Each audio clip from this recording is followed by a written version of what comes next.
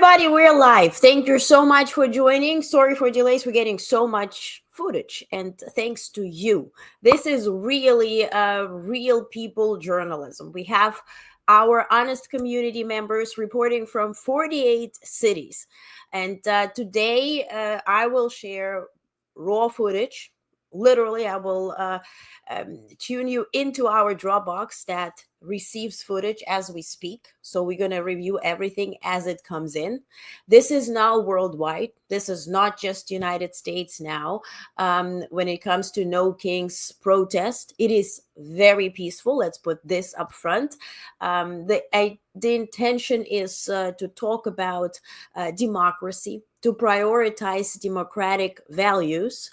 Like, for instance, we receive footage from Spain, and they obviously have monarchy, but their day is anti-tyranny day. It's not No Kings, because they do have one. But essentially, this goes beyond even the United States and beyond the Trump regime. It's people calling for democracy and calling for others to recognize the democratic values and the importance of safeguarding those values. And the difference to the first No Kings Day, as you may recall, a couple of months ago, we had this. And at that point, I couldn't cover it. I was at the G7 in Kananaskis, Canada. And at that point, we were on the verge of dictatorship. Some call it fascism. We can see what type of ism that would be. And we were guesstimating what would be happening next. Of course, we have the Project 2025. Of course, we knew what next, would follow. But at this point, we are fully and wholeheartedly in the regime itself. And it's just getting worse. And it's just getting deeper and deeper. And also that iron curtain, that infamous iron curtain is closing very promptly as well. So it is more so important to be on the streets, to fight for democratic values. And so I'm first and foremost truly grateful for everyone who is sending footage. Now, people were instructed to either name the footage but with their first and last name or nickname, whatever they prefer, and add a location. Some prefer to be anonymous, which I wholeheartedly support. So some footage will be labeled just by the city and state, or city and country if it's outside the United States. So as I will show you our Dropbox, you will be seeing names and cities. And so I certainly will call this out and dedicate and credit those who are submitting this footage. And if you are submitting anonymously, just know that we're so grateful to you, and it's never too late. You can use the Dropbox link anytime, or you can message me. We will be here as long as needed. So, and also, this is live stream. So if something happens with the internet, I'll be back. If something happens with the program or whatever, I'll be back. If I show you something and it's not showing or whatever, it's live stream, okay? People first journalism. It's not, mainstream media where things are prepared. But first and foremost, I want to show one video from mainstream media, which is now highlighting Boston and how big the protest has gotten at this point. As we speak now is 1:34 p.m. Eastern time, which is Pacific 10:34 a.m. So take a look how it looks right now in Boston, which prompts the mainstream media to cover it. Look at this. Millions of people across the country marching as we speak against the policies of President Trump. This is Boston. Look at that. We'll continue to follow these rallies throughout the day here on MSNBC. Wow. All right, coming. And of course, the MAGA community is claiming that everybody's paid. This is Antifa. This is this is that, But as far as we are concerned, at Onest here, we didn't pay people to submit footage. We didn't pay anybody to go anywhere, nor anyone has heard that somebody was paid to show up. So let's put this to rest. If we find credible sources, we would know. But, January 6th had a very different motivation and had was busing people into Washington, D.C., and who knows what their motivation was. And then everybody was pardoned. And apparently this was peaceful when, everything was smashed and people died as a consequence. So This is peaceful. This is not,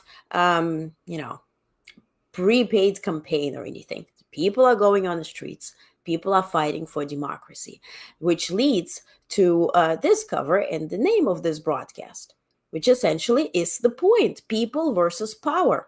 People are sick of having just rich people dictating what's in power, or people who prioritize deals and self-enrichment as the strategy for this government. Government was never intended to be a profitable business. It was intended to serve its citizens.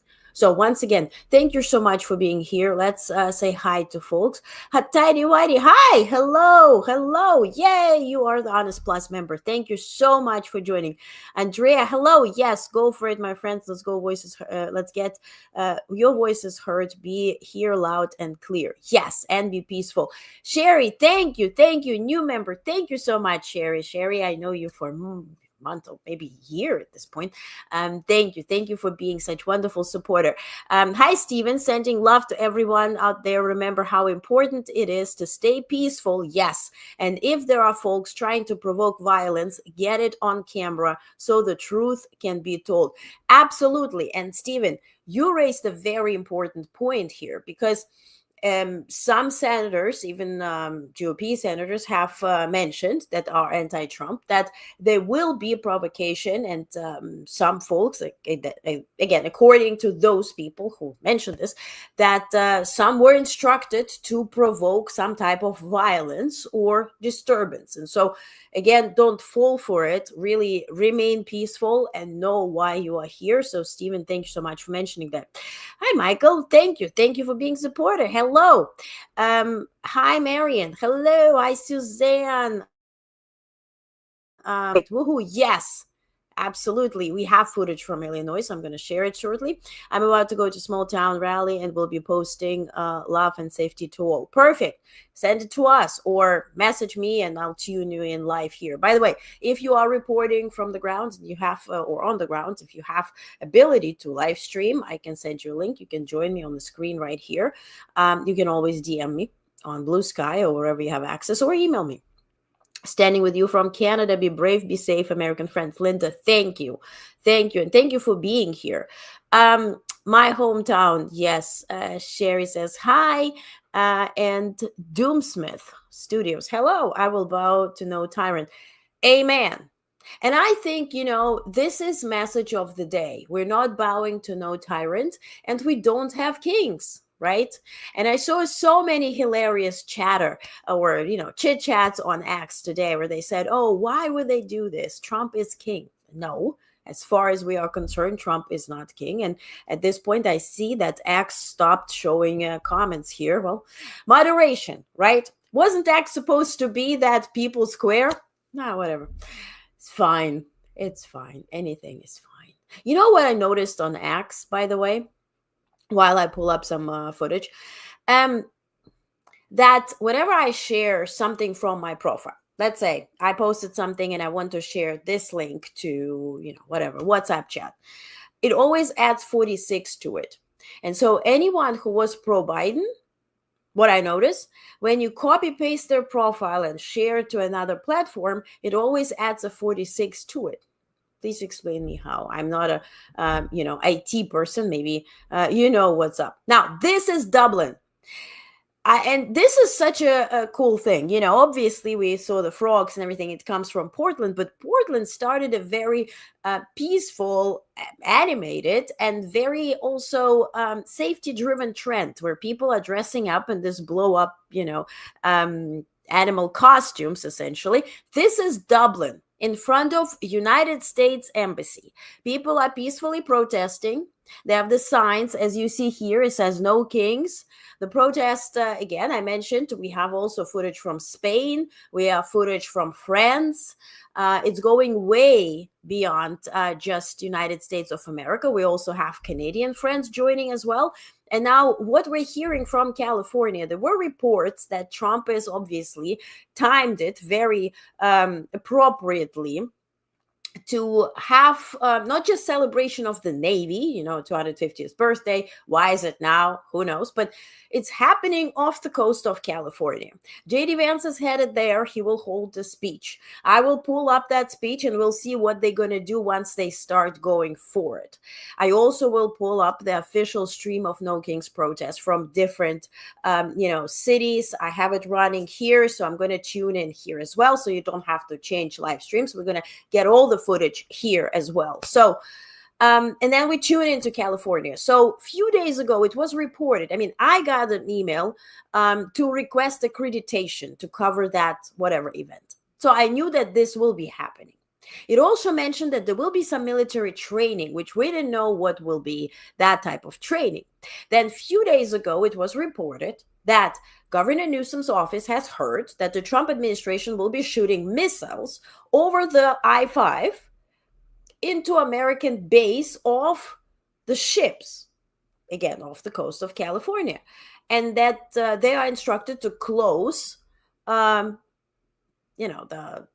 I-5, which prompted, obviously, a lot of questions and obviously security concerns. And then Newsom's office announced that Trump has, reconsidered those plans. Now, just posted by Governor Newsom's office, White House to fire explosive artillery over major roadway in South California, I-5 to be temporarily shut down on Saturday due to life safety risk. So if you are now in California, please be careful. Yes, we want you to show up. We want you to speak out and, to stand for democracy. But your safety obviously comes first. So please follow your local advisory. I will pull up that as well. Currently, as we will tune in shortly into the live stream, I'll use the time to get the timing for this situation in California, so you will be advised when to, to escape it.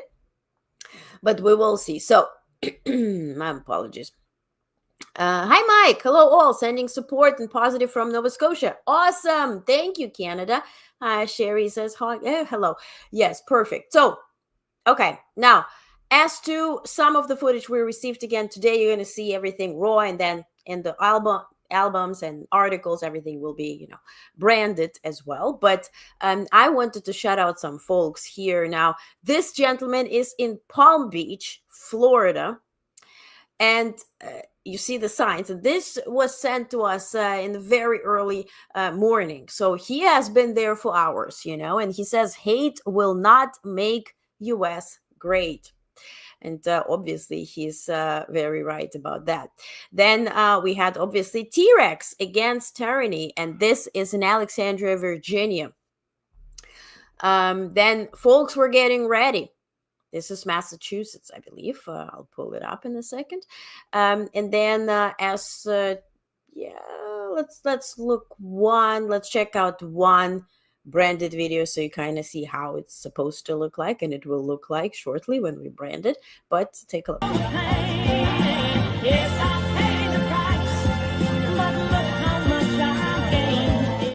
Now, this was about 10 a.m. in Palm Beach. And Diana, thank you so much for submitting this footage. Diana Demarest, thank you so much for submitting this footage. Now, this is Spain. Again, they do have a king, so this is no tyranny day. Take a look. Hora de personas que van a superar los 5 millones que salieron en julio pasado. See, it's getting way out there. Hi, Chester. Chester says, I love T-Rex, and I used to live in Alexandria. Awesome. Yes, I love T-Rex too. If you're really happy, clap your, that's my favorite meme. Yes, absolutely. So now let's check out our Dropbox. Let's see what's gotten there. Let me check it out. Okay, we have a lot of submissions. So again, just tuning in our raw footage. Take a look. What is it? Let me check it out here. This is from Albany, New York. This is submission from Albany. Again, let's check out the next one. How do I do it? Yes. This is again Diana Demarest. This is from Palm Beach, Florida. We see the signs here. Supreme Court must honor oath. and uphold law or resign. Exactly. Amen to that. Choose liberty. Yes, and they put this, yeah, perfect. They put liberty versus Trump. And as you know, recently he called the Arc de Trump, or whatever he is building, in large, medium, and small, and he called it Lady Liberty. Like, what is happening? Why? Imagine Biden would have done it. Because I vividly remember that the press pool began their day by harassing Biden every day. Like, hey, do you have a statement or whatever, from your doctor? Are you real? Is it a mask? Is it a doppelganger? Like, all this.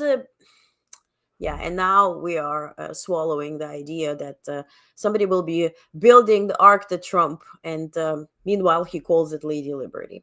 All right, so let's check the next one. Again, this is the wonderful gentleman from Palm Beach, and Diana Demers submitted it. More from Palm Beach: glorification of military strength, use of violence to suppress dissent, labels democratic institutions weak, rejects civil rights. Yes. This all are, and see, ladies are standing. It's a sign of fascism. It's great attire too. I like it. Again, more from Palm Beach and from Diana. Yes, we saw the video as well. Is this the video? Let's check it out.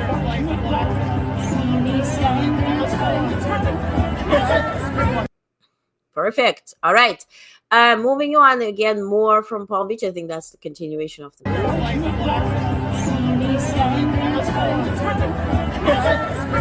Okay, double submission, that's fine. Oh, we have a zebra in Palm Beach, Florida. The shining sea, hand in hand, hand on that front row. You stitch your head,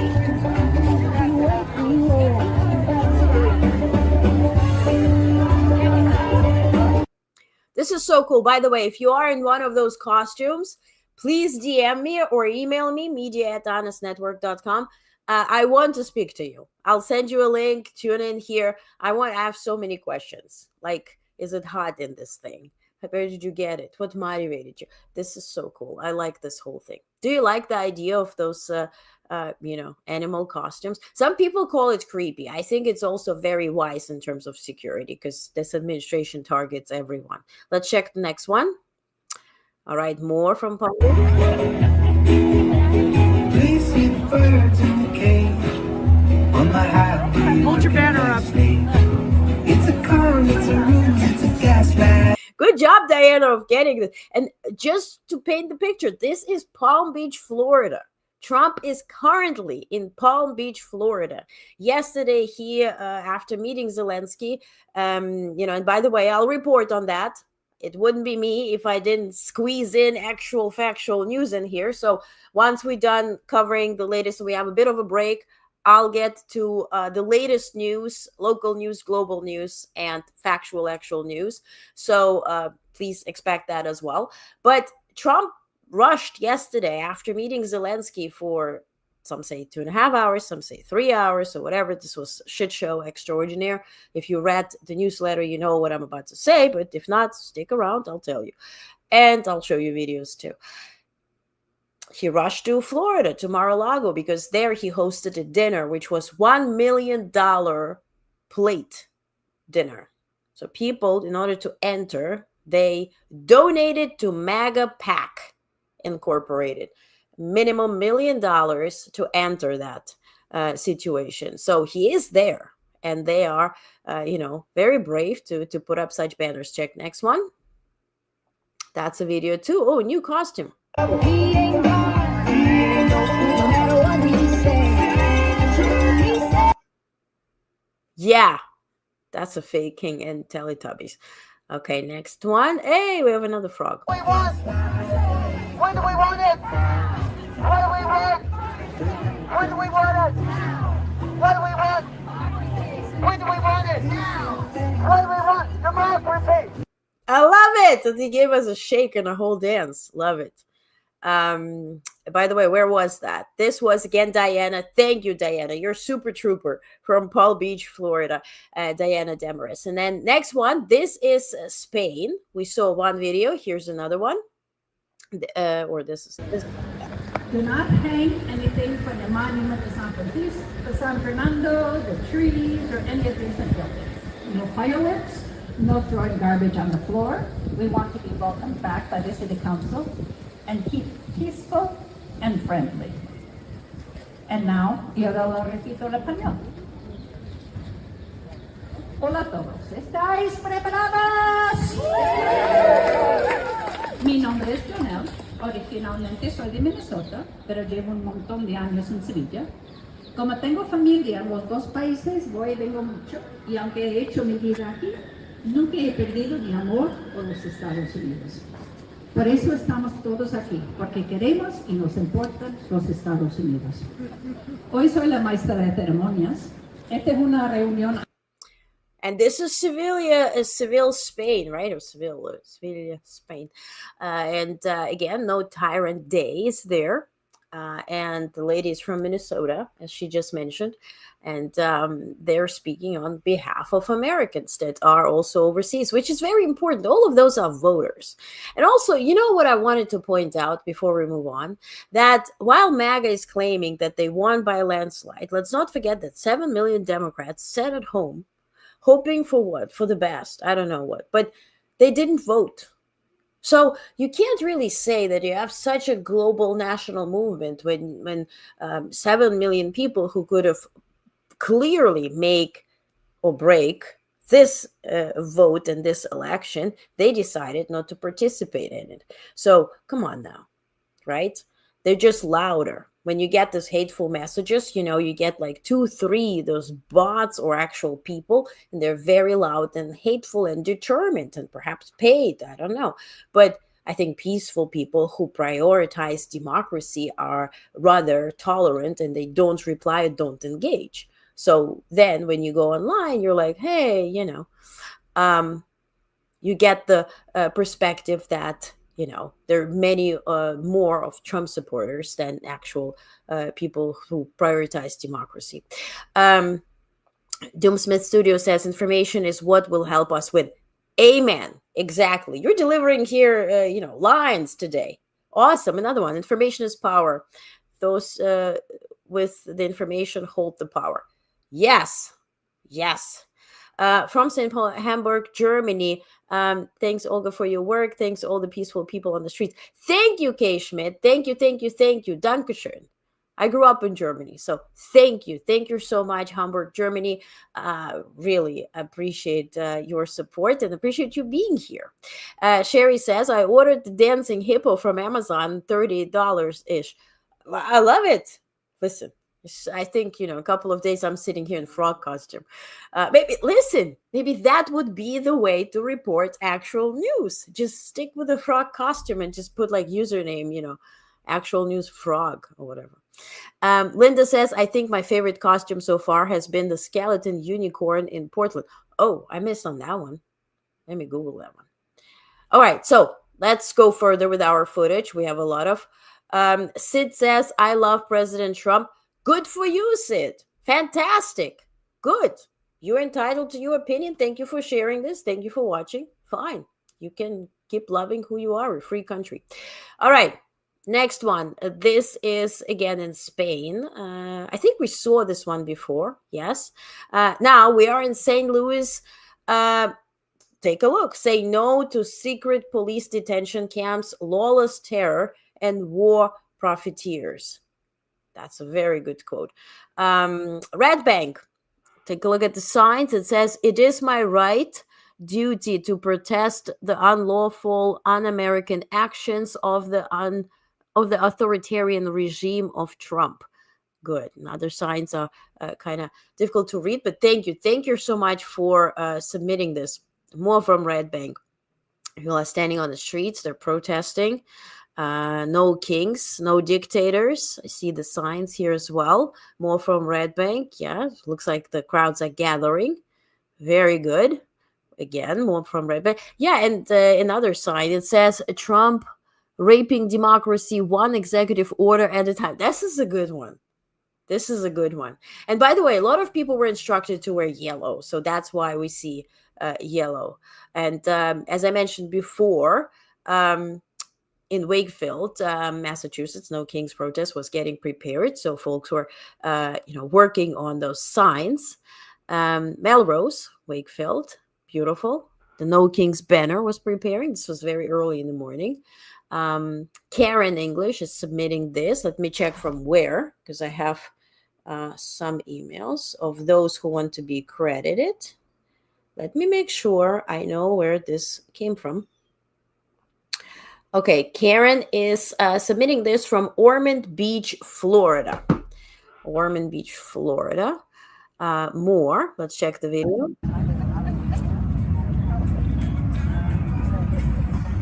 Okay, how far are you going, Karen?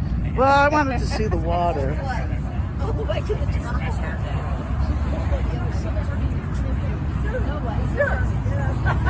I love it when he does that. And honestly, good for Florida, because I mean, like, would you really expect Florida to be the one protesting? Another video from Karen.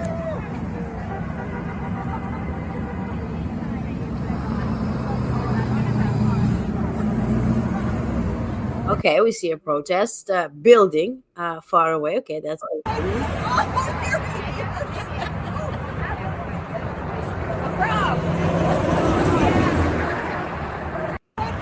okay. We see more costumes. Says something great. Okay, more Florida.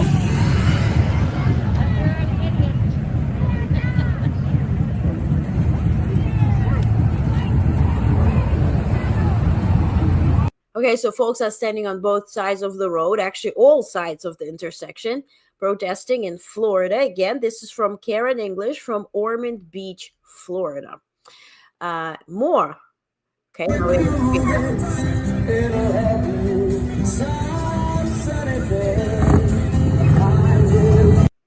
And that's very logical for Florida, right? Because you don't really have city centers per se. So standing by the road.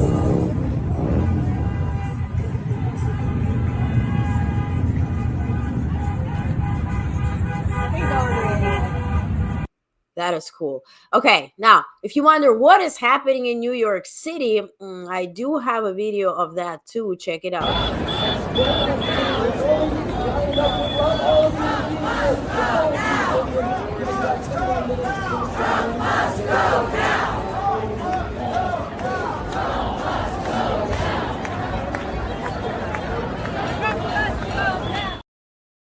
And by the way, in New York City right now, we have the crowds as big as New Year's Eve. And if you're familiar with the ball drop and New Year's Eve, if you are a New Yorker, you always escape those streets. Yet today, New Yorkers are there. They're protesting. I know people traveled. I traveled myself yesterday, and at the airport, there were people who were asking, where's the subway? Where's the way? And, they were from California, and they're like, we're here to attend the protest, and it will be a big one. It starts in the middle of Times Square by the red stairs, and then they move south. So they're going to go all the way down to Statue of Liberty, that part. Obviously not to the statue because it's an island, but all the way downtown. So this will proceed throughout the day. Again, please stay peaceful. Please don't engage with any provocation of any kind. Morgan. Hi, Morgan in Ontario. Ariana Grande's question to mega supporters about the quality of their life were valid, and the White House conservative media response to her was total shit. They just dread the response. Amen. Tidy Whitey says, Holly, thanks for covering No Kings. Absolutely. Listen, I would have done it last time, but I was at the G7. That was kind of difficult. Like, guys, wait, let's talk about protest. All right. Morgan says 13 days later, protest. Okay, it starts somewhere. Let me find where you begin. Or is it? 13 days later, POTUS Trump said, I'm not sure I'm going to be able to make heaven, but I made, yes. Yeah. Well, I don't know why he thinks about that. Sid says, should we get rid of the American Constitution, go under Sharia law and give up freedom of religion? And under Sharia law, no one can practice homosexual acts. Sid, I think you are confused. We are in democracy, and we have amendments that allow us to practice whatever religion you choose, or not to practice any kind of religion. That's the beauty of United States of America. That is what drew a lot of immigrants to come here, to be ourselves, to find a community that fits our views and our lifestyle. And that's why America is a melting pot. And Canada is referring to itself as mosaic, and it's beautiful because in democracy you can be yourself as long as you're not hurting others, as long as you're not hurting yourself. Be yourself, live your life, Sid. That's why I'm saying, you mentioned here, I love President Trump. Do you? I'll be the last person to say no. Don't love somebody. Love whoever you want to love. Just make sure it's mutual. All right. So, Canada can't practice homosexuality and Jews are not welcome in Canada. Where'd you get that information, Sid? And please, check your information about Canada or anything. I will not be featuring your comments. And I really, really wholeheartedly ask you to check actual factual news because you seem disinformed. And I wish you wholeheartedly the very best. Now, let's continue with our submissions here. So what do we have next? More from Karen. Oh, that's nice. Look, Suzanne is in Portland. And we have a Statue of Liberty. Oh, that's a cute couple. Beautiful. I love it. Look at this. I love this. Okay, more from Portland. Take a look. This is from Suzanne Foley Ferguson. Take a look. I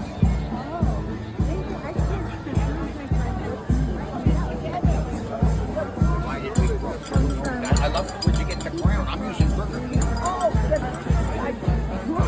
I got it at Spirit Halloween. Yeah, the Halloween place. Yeah, right. Yeah, and I was gonna get a frog outfit. Yeah. They didn't have my size. They sold out overnight because of the one in Portland, Maine that made the news.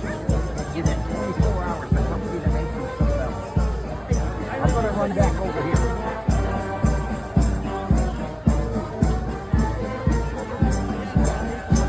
And they got the appropriate song. Hello, Italy now, or Germany. Now, I love it. Thank you so much for also capturing your conversations. We just learned that the frog costumes sold overnight, and this was Portland. And this wonderful lady mentioned that she could only find those frog ears, so to speak. Beautiful. Thank you, Suzanne, for capturing. And this is beautiful. Constitution is not an option, I think. Yes. Beautiful ladies. Thank you.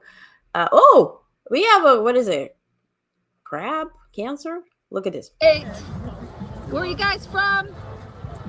Standish. Standish, Maine. All right, this is going over to Europe, so. Oh, awesome. Yeah. We're in Portland, Maine right now. Okay. Portland, Maine. We got dogs that are saying no kings. Hey, listen, even dogs don't want kings. Absolutely. And I love it. Lobster. Yes, Linda, it's lobster. I'm confused. Thank you. Thank you for mentioning that. That's, absolutely. And by the way, Suzanne mentioned this goes to Europe. Yes, because I will be writing articles. Believe me not, I speak 6 languages. I'm going to use all my knowledge. Honey bunny. I'll cover it. I'll send the press releases to all sorts of media in Europe because, listen, I was at the Anga 80. Let's take a break for a second. At the UN headquarters, where media was camping in this media tents 1 mile away from UN HQ. I was inside. I was in the meetings with heads of state and first spouses. Some of them came and introduced them. I felt kind of weird, but okay, I was there as analyst, accredited, all that. And when I interacted with people, whether this were Ukrainians, whether this were Dutch, whether Germans, French, diplomats, they had absolutely no clue what's going on inside the United States, to the point where I had to take out my briefings, show them executive orders to convince them that we're getting into authoritarianism here. We're getting into some type of regime, very un-American regime. And it's very, first of all, organized, and it's proceeding at speed and at scale. So in order to show them, or to make them trust and believe what I'm telling, I was showing executive orders, I was explaining. This was literally half the day at the UN, just showing what's going on here. So we need this coverage to pass the oceans, the borders, whatnot. They need to know what's happening here because they really have no idea. That's why we see this confusion as to, oh, Trump will save Ukraine, Trump this, Trump that. They have no idea that our money is being restructured, that our Medicare, Medicaid is being amended. Now I have the readout when we break for actual news. We have to pay attention. We have to share. So believe me, this will go in different languages, including Russian, Ukrainian, and whatnot. So Europe will also know what's happening inside the US. And also, we need to show that we do have people who appreciate democracy, who stand up for democracy. Now, we have to, UK has fallen to Hamas' hands, said Sid.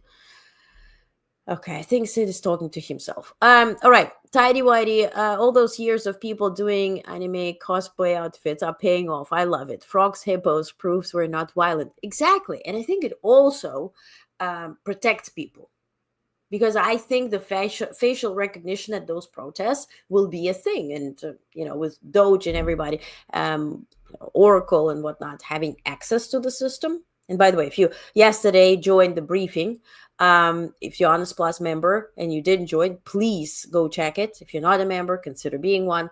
It was off the record briefing about BlackRock, Blackstone, and the big Chinese embassy in London. How is all this connected?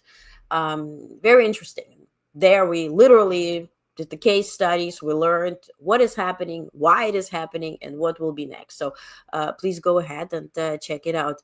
Gracias, de nada. Thank you, Ken, so much for being here. Thank you for watching this. All right, let's continue with more of our footage here. Which screen was it? Wait a second. No. Okay, wait. Let's get it. Yes, now we're here. Okay, next. This was Portland. We're still in Portland. I love it. Great sign. I love the golden. Yes. I think Trump would hang it at the White House because it's gold. Yeah, we saw that yesterday, the beautiful T-Rex. And listen, here's a frog too. Frog says, where law ends, tyranny begins. Exactly. And they have a trash bin. Beautiful. There's a flag with a yellow hat. Washington, D.C. Is this also? This Alexandria, Virginia. Washington, D.C. Okay, they're gathering, saving justice. Beautiful. This is Illinois, Chicago. Hands off Chicago. Yes. See, dogs are against kings as well. More from Chicago. Tara Sherman. Thank you so much for submitting this, Tara. Immigrants are not criminals, but the president is. We are in those times. Okay. Now, shall we check it out? What's going on at the protest? Let's do that. Let's check out what's going on at the King's protest, because believe me, Bernie Sanders is speaking there right now. So let's check it out. What he has to say. He did join the protest just now. He began his speech. So let's check it out. What he has to say. Very predictable though, but let's support. And this is official broadcast by the No Kings organization or whatever, whoever organizes the parties. Now, let's check it out. I will make it full screen and I'll tune in the audio. And meanwhile, I'm going to check what's latest on socials as well. So here we go. Where's my sound? Yep. By far, the highest prices in the world for healthcare. Millions of Americans are going to see outrageous increases in their healthcare premiums, which they cannot afford. And why is that happening? Why are the Republicans making a broken healthcare system, a dysfunctional healthcare system, even worse? Why are they bringing our healthcare system to the verge of collapse? We all know the answer. We all know the answer. It was to give $1 trillion in tax breaks to Mr. Musk, Mr. Bezos, Mr. Zuckerberg, Mr. Ellison, and the rest of the 1%. $1 trillion in cuts to Medicaid and the ACA, $1 trillion in tax breaks for the 1%. That, my fellow Americans, is what this shutdown is all about. And let me be as clear as I can be. No, I will not vote for a budget that throws 15 million Americans off their health care.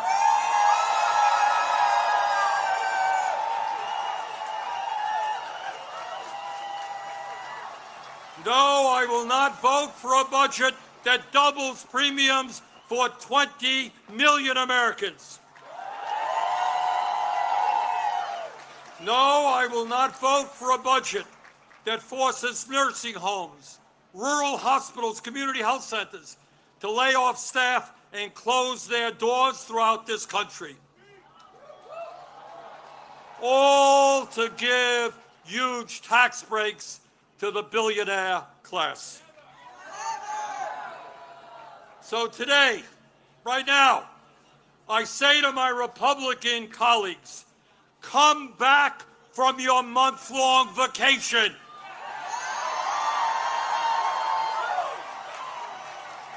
Start negotiating and do not allow the American healthcare system to be destroyed. End this shutdown.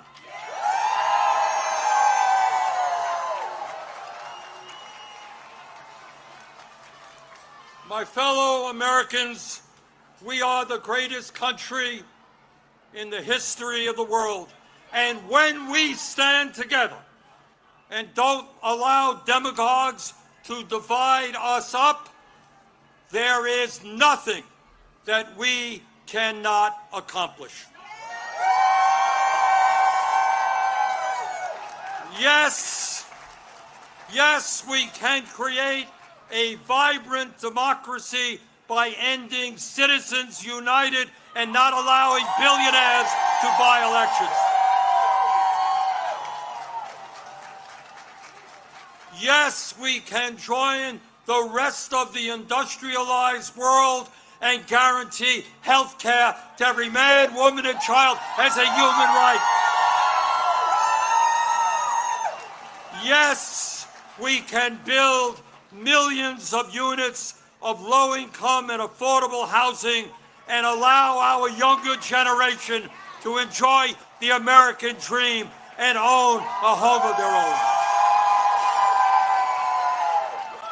Yes, we can make public colleges and universities tuition-free and have the best child care and public school system in the entire world. Yes, we can expand Social Security so that every senior in our country can retire with dignity. Yes, we can raise the minimum wage to a living wage and guarantee every worker the right to join a union. Yes, we can lead the world in transforming our energy system away from fossil fuels and create millions of good jobs as we save the planet. Yes, we can guarantee that every woman in this country has the right to control her own body.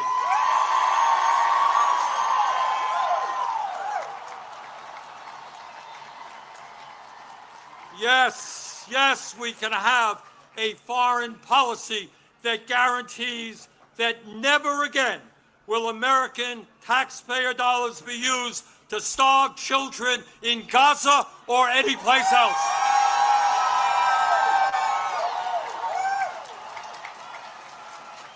And now let me raise a question that I have been asked over and over again. You know, Bernie, great ideas, but how are you going to pay for them? Great question. Thanks for asking. And here is the answer.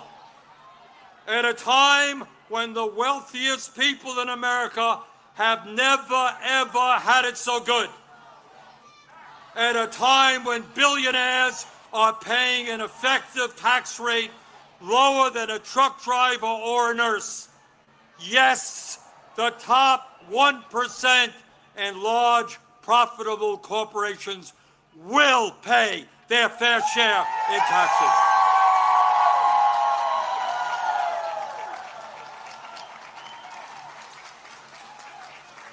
My fellow Americans, the establishment, including the corporate media and many of my colleagues in Congress, want you to believe that you are powerless.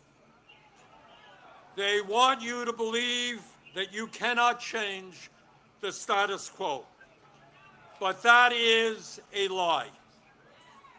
Throughout the history of our country, when Americans have stood up and fought for justice, they have prevailed.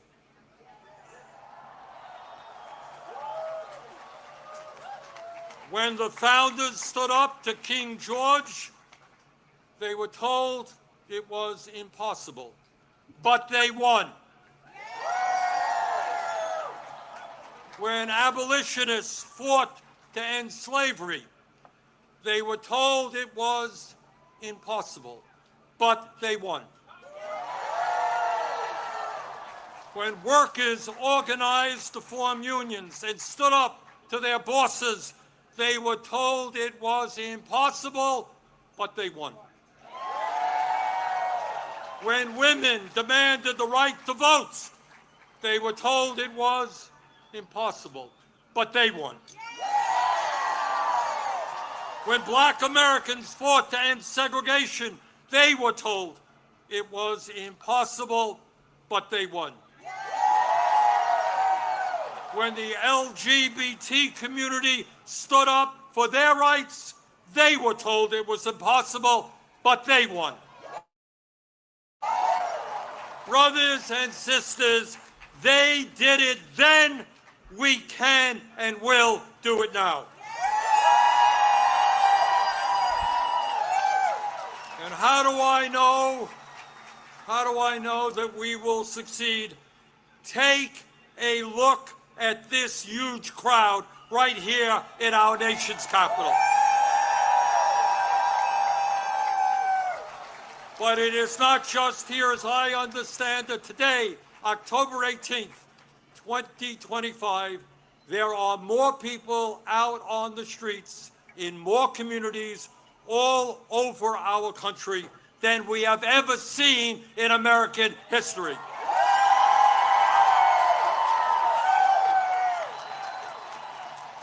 Brothers and sisters, this is not the end. This is just the beginning.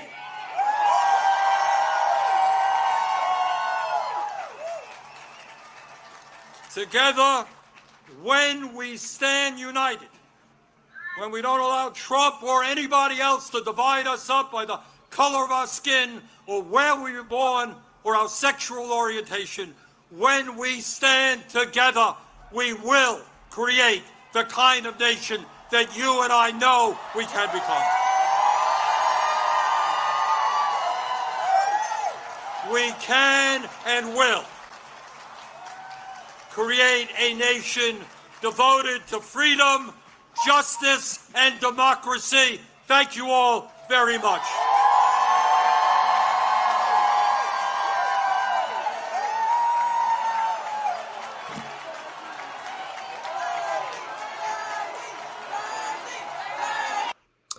All right. So this was Bernie Sanders. We're gonna. Ooh, where am I? Okay, here I am. This was Bernie Sanders. Obviously, it was quite a speech, and I have more footage for you now. This is Chicago, Illinois, right now.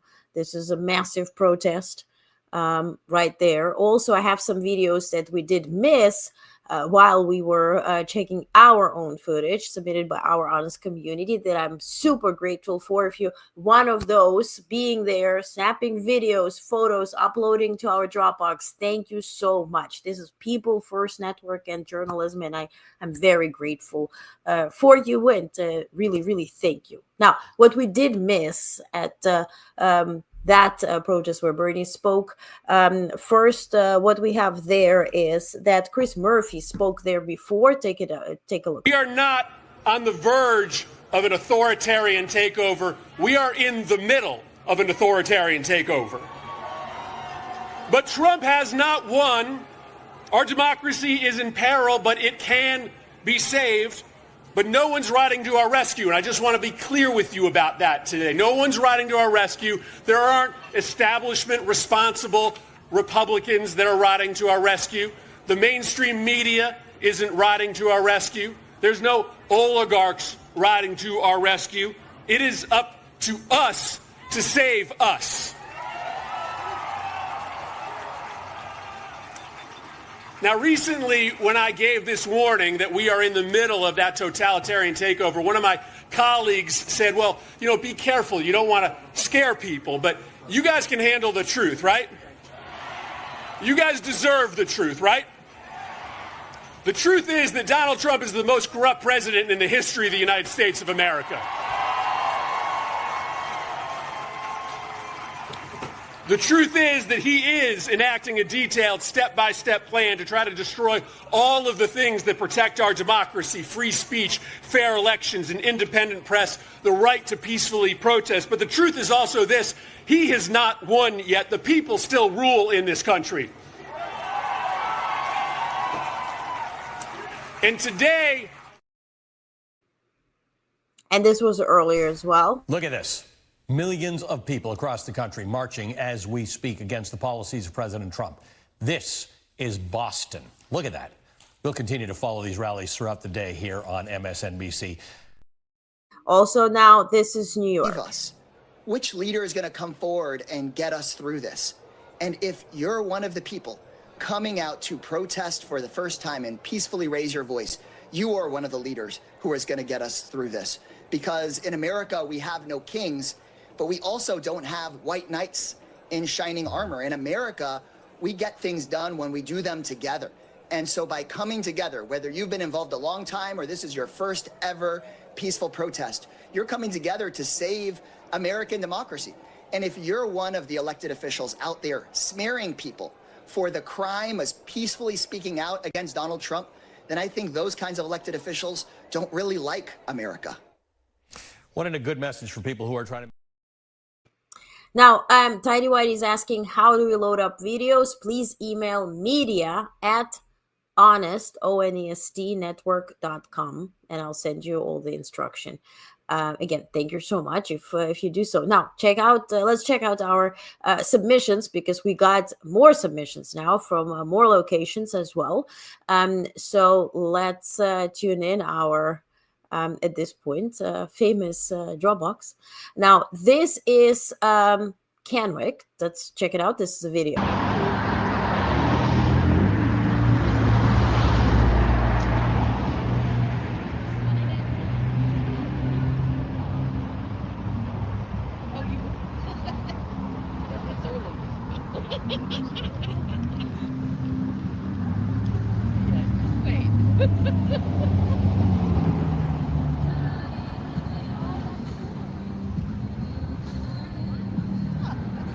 Power to the people. Washington State is there.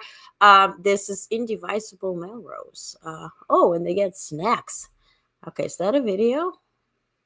No, it's an image. Okay. Next, again, Indivisible Org. And this is, I think, submitted by... Let me check. Indivisible Org, because I want to credit. Symbol Org. Who was submitting this? If you are submitting this and want to be credited, please mention your name so I can credit. Yeah, this is Melrose, Wakefield, and beyond. right? And they want to stay anonymous, so we have this organization submitting as well. So next, more from Melrose. Defend democracy. We see, yeah, perfect. We the people serve no kings. Yep, that's what ancestors, fought for, not to have kings. So I don't understand. Yeah, we removed 3 bots already, and certainly, they're joining to proclaim their love for Trump. I mean, go to him and proclaim your love. Don't have to do it here. This administration is cartoonishly evil. Yeah. Quit peeling away democracy. Yeah. It's a banana. Oh, that's a new one. I like it. They said yellow. Why not a banana? More from Melrose. Take a look at the video.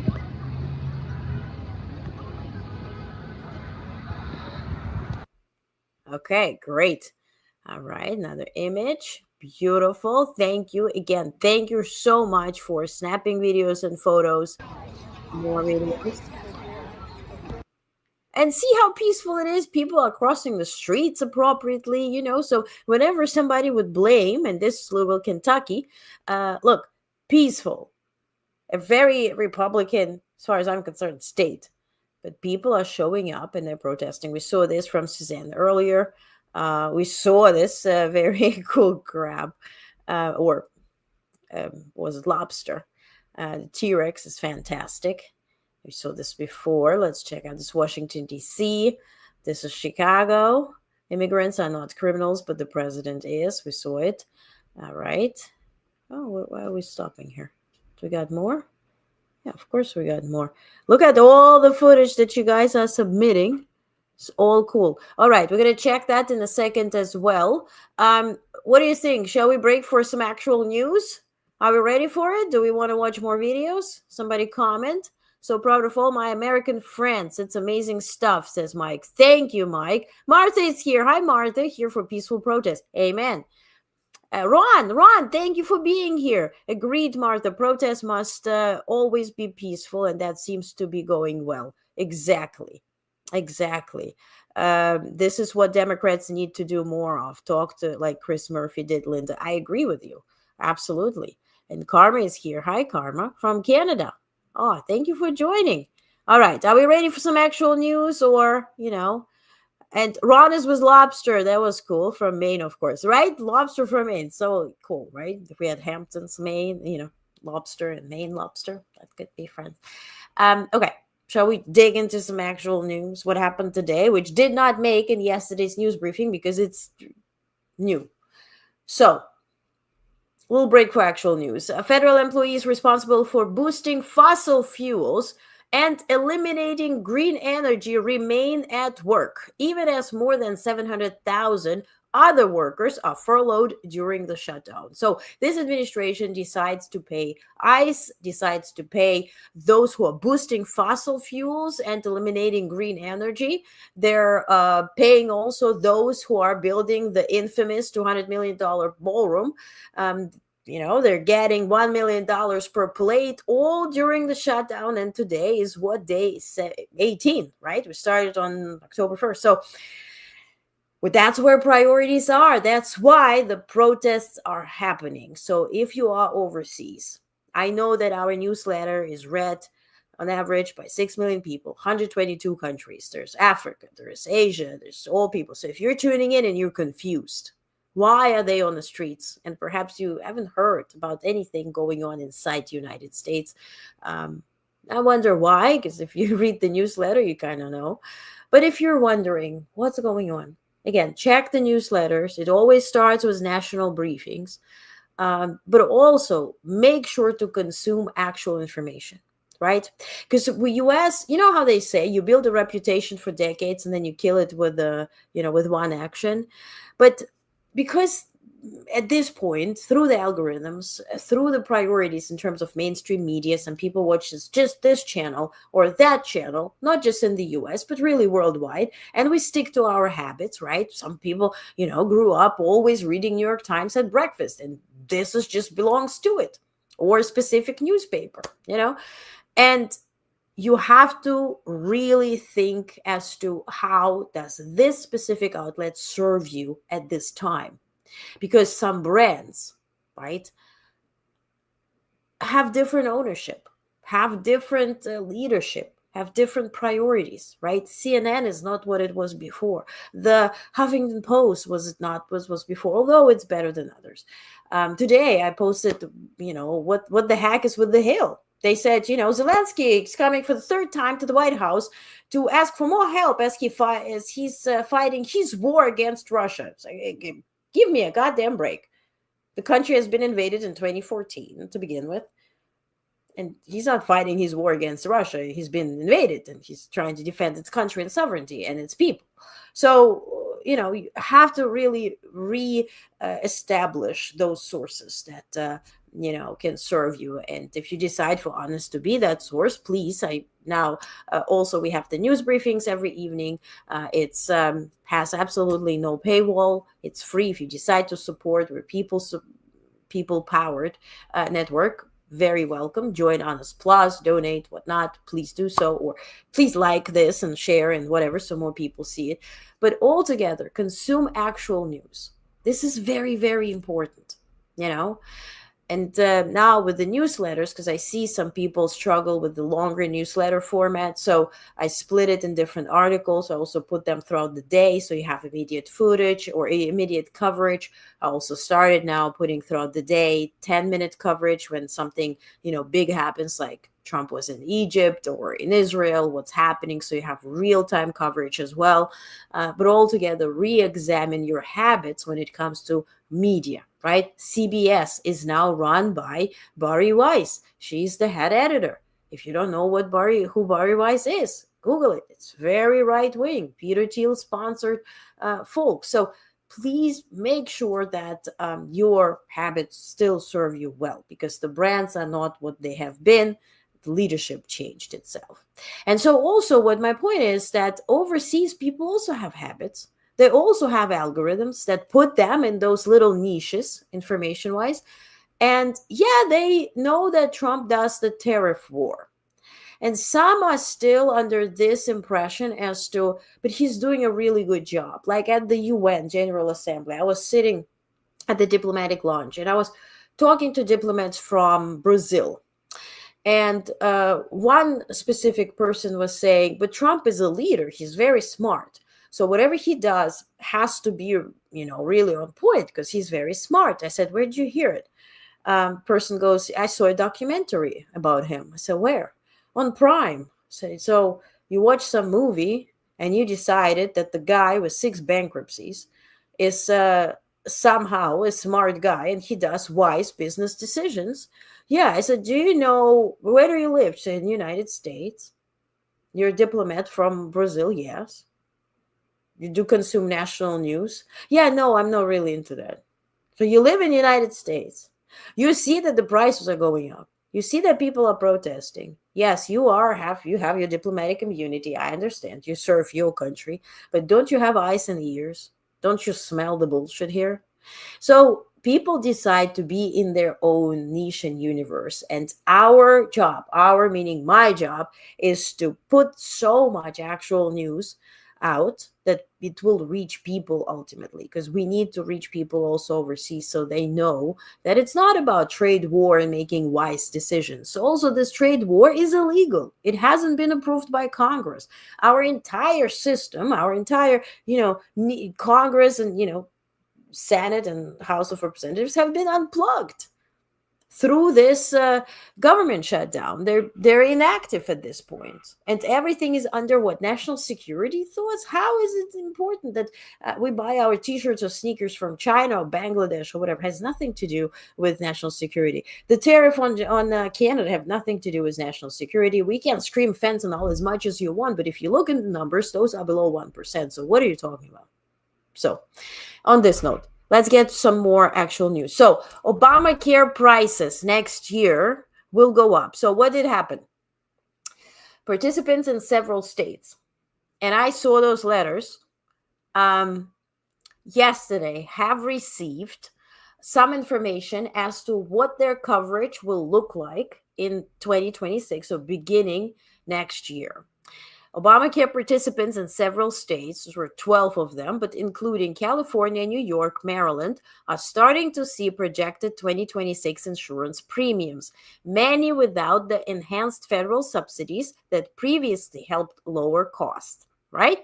So, as example, some families and older couples, older meaning 60 plus, not that old, could face annual increases ranging from $15,500 to $23,700.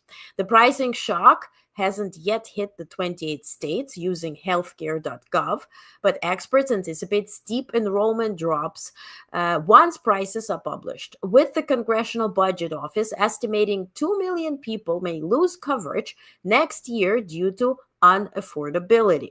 The debate over extending subsidies is at the center of the ongoing government shutdown. Health officials warn the chance to prevent widespread disruptions has likely passed because all those prices have to be agreed upon by November 1st.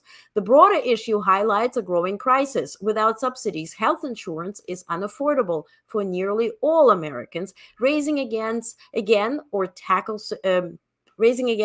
question: how are you going to solve it, right? Pour more money into it or tackle systemic reforms to reduce costs?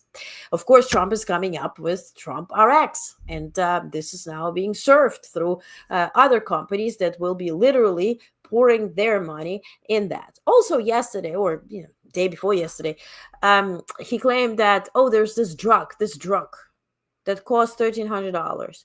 And somebody said, what drug? He said, fat loss drug. Ozempic. Yeah, Ozempic. It's going to cost $150. Good. Yeah, $150. And then Dr. Oz, who was there, who's, taking care, allegedly, of Medicaid, at least that's what he was appointed to do, he's stepping in. He goes, no, we have not even talked about Ozempic yet. We have not negotiated, nor we even started negotiations on Ozempic. So you see how much show is in this theater. And it's very, I don't think it's difficult to understand what's bullshit, what's not, because most of it is. But it's difficult on my end to see what is actual factual news and what's just theater. Yeah? And Tidy Whitey is here. Let's check some actual news. Good. Yes. And Linda says, but they can't get support for farmers losing their farms, right? Exactly. Also, by the way, and thank you for pointing this out, Linda, connecting to that, yesterday, around midnight last night, Trump sent a proclamation, which was really out of order. Like, it's Friday, midnight. So you really don't want any coverage about that, right? Because next day is no King's Day, then the whole shit show in California with the Navy firing and bases and all. We dive into that. Next, proclamation raising tariff, right, which essentially is import tax, on medium and heavy vehicles. Let me read it real proper. I think I have it here. Yes, I do have it here. Just want to be factual so I don't say something. Yes, Trump announced starting November 1st, imports of medium and heavy duty trucks and parts will face a 25% tariff and buses 10% tariff. This executive order and proclamation target foreign dependents and aim to restore U.S. market share to 80%. Companies can offset tariffs based on U.S. content and assembly. But you know why they import parts? Because they don't have access to those parts because they're not being produced in the United States.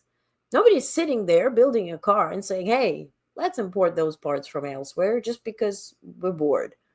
They do it out of necessity.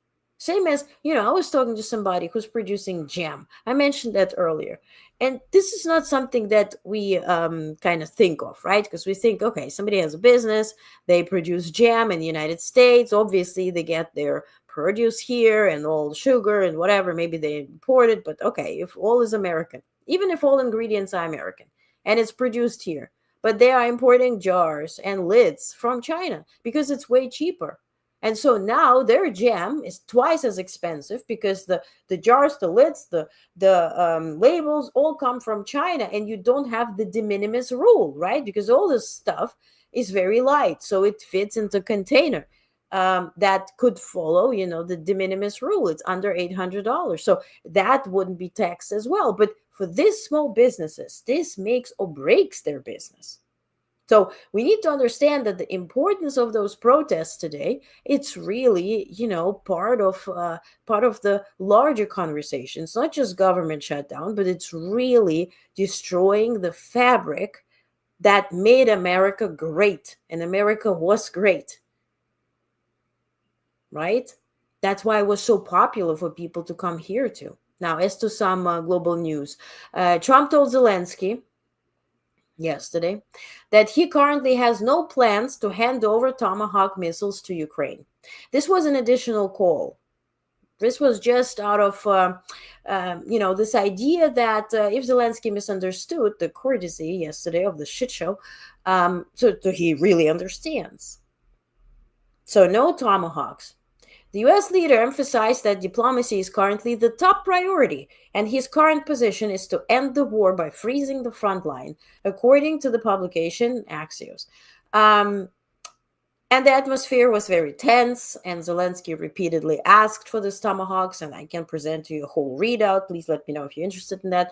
But this was yesterday featured. Now, one official said Trump was under the impression that Ukraine is seeking to escalate and prolong the conflict, and is worried about potential losses during an upcoming harsh winter.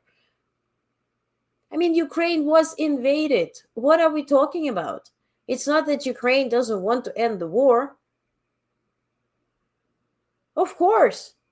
Of course Ukraine wants to. Of course I want to. I'm Ukrainian born. Obviously I have relatives and,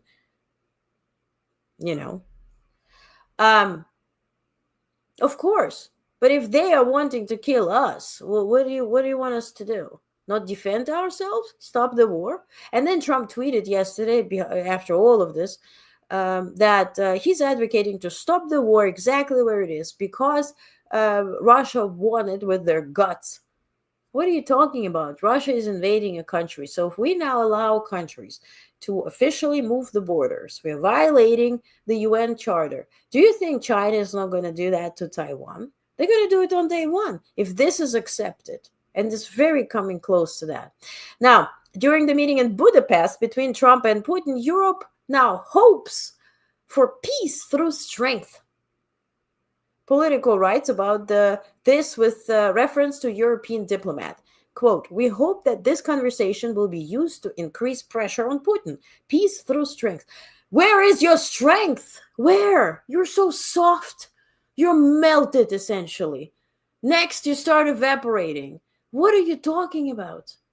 Where is your strength? What are you doing? You're not shooting drones.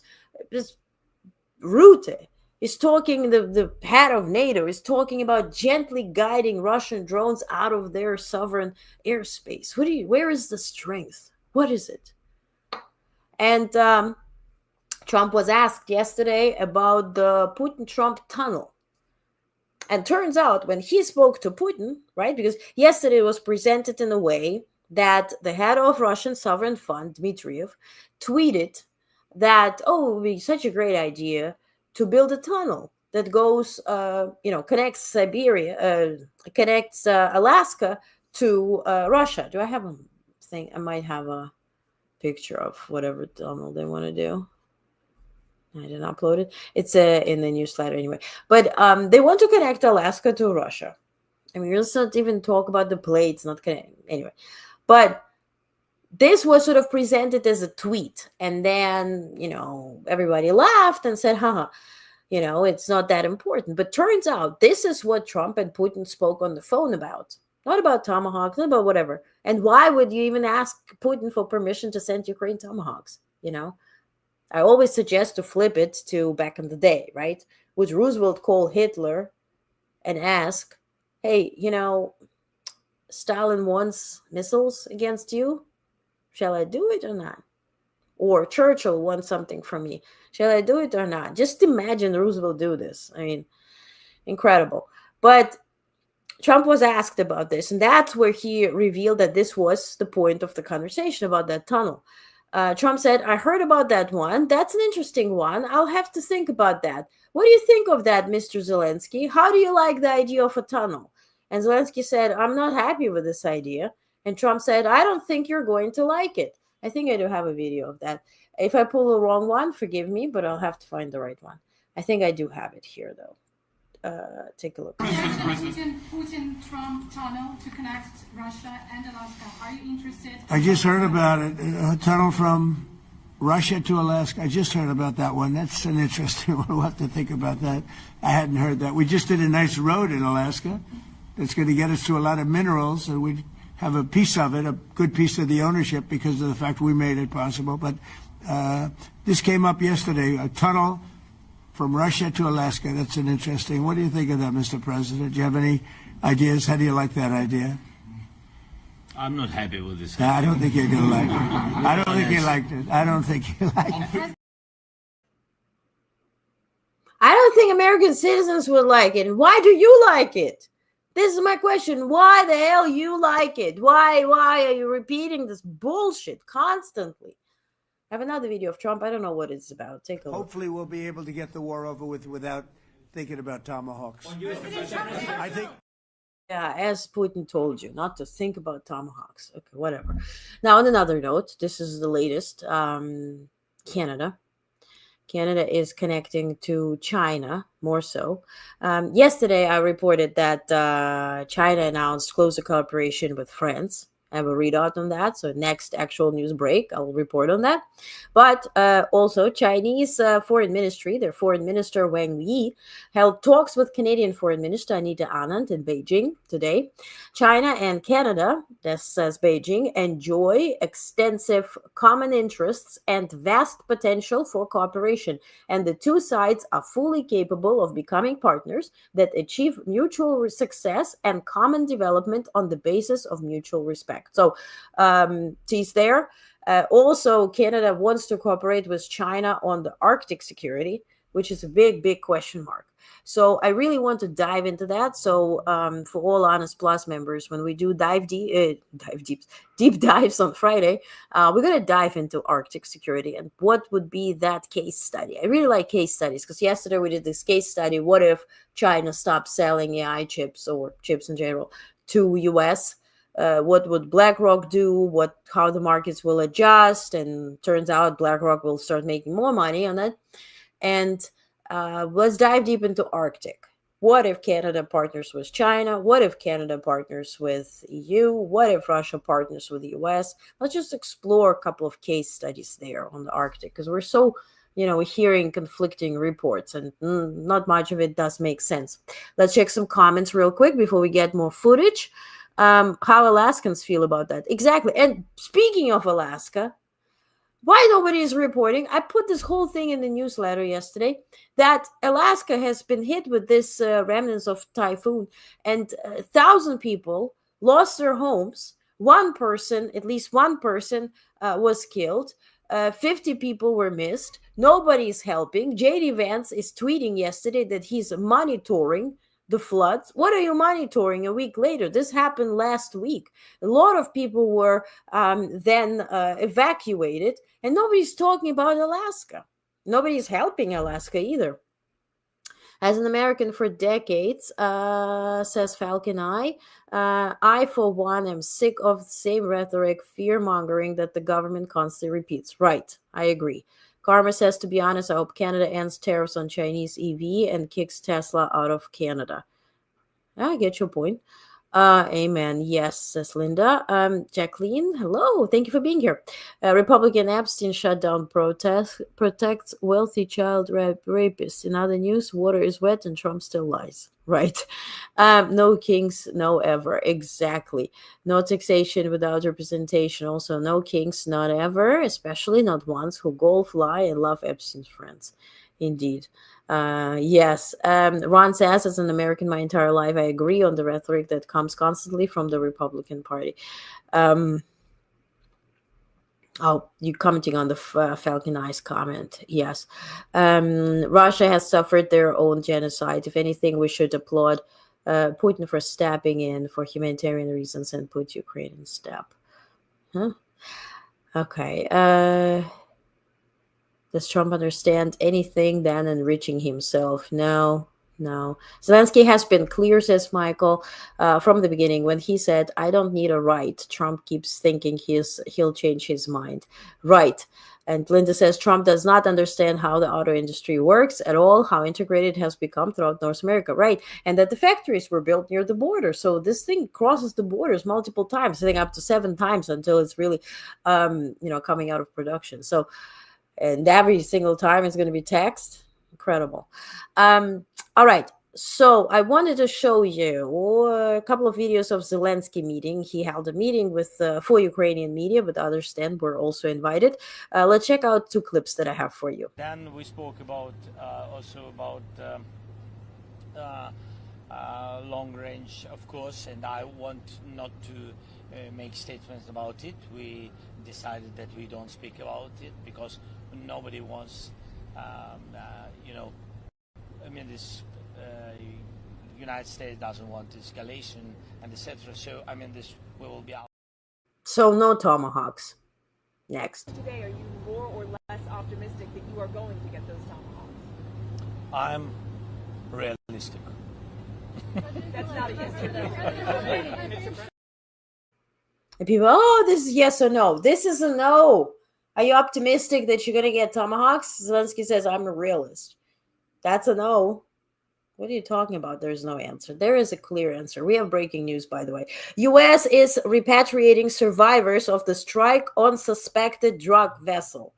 U.S. government is in the doo-doo because they wanted to kill those fishermen, claiming really that they are connected to drug cartel, and 2 of them survived. And now there's a big problem because now they can speak. So the U.S. military detained 2 men after American forces fired on a semi-submersible that was assessed to be smuggling drugs in the Caribbean Sea. So now they have detained them and they will be repatriating survivors of the strike. And I showed you video yesterday how actually relatives are looking for this fisherman, because at this point we bombed 5 boats. And the relatives are looking for their loved ones. And if you missed that, I actually do have a video here. Take a look. 2 men believed to be Trinbagonians were killed in the latest U.S. drone strike of Venezuelan waters. And now Alas Cuevas' family is demanding answers. They say Chad Joseph wasn't a trafficker, just a young man trying to come home. Jensen Levent went to the fishing village to speak with the family. Like most of the men gathered here at the Las Cuevas fishing depot, Chad Joseph was a fisherman. Both his relatives and residents are denying strenuously that he was involved in drug trafficking. They say his killing was unjust. When Prime Minister Kamala Persad-Bissessar said the United States should kill alleged drug dealers violently, no citizen was listed among the dead. On the U.S.'s 5th airstrike, Trinidadians Chad Joseph and another man identified only as Samaru were among 6 people killed on Tuesday, taking the number of alleged narco-traffickers killed by the U.S. since September 2nd to 27. Joseph's grandfather, Cornell Clement, who denied his grandson was a drug trafficker, says he has no choice but to trust in God. Now he questions the U.S.'s method of dealing with the situation. I watch it as wickedness. Because why we killing people children for? They're not meant that way. They're supposed to be that way. You say he was a drug trafficker, but he was... No. The boy is no drug trafficker. He just make them run and come back. Joseph's grandmother, Christine, says her grandson was in Venezuela for the past 3 months and wanted desperately to return home, but his previous attempts failed. Before time he was coming, they shoot up the boat. He ended up surviving on some little beach, and some people take time because I talked to him and I talked to one of the ladies too. And the second time I said he come in, I get his mother 2 days ago I asked her. She told me he must come in and something with the boat again, so he go back. A short distance away, residents of Las Cuevas village stopped because one man expressed feels about Joseph's killing. What the U.S. doing there? I think it's inhumane. I mean, no jurisdiction, no reason for it, just claiming somebody is connected to drugs, and we just bomb these people, and some of them dare to survive. Now, we have some news as well. So, analysts are calling this today the biggest protest in American history. It's far bigger than any rally Donald Trump has ever had. This is Boston. Boston has broken the records at this point. Rallies just like in Boston are happening in cities all around the country. We have the latest clip from New York City. Let's take a look.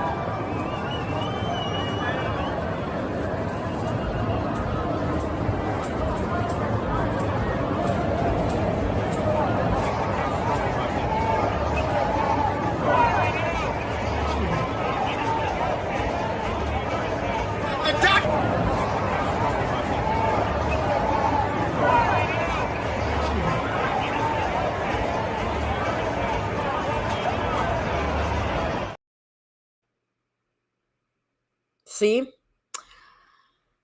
All right. The U.S. has never provided, or says Linda, or one shred of proof about any of those people they murdered in attacks on those boats being involved in drug trafficking. It's horrendous. Exactly, Linda. And to your point, the admiral and in charge of these operations has resigned. I mean, at least he was made to resign.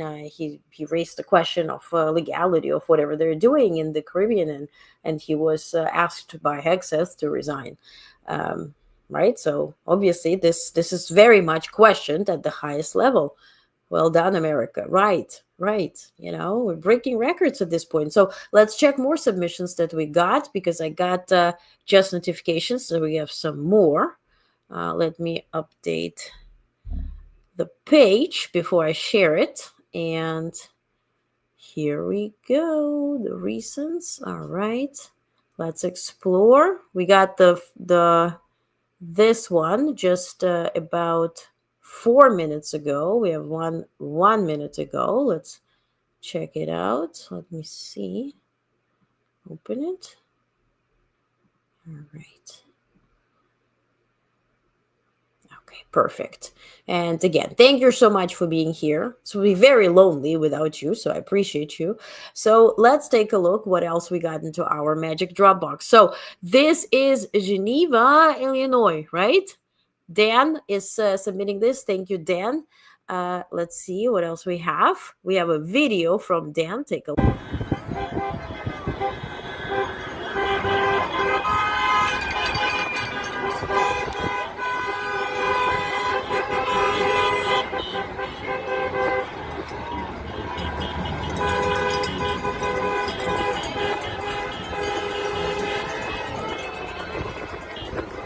Anyway.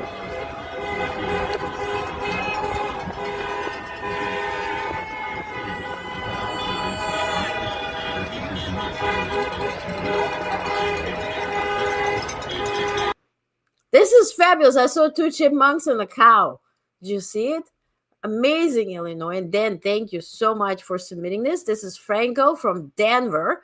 Look, hey, MAGA, go fact check itself or something. Oh, go fact check Epstein. There's something with Epstein. I like it. Awesome. There's Ukrainian flag. Franco from Denver. Thank you so much for submitting this. This is crazy. It's great. Look at this. This is, quite shaping up to be the biggest thing. Melrose, Wakefield. Yeah. We have, look, we have the frogs. Democrat, what is it? Democrat does not fear protests. Dictators do. Yeah, look at these frogs. Maybe it's good. Usually it's very hot in those things, but if it gets colder, I guess that's a good thing to wear such costume. That's a famous lobster at this point. This will be my favorite video with the lobster. Washington, D.C. We saw this earlier. Okay, cool. Oh, this is new. Federal government S5, closure at 11 a.m. to 3 p.m. So this is now, is it California? Where is it? Whittier? Where is it? Let me see. Do you guys know, is this live weapons over? Yes, this is California. So they give us a timeline, 11 a.m. to 3 p.m. So if this is 11 a.m. Pacific, Then this is what, 2 p.m. our time. So this is an hour ago. They already shut the highway. Okay. And this is the latest we got. All right. Let's see what's going on at the rally there. And meanwhile, as we're going to check frogs with Ukrainian flags, right? This is dope. I like it. I like it, Picasso. Speaking of frogs, a large group of frogs is called an army. Oh, really? I like it. Very good. Bye, cutie. Love those eyes. Jojo. Bye. Okay. Dry well done. Yeah. Protest, says Tidy Whitey, in my area doesn't start until 2 hours from now. Good. Perfect. But I will send you the photos and videos through email when I get back. Awesome. Because we're going to put it in the album because we need to document everything. We'll save it. We'll document it. We'll put it publicly. We'll make it publicly available. If any network wants to use it, I will make them reach out to you so you can see what you ask for your footage to be featured. It's not mine. So, we'll work together on this. Very good. Let's check the protests, what they're speaking out there. And meanwhile, as we do that, I will be checking out on the California plans. Let me get to inside the White House pool and see what the update is there on Vance, because there is a pool for vice president, and if he's speaking, that means the pool travels with him. So I'm going to dive into his pool and see where he is right now, so I can read it out for you. And meanwhile, I will offer you to hear those speeches at the official No Kings protest. This is in Washington, D.C. This is happening right now. I'll tune the sound, and I'll see you in just a second. And all of us, as a union and an immigrant, I can also tell you that we know how to stand up to bullies.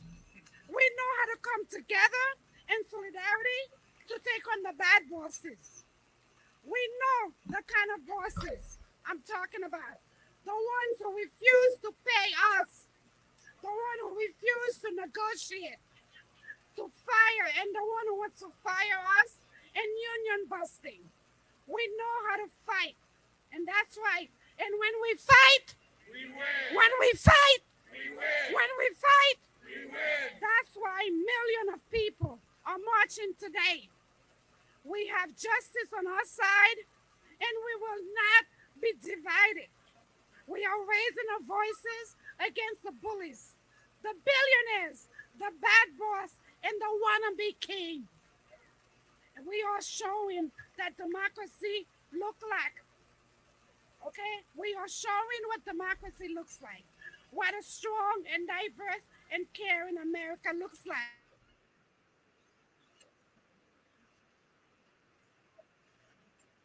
All right. I have some info on where am I?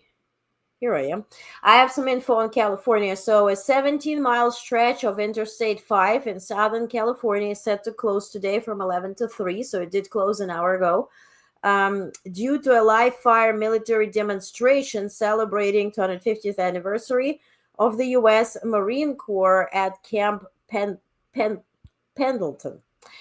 The event, titled America's Marine 250 From Sea to Shore, a review of amphibious strength, includes live ammunition exercise over the freeway, according to California Highway Patrol. The closure affects both directions of I-5 between Harbor Drive in Oceanside and Basilone Road near San Onofre. Live ammunition will be discharged by the federal government over the freeway. This is ridiculous. I mean, why? Why are we doing this? This is incredible. Let me get to the JD Vance's pool. Meanwhile, please ask questions. Please comment. Let's check it out. Martha says, Bernie Sanders honeymooned in Russia, a grifter who started the whole rigged thing that got us where we are today. And altogether, there were good ideas, in the Democratic Party, but they were so disenfranchised that it kind of, manifested in what I see as more fracture than unity, and not willingness to to talk about what was important. Kind of cost it. Okay, I'm in the Vance's pool. They're telling me we changed to your access. Oh, very nice. F off. Okay. Well, Trump's pool, I can tell you this, that he departed Mar-a-Lago at 9:07. Nobody saw him, but it's a beautiful day in Palm Beach. Who cares? POTUS rolled in the golf club at 9:15, if you care. The ride was uneventful. They spotted bikers, power walkers, and about a dozen people who waved American flags and cheered. One man held a sign that said, "Keep our president safe." There were demonstrations visible from the windows of the press van. Your pooler did not see POTUS enter the club. Efforts to learn who will join him for golf today have so far been unsuccessful. And look, the poll is just like resembling this rhetoric. Keep the president safe. Why don't you mention in goddamn Palm Beach? We have Diana who, put up all this footage from Palm Beach, California. This was from early morning. Why don't you report that? Who is she with? Washington Post is on the pool today. Okay, Vance. We have it. Finally. So Air Force Two landed at Marine Corps Air Station Miramar at 6:54 p.m. local time. This was yesterday. It was scenic yet uneventful flight. The family deplaned at 7:10. Second Lady and Vance's two eldest children deplaned just ahead of the Vice President, who was carrying the youngest one. The Second Lady parents greeted the family at the bottom of the stairs. What the hell is that? Okay. Excitedly hugging their grandchildren. The Vice President motorcade started rolling at 7:14. Okay. Do we have anything? Your pooler will be back tomorrow at the Vice President attends American Marines 20 blah blah blah. Okay. So when is this event? This is what I want to know. Yes, they blocked it between 1 and 3 p.m. Eastern, but we don't have his pool from today. Why is it not available? Where are they? Okay, let's see. Other sources? Okay. Well, Fox News will be streaming this live. So if you want to see it, we'll tune this into this thing. Vance, of course, is attending this. The coverage will start at 6 p.m. Eastern. So I don't understand why 6 p.m. Eastern is obviously 3 p.m. Pacific. But they closed it from 11 to 3 p.m. Pacific, right? But it will start at 3.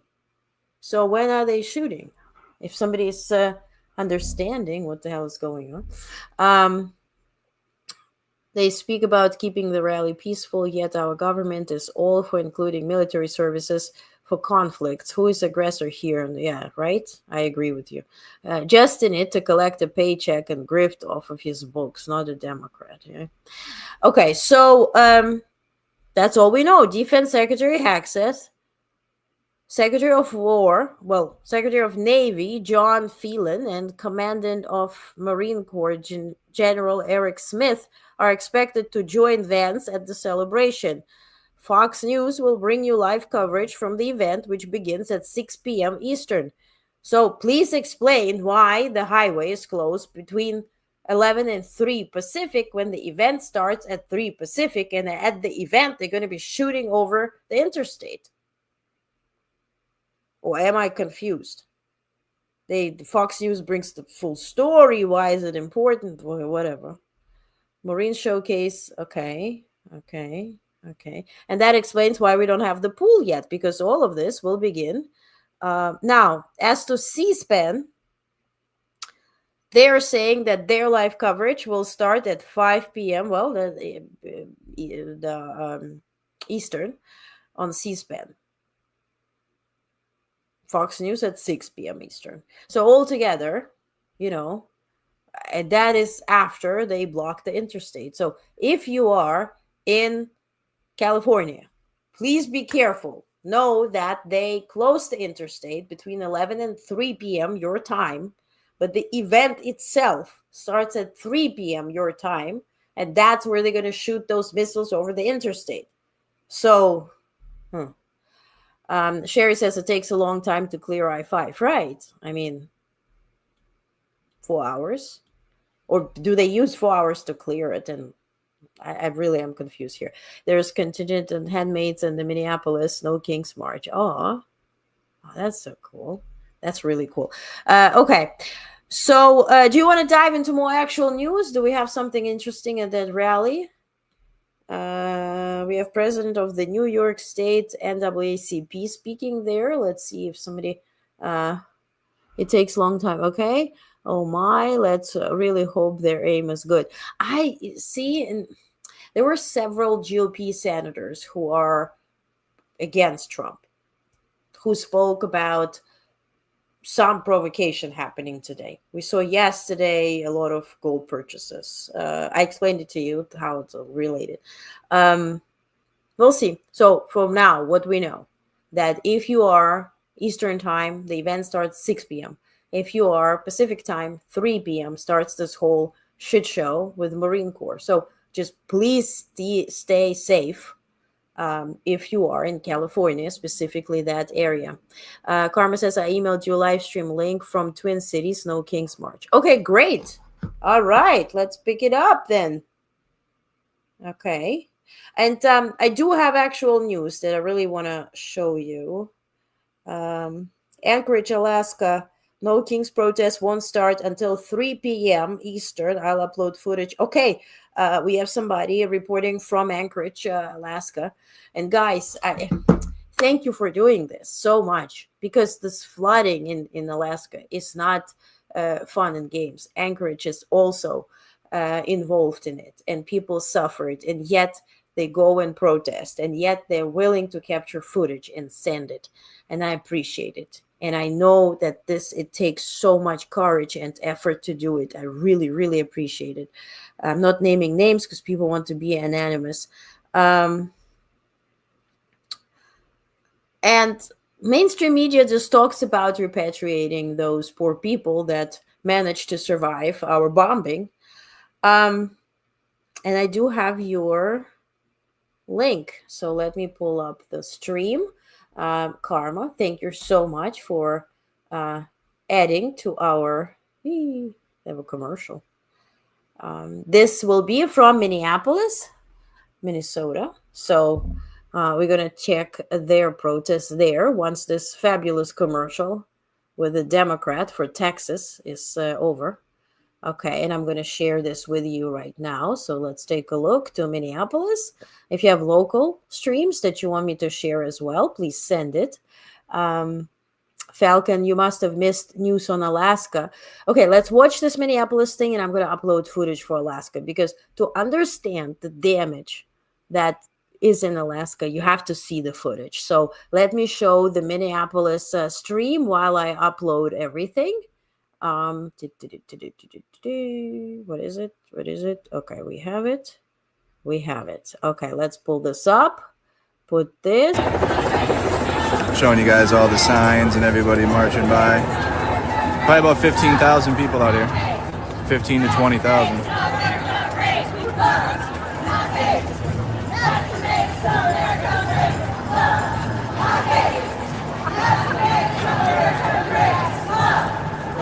I agree. Signs are good as usual.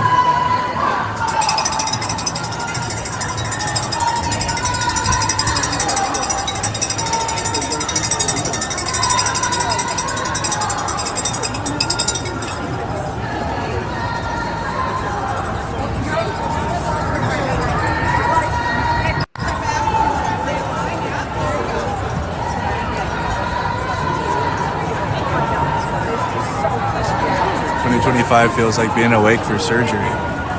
It's a crazy sign.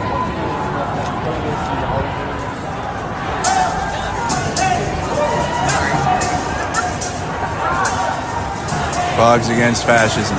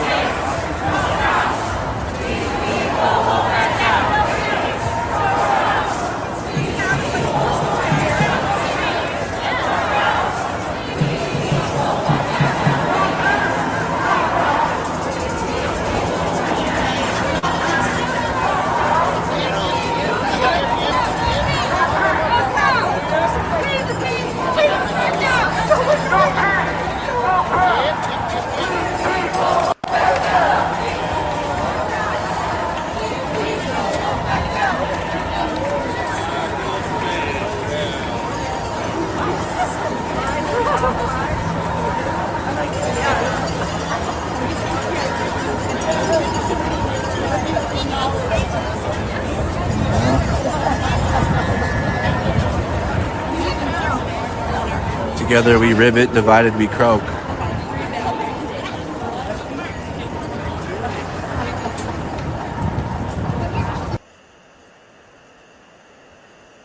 All right. We saw that, and thank you, Karma, for sharing this with us. This was Minnesota, Minneapolis. Am I back? I am back. So many streams running, so everything is like, woo. Okay, let me close this. Okay, good. All right, so you were asking about Alaska, that some people missed coverage on Alaska. So Mike says, awesome. Yeah, Minneapolis, awesome. I don't understand the frog stuff. It's just that people are dressing up as animals. It's also safer to be protesting. And this came from Portland. You know, when they say, oh, Antifa is there, everything is so violent, and there's people dancing in frog costumes and unicorn and all that. That's one pissed off chicken, right? Okay, so as to Alaska, not that funny. So I want to have a readout. This was in yesterday's newsletter. If you're not subscribed, again, there's no paywall. Please do subscribe. Monday through Friday, I have factual news, and then Sunday, it's no politics edition. And tomorrow, you know what are we talking about tomorrow? Resistance. Because I always choose one topic, obviously today, and everything is connected. And last week was legacy. Tomorrow's resistance. So we talk about from resistance like this for democracy to resistance in terms of, you know, standing against flu and any, you know, like boosting your immune system and health and fall and whatever. So it's all connected. All right. Alaska. Alaska Native communities in western part of the state are facing a mounting humanitarian crisis as extreme weather has forced large-scale evacuation and left widespread devastation in its wake. To visualize, this is how it looks like. More than 1,000 residents have been displaced, and at least one person has been confirmed dead after a powerful storm brought torrential rain, strong winds, and dangerous storm surges to the region. Entire villages have been flooded, homes destroyed, and vital infrastructure washed away, with authorities warning that the situation could worsen as rescue and relief operations continue. The storm, linked to the remnants of Typhoon Halong, struck remote coastal areas with little warning, overwhelming local emergency.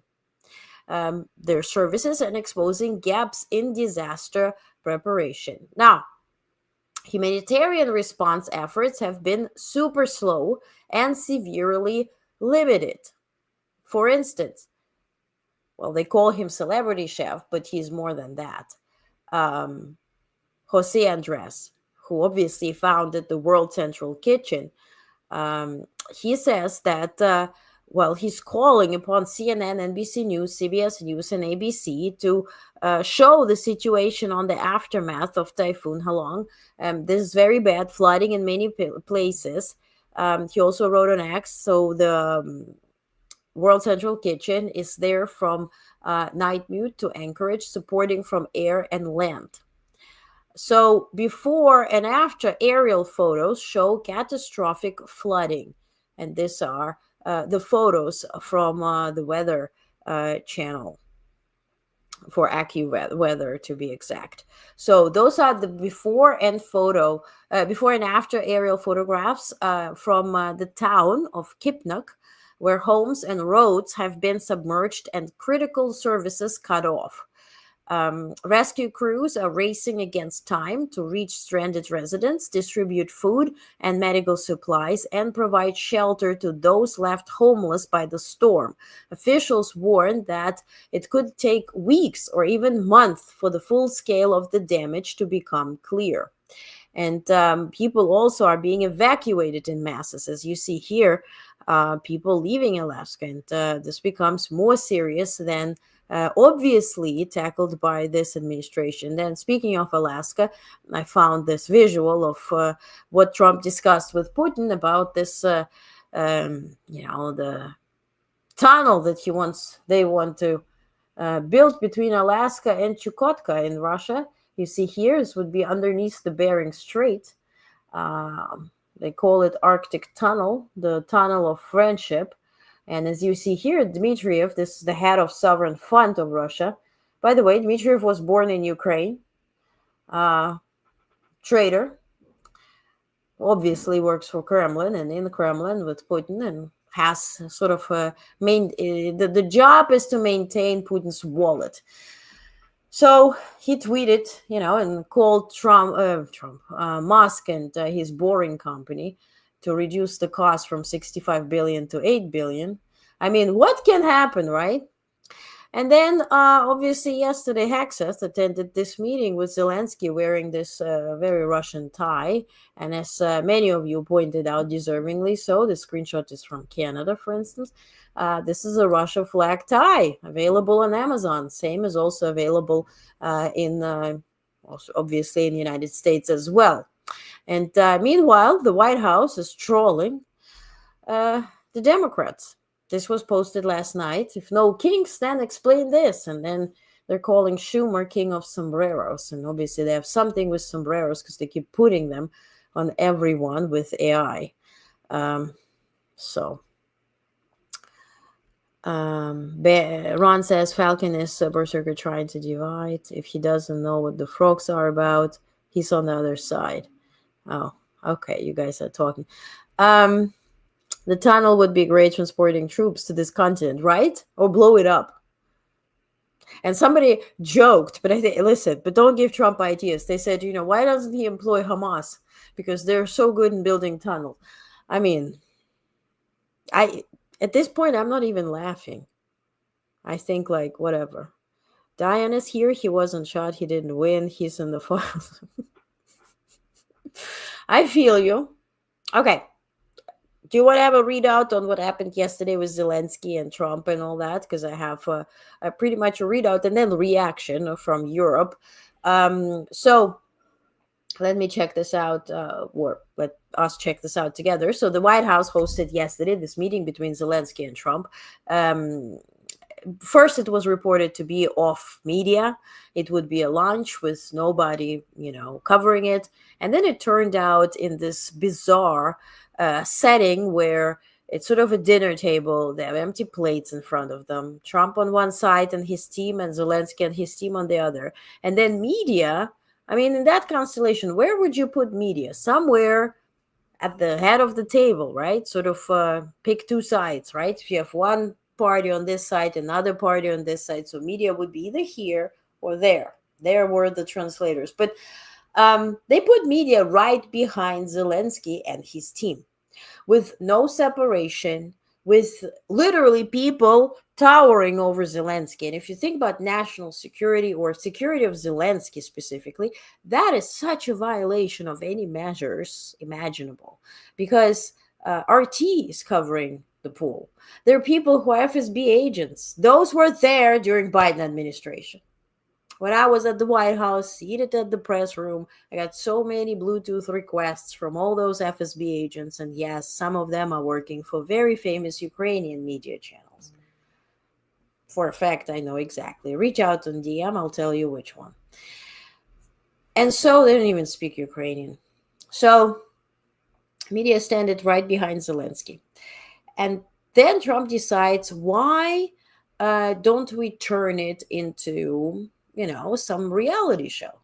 And if you think about it, that concept of media being positioned after the opposing party, right? So Trump here, media here, facing him, and others on the other side are just facing Trump, right? With media behind them. What does it remind you? On Apprentice.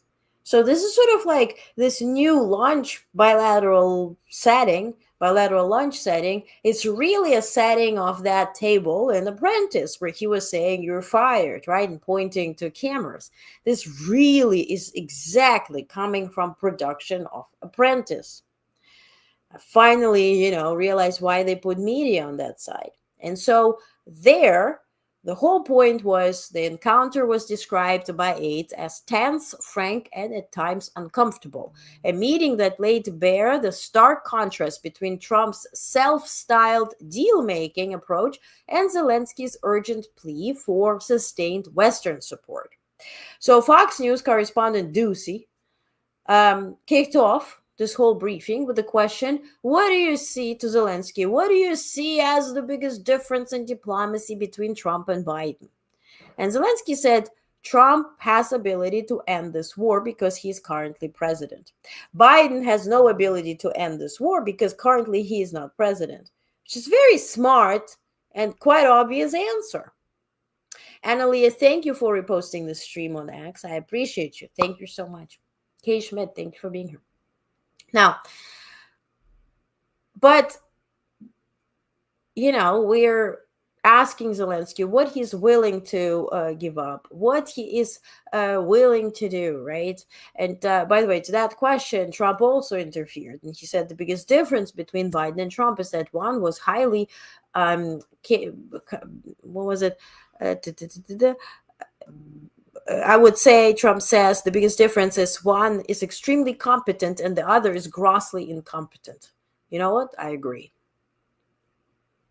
I don't think he thought very well through that answer. So the tone was set with that question by Ducey. Then the Lindell TV, right? The pillow guy has a TV station. And there's this woman where Magaville put out, one briefing where she was asking, how does Trump, remember there was this awkward weirdness question as to how Trump stays in shape because he's so healthy and sexy. Remember this was like recent, well, a couple of months ago. And it was from afar. And somehow MAGA media said this was me, but it wasn't me. It looks nothing like me, just has dark hair. But she's some type of a bodybuilder turned reporter.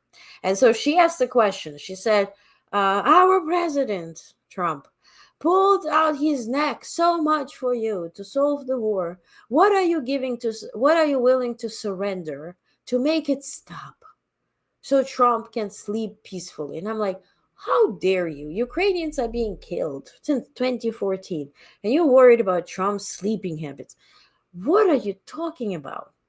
But they set the tone. That was the whole idea. They asked first to set the tone for international media and everybody, right?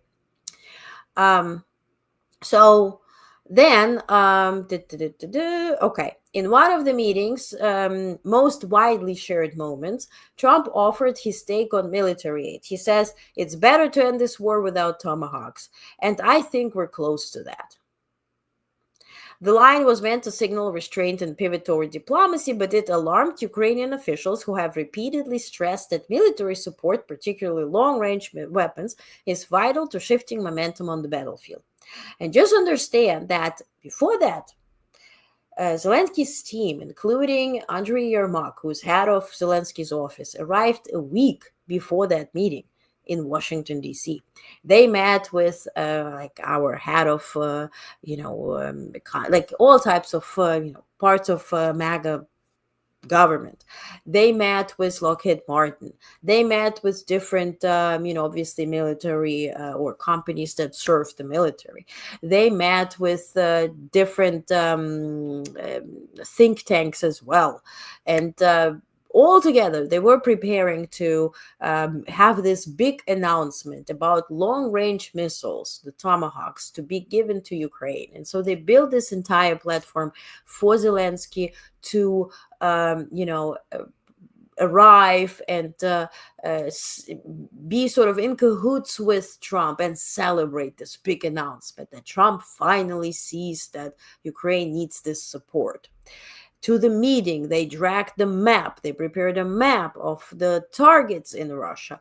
What would be interesting to target? No, they're not targeting Kremlin or civilians in Russia. They would be targeting energy objects and targets. And so to just make sure Russia sees losses, right, that will be occurring. And so they will be stopping their invasion of Ukraine, but also other countries. And I'll tell you about the Baltic states. They're prepared for an invasion by Russia within 3 to 7 days.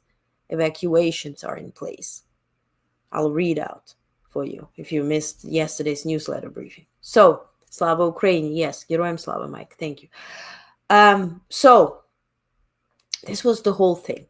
Then Zelensky arrives the day before the meeting, and as he lands, he's being told that, by the way, while you were flying here, Trump has spoken with Putin, and he's meeting in Budapest. This will be the Budapest Memorandum. This will be a big thing.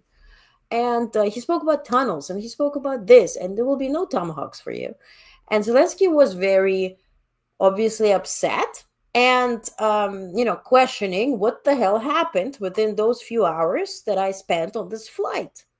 And obviously, we then know what did happen.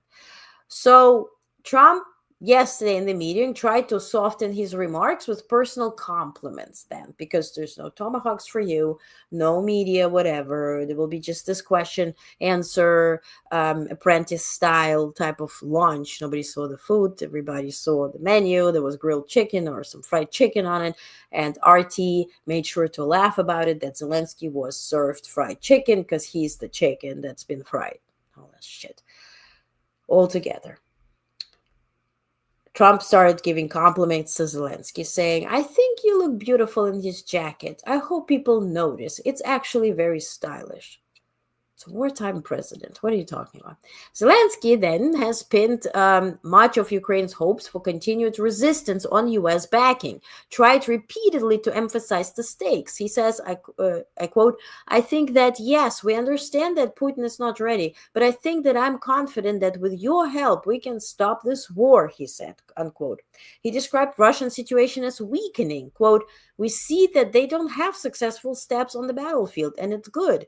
I think that their army is weak now. There are a lot of losses. They have a lot of losses in the economy and people, and I think this is a very important moment. And I wanted to thank you, Mr. President, after our 4 calls." Obviously, subtext was clear. He wants more weapons, obviously,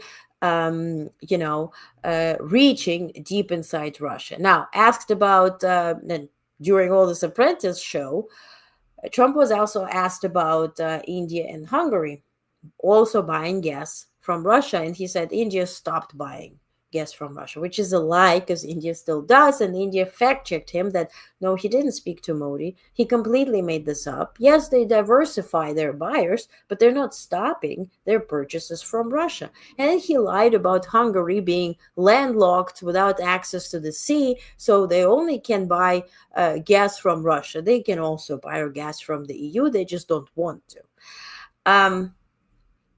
Then Trump talked about being the only president that solved a war. Quote, "We never had a president that solved one war.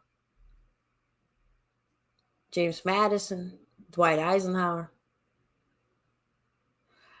So critics called it embarrassing display of ignorance. And obviously this comment underscored Trump's, habit of recasting historical narratives to suit his self-image, even when facts contradict these claims. And so the most fundamental disagreement, obviously, was about how this war should end. Zelensky strongly rejected Trump's view. Trump mentioned that, he believes that Putin wants to end the war. Zelensky said Putin doesn't want to end the war. Pressure must be put on him. Then when a reporter from Huffington Post asked, I don't know what you guys are referring to. I'll check in a second and check in the comments. Lost my thread. Okay, so about Putin wanting the war to end, and Zelensky says, no, he doesn't want the war to end. He wants to expand it. So, and then when Huffington Post reporter asked who picked the Budapest, right, Hungary, as the place for Trump and Putin meeting, then Carolyn Leavitt, who's the secretary, right, the press secretary of the White House, she says, your mom. And then communications director Stephen Chung echoed, your mom, sort of your mama type of story. Disgusting. And then Zelensky was speaking out and he was asked, like, why do you hate Putin? And he said, look, I have the quote. He says, look, I think it's strange if they try to kill all of us. I will have another attitude toward this person. I have the same attitude toward this man. And he said, he hates me. Putin hates me, as Trump tells you repeatedly. And he says, it's not about feelings. They attacked us. So for me and every Ukrainian, they are an enemy to us. They don't want to stop. It's an enemy. It's not even about the fact that somebody hates someone, although, of course, we hate the enemy. Later that evening, Zelensky put a statement that he spoke with leaders from UK, Germany, Italy, NATO, and EU, and to coordinate next steps. Then, of course, the discussion was about the meeting between Putin and Trump in Budapest. How will Putin cross so many countries, EU countries? He is obviously has a warrant from ICC, International Criminal Court. And then the spokesperson from European Commission said that EU is not imposing anything ICC related, and every country would be willing to, that he will be bypassing, as his plane will be passing by or flying over, can and is able to green light his way. And Hungary said, we will ensure he's safe, and the Lavrov horseface is safe, the foreign minister of Russia, and Putin can come and arrive and leave safely, and we will make sure that this happens. Then later it was announced that he picked a route. Let me get this. Trump said Orban is fantastic. That's their friend. Blah, blah, blah. And Putin picked a route over... where is it? I think it was Serbia. Yes. So he goes through Turkey, Bulgaria, and Serbia. So essentially bypassing EU. And he will be greenlit through those countries, right? So now I'm going to check your comments. While you guys are talking to each other, Falcon says, Olga, thank you for showing me that aerial view of native lands in Alaska where the military is needed. Is where on the fire ridge in California they should be. Right, I agree. Ron says, apologies, conversation with them shouldn't have gone this long. With them, with whom? This live stream is about No King's protest. Let's get back to this. We will get back to this. Yes. You can't lead with emotions. One has to lead with what's good for their people and country. And as of now, Ukraine has no bodies. They're losing many of men. It's time to stop. Absolutely. Absolutely.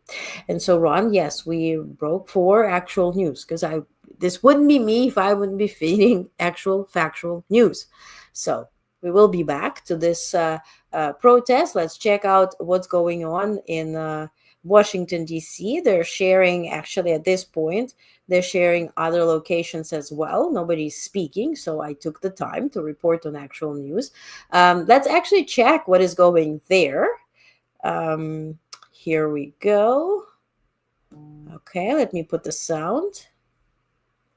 I don't want all the hard work to go unnoticed. But historically, signs have meant a lot in movement. Hold your signs up high. I want to highlight some of the signs I see. Now, I got eyes in the back of my head, but one behind me says, America, girl, you're in danger. That's a good one. One of my favorite, I like my country like I like my whiskey. No ice. Loving it. Grannies for democracy. On point. Due process for all. Hold on, let me get the No Kings, I love you. Let me get one more. Hold that up high. Oh wow, this one's deep, and we'll hit on this. Trump is Hitler 2.0. When we say that, people think we're just being dramatic, y'all. But what do we know? History will repeat itself if we let it. So shout out to all the signs out there. Thank you for the hard work, the creativity. You got to. Next up, y'all, is Jeff Suchman. He is union president of AFGE Local 1748. Jeff is the representing U.S. Department of Labor employees from Kansas, Missouri, Iowa, and Nebraska. He is also the executive vice president of the National Council of Field Labor Locals, representing 7,000 DOL field employees across the country. He has been a member of AFGE since 2009 and is proud to be a delegate to the Greater Kansas City AFL-CIO and member of Missouri Jobs with Justice. Jeff, come on up. Welcome, Jeff.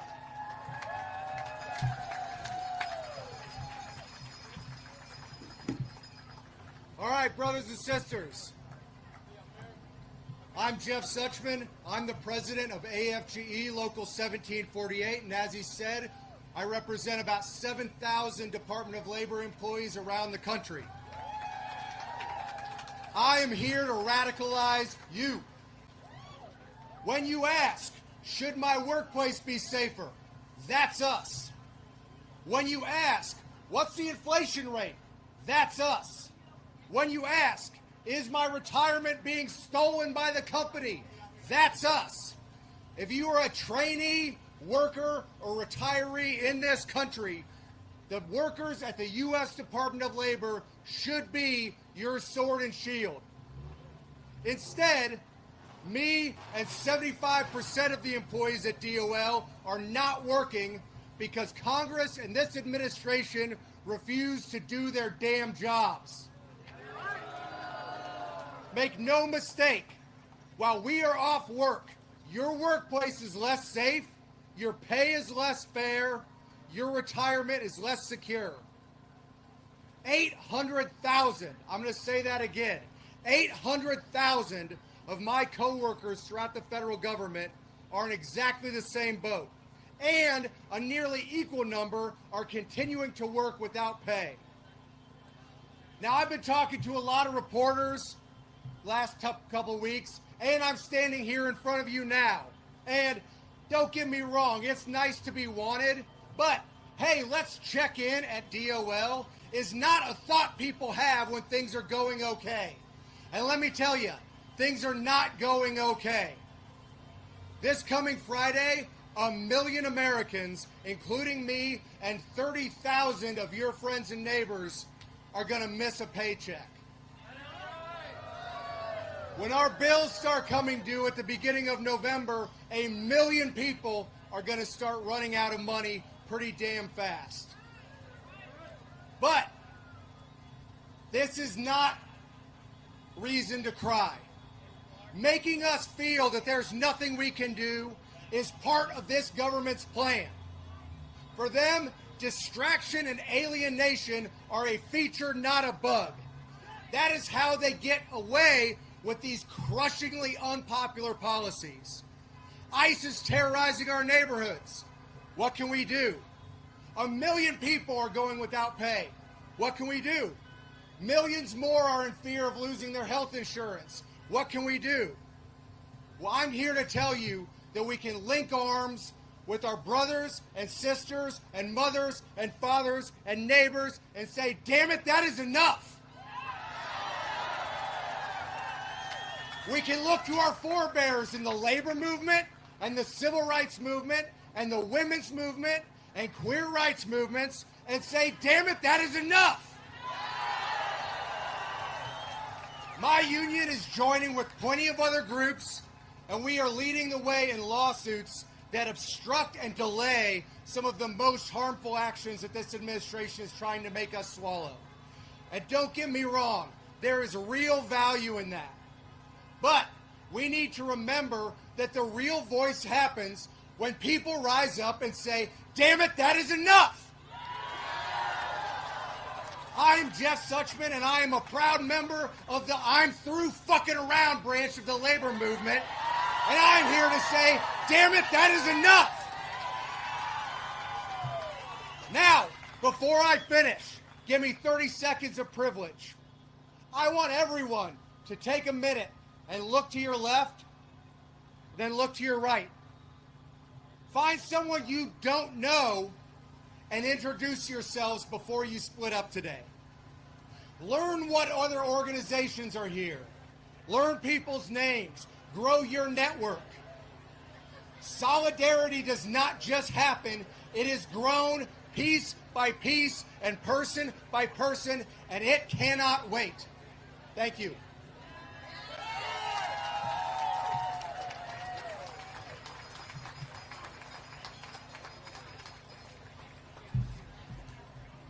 Thank you, Jeff. And as we introduce ourselves to one another, I want you to continue to look around. Because I know when I was getting ready to come here today, all by myself in the bathroom, brushing these teeth, I felt so alone in that bathroom. But you should take solace and have hope when you look around. Even on the street, look up there. You are not alone. You are not alone, Kansas City, in this moment.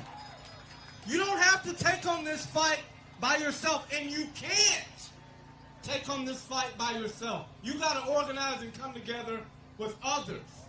And the others are the people you see out here today. All right. Next, y'all, is Ashton Vance. Ashton is a leader with Abortion Action Missouri.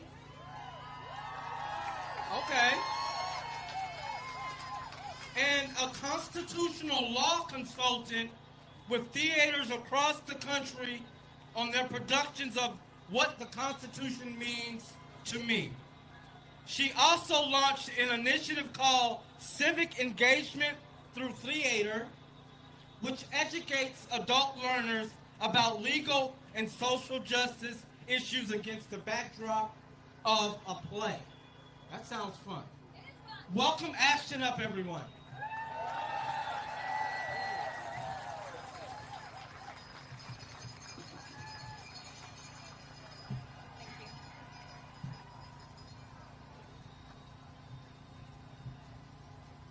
When abortion rights are under attack, what do?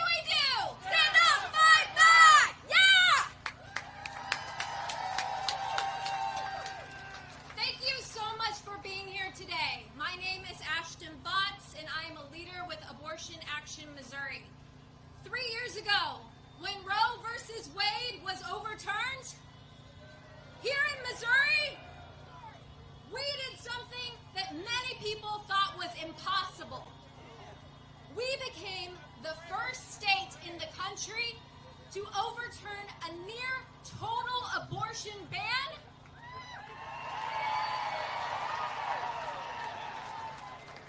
and enshrine reproductive rights into our state's constitution.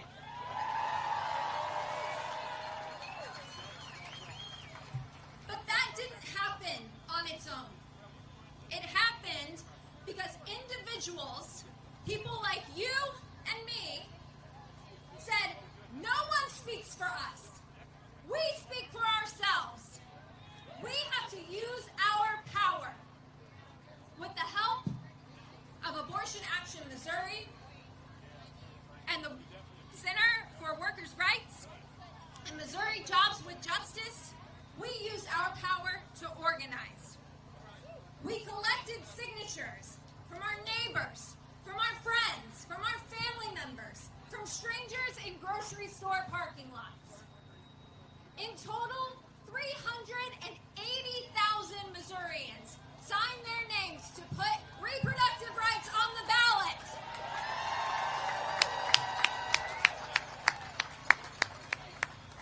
But our work did not stop there. We then had to go and turn out the vote. So we used our power again.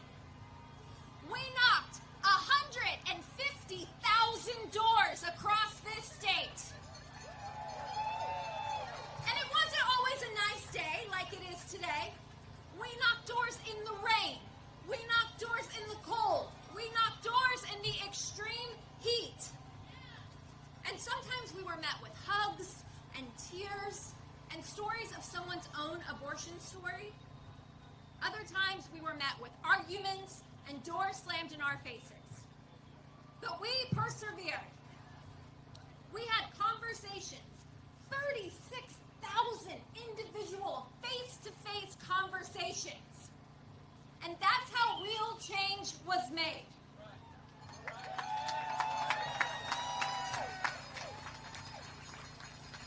Raise your hand if you knocked doors, made phone calls, or had face-to-face conversations with someone about an issue you cared about in the last election.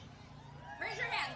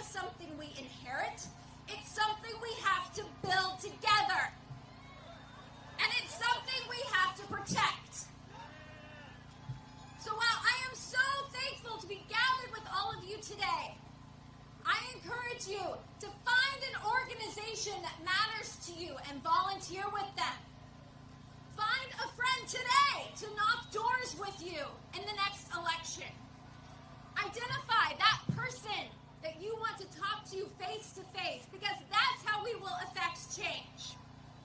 If we use that power, we will keep showing Missouri and the country that there are no kings here.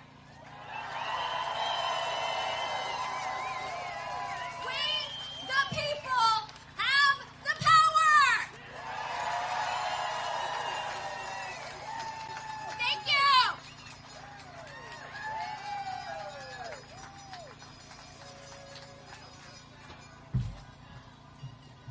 When I say people, you say power. People. People. When I say people, you say power. People. People. People. People.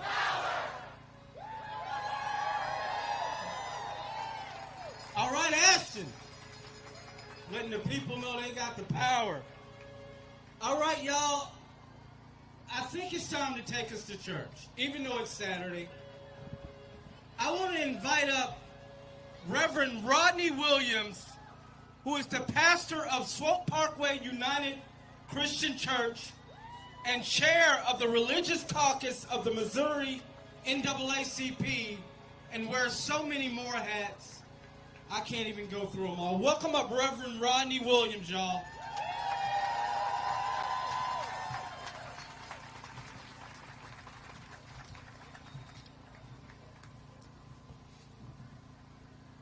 Good afternoon, Kansas City.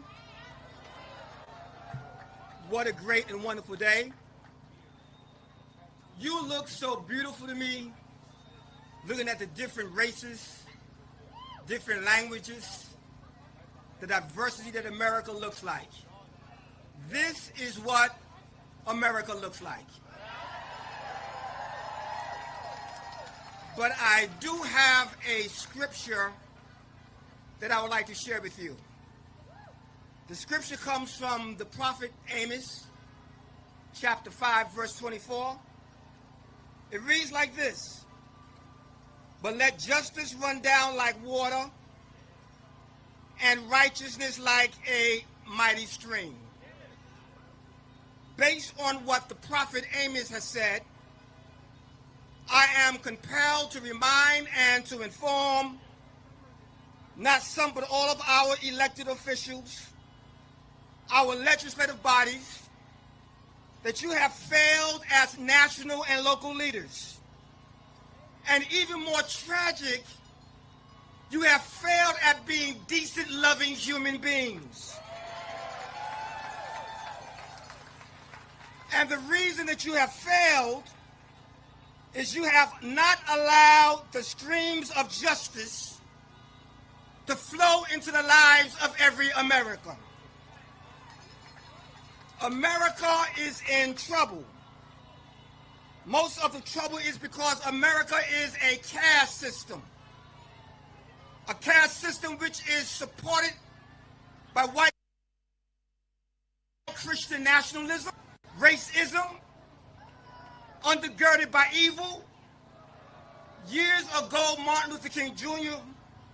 published a sermon, "The Recycling of Evil." We see the recycling of evil through this president who is under the illusion that he is a king.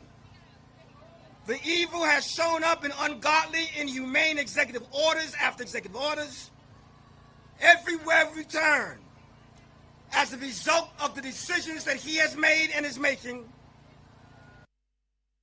there is death and destruction.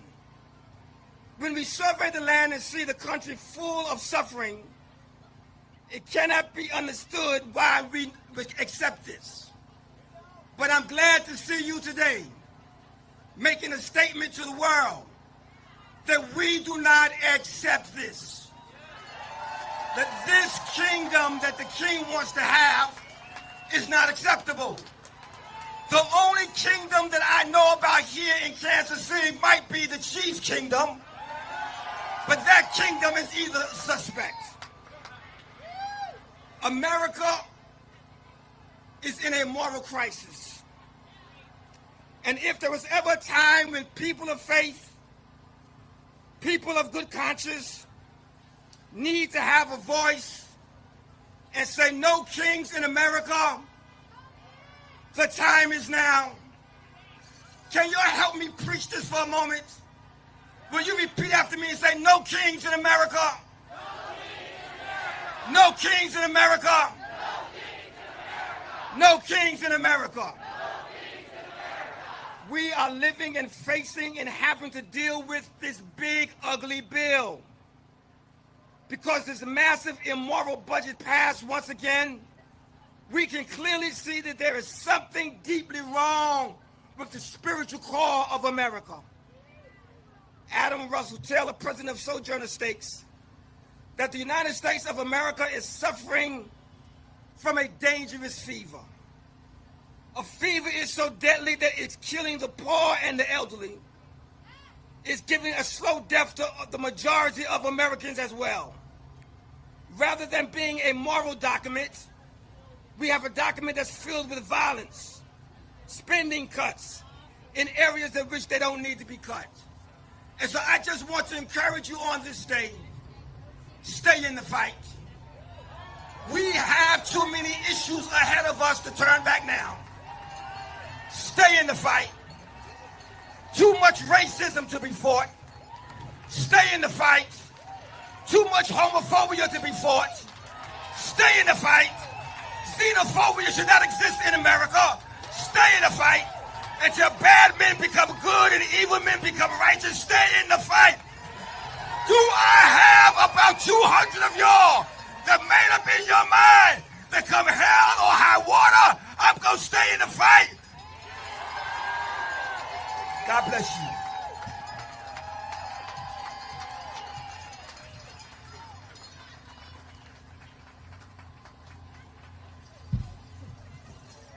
Stay in the fight.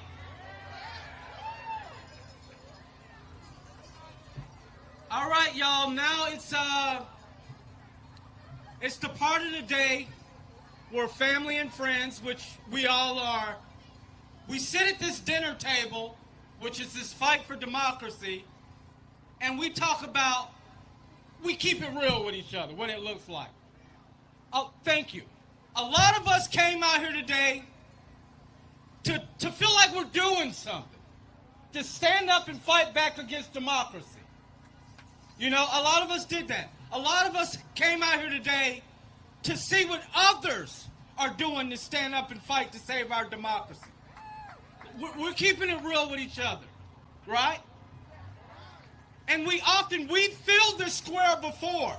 Not as big as I've ever seen today, but we've been in this space before, and we've made our voices heard throughout this city and state, and we've marched. We've been to Jeff City. Who was in Jeff City recently with us? We've been there. We've been there. We've done that. But that alone is not going to save democracy, and that alone is not going to defeat Trump and his wannabe king regime. What it's going to take to defeat Trump, to make sure there's no kings, and to win this fight is simple. We got to organize. And people be like, okay, you say that all the time, Terrence. What is that? We got to get plugged in. And the fights are here. We have parents who are organizing and building power. We got the Heartland Center and tenants who are fighting in court and organizing and building power. I see right here we are building power to protect PBS right here. We have folks who are standing up to data centers in St. Louis and across our state, building power. We have restaurant workers and Caldi's coffee shop workers organizing and building power. And then folks are like, well, what am I supposed to do in my community in Overland Park or Lee Summit or out in Columbia where it's MAGA country and the conversations are hard? We don't come up to each other every day and go, are you Republican or Democrat? That's not the question. The question is, what do you want to see changed in our community? How are the schools and the roads in our community? What do we want to see changed in our workplaces? What do we want to see changed in our homes? Those are the questions. That is how we organize and build power. We got to break it down into simple pieces, y'all, and build power in our spaces and use that collective organizing power to defeat the king wannabes and the Governor Keoghs and the Speaker of the House, John Pattersons. And that, my fellow citizens and Americans, is the game plan. You don't have to take on the world by yourself. Get out and get organized. And like the chorus sung to start out, it was a revolutionary war to win this country and to start forming America and a perfect union that we all want to see. And we're in a battle right now.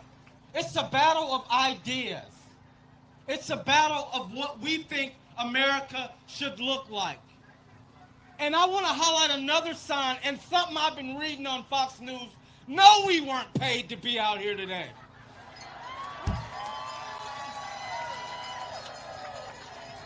I know George Soros didn't send me a check to be out here today. So no, we're not paid to be out here. We're out here today because we care about our country and our community in Kansas City. Everybody say, we love America. Now let's say it louder for the people in the back. We love America. And I want to conclude my time by saying, the same way Thomas Paine concluded his famous pamphlet, Common Sense, and we hear him say that a lot, he says something simple. We the people have it in our power to begin the world over again. Let me say that again. We have it in our power to begin the world over again. I want you to reflect on that. President Trump and his corporate-backed cronies, like Governor Keogh and Speaker of the House John Patterson, are trying to divide us and spit to us a version of America that divides us, silences us, and exploits us. But we won't stand for that. We won't let them take away our votes, our health care, and attack our unions. We will stand together and hold our nation true to its pledge for all. That's one nation, indivisible, with what? Liberty and justice for all. Thank you all. Let's do it. Beverly.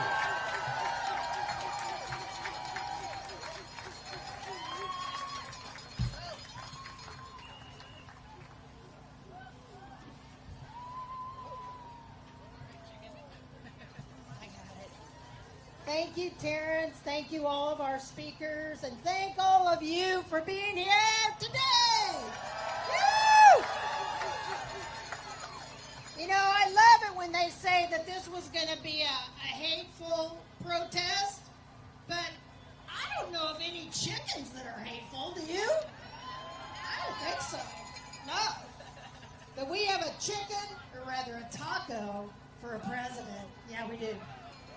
So I just want to close this out by thanking everybody that showed up today.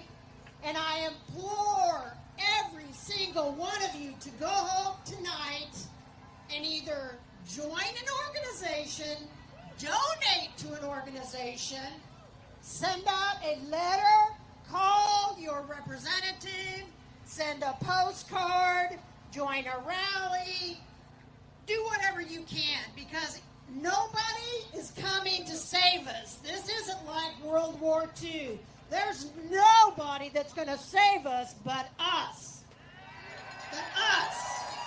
All of you. Yes. Even you up there. Yeah. Come on.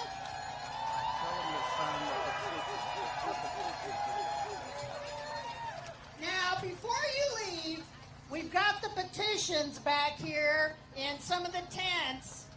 And we need for everybody to sign those petitions. Please be sure to do that before you leave. I think at the yellow tent we still have some giveaways. We have placards, we have bandanas, I don't know. We have all kinds of giveaways, so make sure to stop back there. And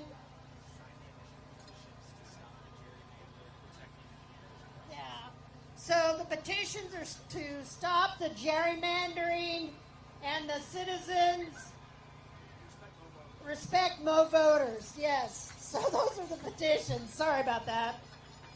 Again, I want to thank everybody. Make sure that you are careful going home.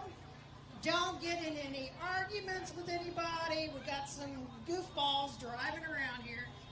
And I do want to say, I think that my favorite sign, there was one over here, and there's a big red one back there. And you know what it says? Fuck Trump! Fuck Trump! Fuck Trump! Fuck Trump! Fuck him! And all of his cronies. I want to thank you all for coming. Have a lovely night.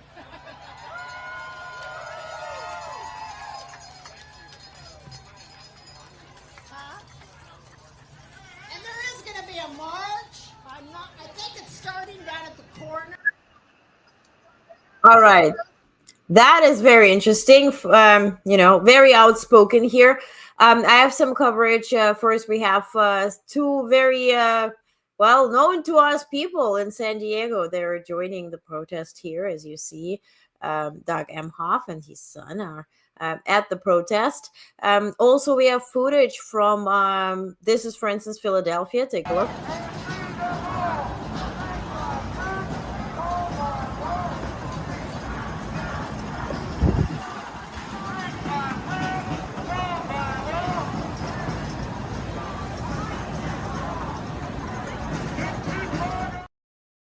Earlier, I think this was Chicago, right? Look at this.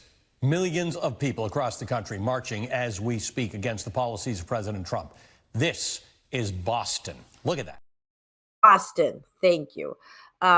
This was the latest also from New York City.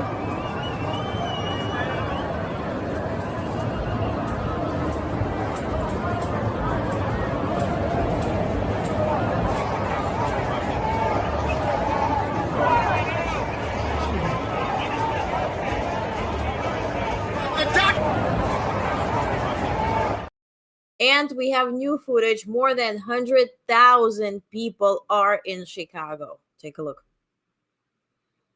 As you see here, this will be a long video, about 2 minutes. Just got this.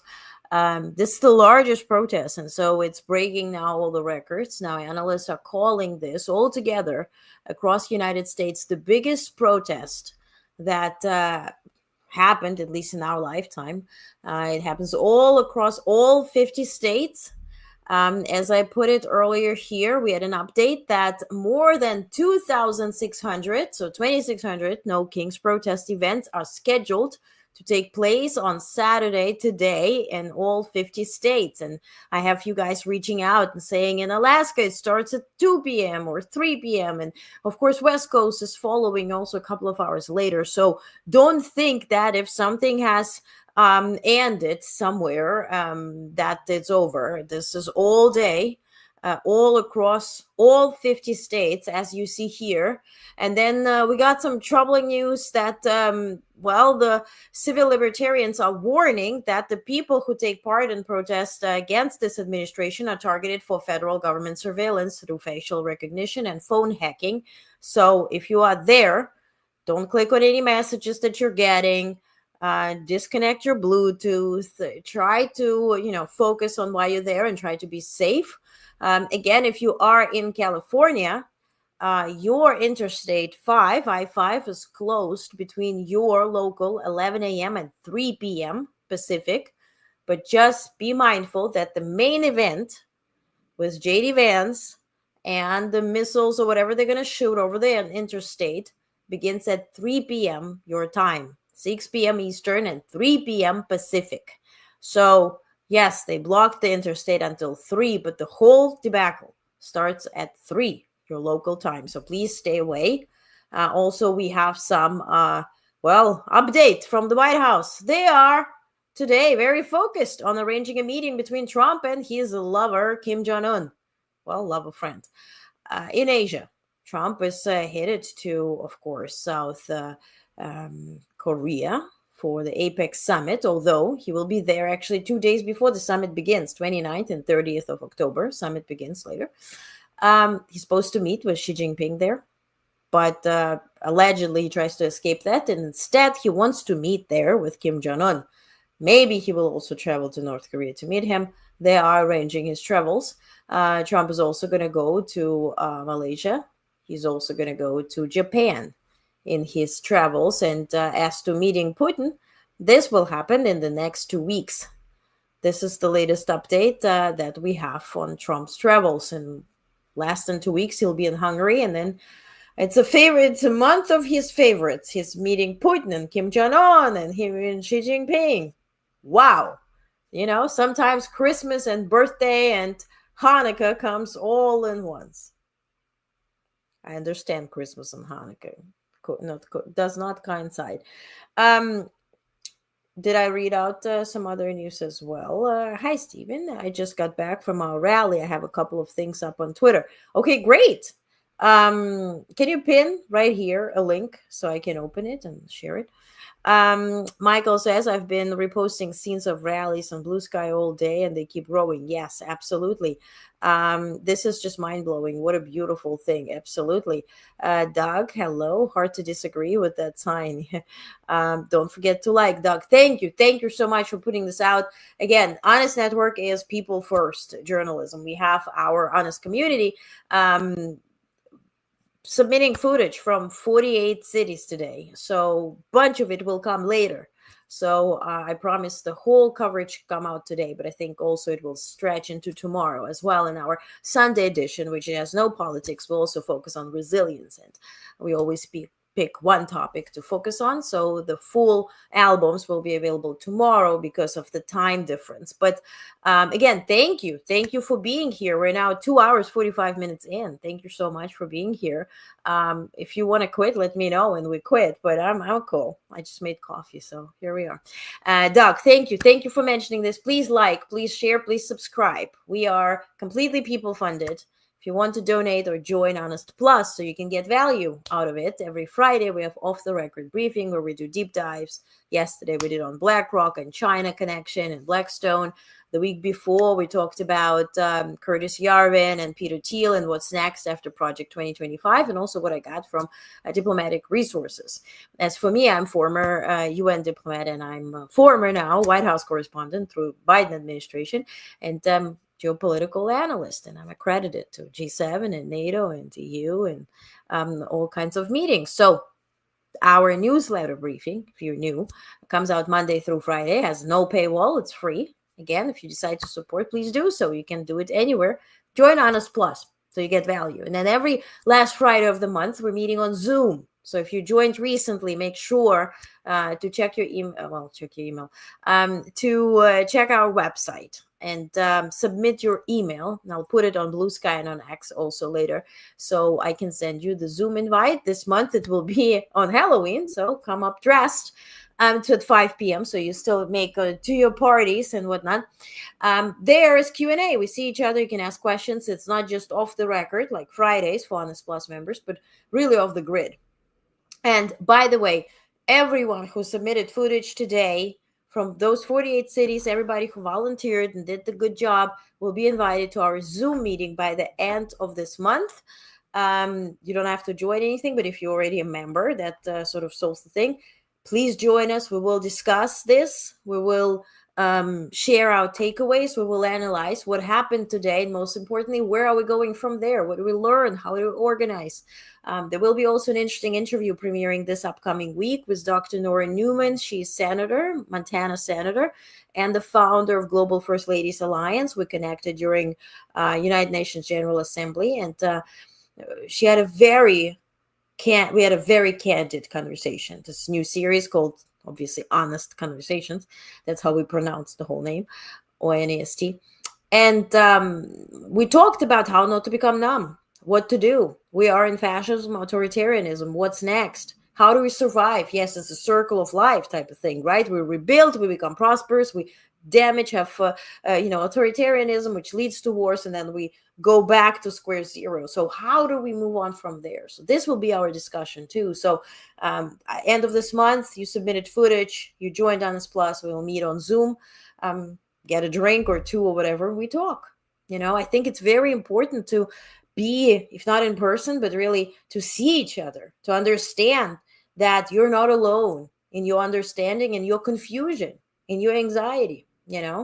It's very important to have like-minded people these days, because it's a very the media, yes, it's social and designed essentially to connect us, but it's very much keeping us in our own bubbles. And if all you see, like for instance, recently I see on Twitter shitter that when you open the For You page, it's all like, for me, it's all Russian content, because I cover geopolitical, obviously, affairs, and it's very propagandist by Russia and China. It's very that much related. But the others see the news they never subscribe to. So it's meant to disinform you. So it's important, first and foremost, to consume actual factual news, and then also have like-minded people, so you feel not isolated and like, oh my God, am I in the Twilight Zone? Everybody praises somebody and I have no idea. Okay, this is a bit of my message here. Thanks to all sharing footage and to all for attending, supporting, helping. No Kings. Mike, yes, absolutely. I think we have two Mikes here, Mike Burks and Mike Hawkins. So yes, thank you so much for mentioning this. Michael, thank you for, yes, great. Steven says you got back. Yes, okay. Michael, thank you for being Honest Plus member. I love it. Thank you so much. Appreciate it. Ron says we will not sit on the sidelines. We will support what our country is founded on, a democratic representative republic. Yes. And we need to also pay attention to the next SCOTUS ruling, right? If they will close an eye to gerrymandering and restructuring the districts, then this will help the Republicans to cement their power, and it will very much affect the 2026 election. So you have to really pay attention to more things than one. I want to go back to our footage. We have this magic Dropbox where people are dropping their coverage. So I want to share with the recents that we got. And let's go through everything, because there's new stuff and there's also new people who just joined us. So why not? Let's check it out. Let me share the screen. Again, this is raw footage. It's just our Dropbox. You see it here. People who were instructed to, who wants to remain anonymous, not to mention their names, and those who want to be credited to mention their names. So that's what we're going with. All right, so, whoa, what am I doing? All right, how do I close this and I open that? Yes, perfect. Okay. Are we good? Yes, we see. So this footage is from Dan K in Geneva, Illinois. Let's move on. Next one, we have a video.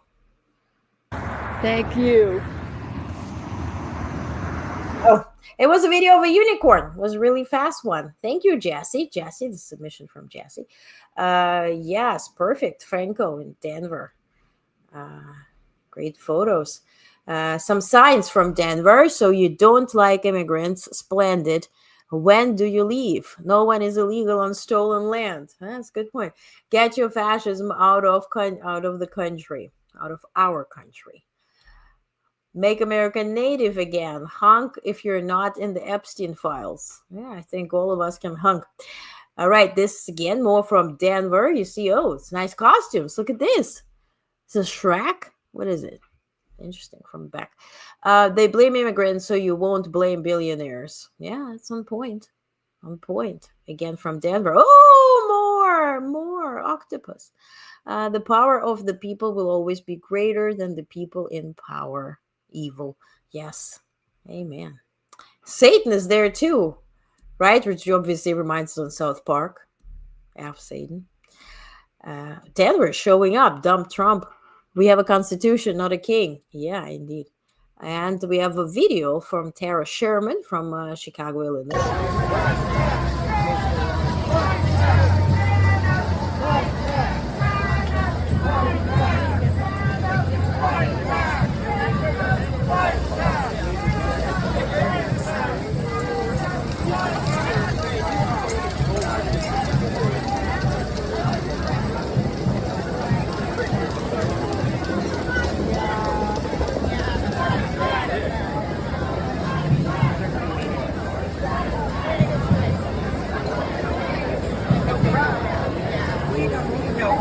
Chicago is showing up, and we see, you know, it's wonderful to see the drone footage, right, from the up above, the masses and all, but it's very cool to see people, you know, how do they march, how peaceful they are, they're hugging each other, what are the signs, what are they wearing, you know.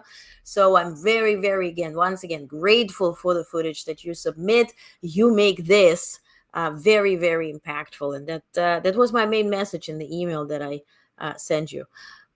All right, look at this. Lie. Yes. And this is a video from Wakefield and beyond. Is Indivisible Melrose. Take a look. Okay, next one. This is Portland, Maine by Suzanne Foley Ferguson. We are participants. We have been drafted into this cause. We have been conscripted into this nonviolent struggle. So friends, let us show the nation who we are. Let us show up. Let us stand up. Let us act up. Let us speak up. No to the king and yes to the people. Right? And that reminds me on our cover, you know, today that I put up, right? It's literally and wholeheartedly power versus, or people versus power, right? Because it's began January 20th, power versus people, and now it's people versus power, and it has to you know, grow from there. So let's continue checking out more from Suzanne. This is again Portland.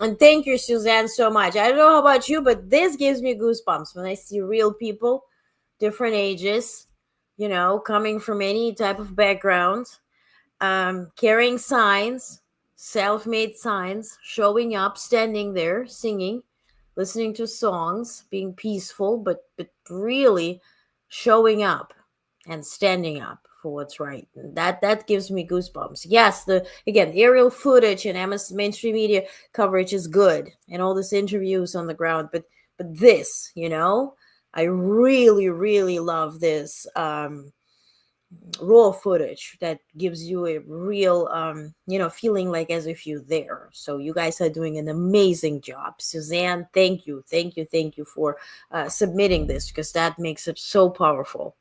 By the way, this is America rally, right? Not a hate rally. Absolutely. It's more from Portland, Maine. No kings.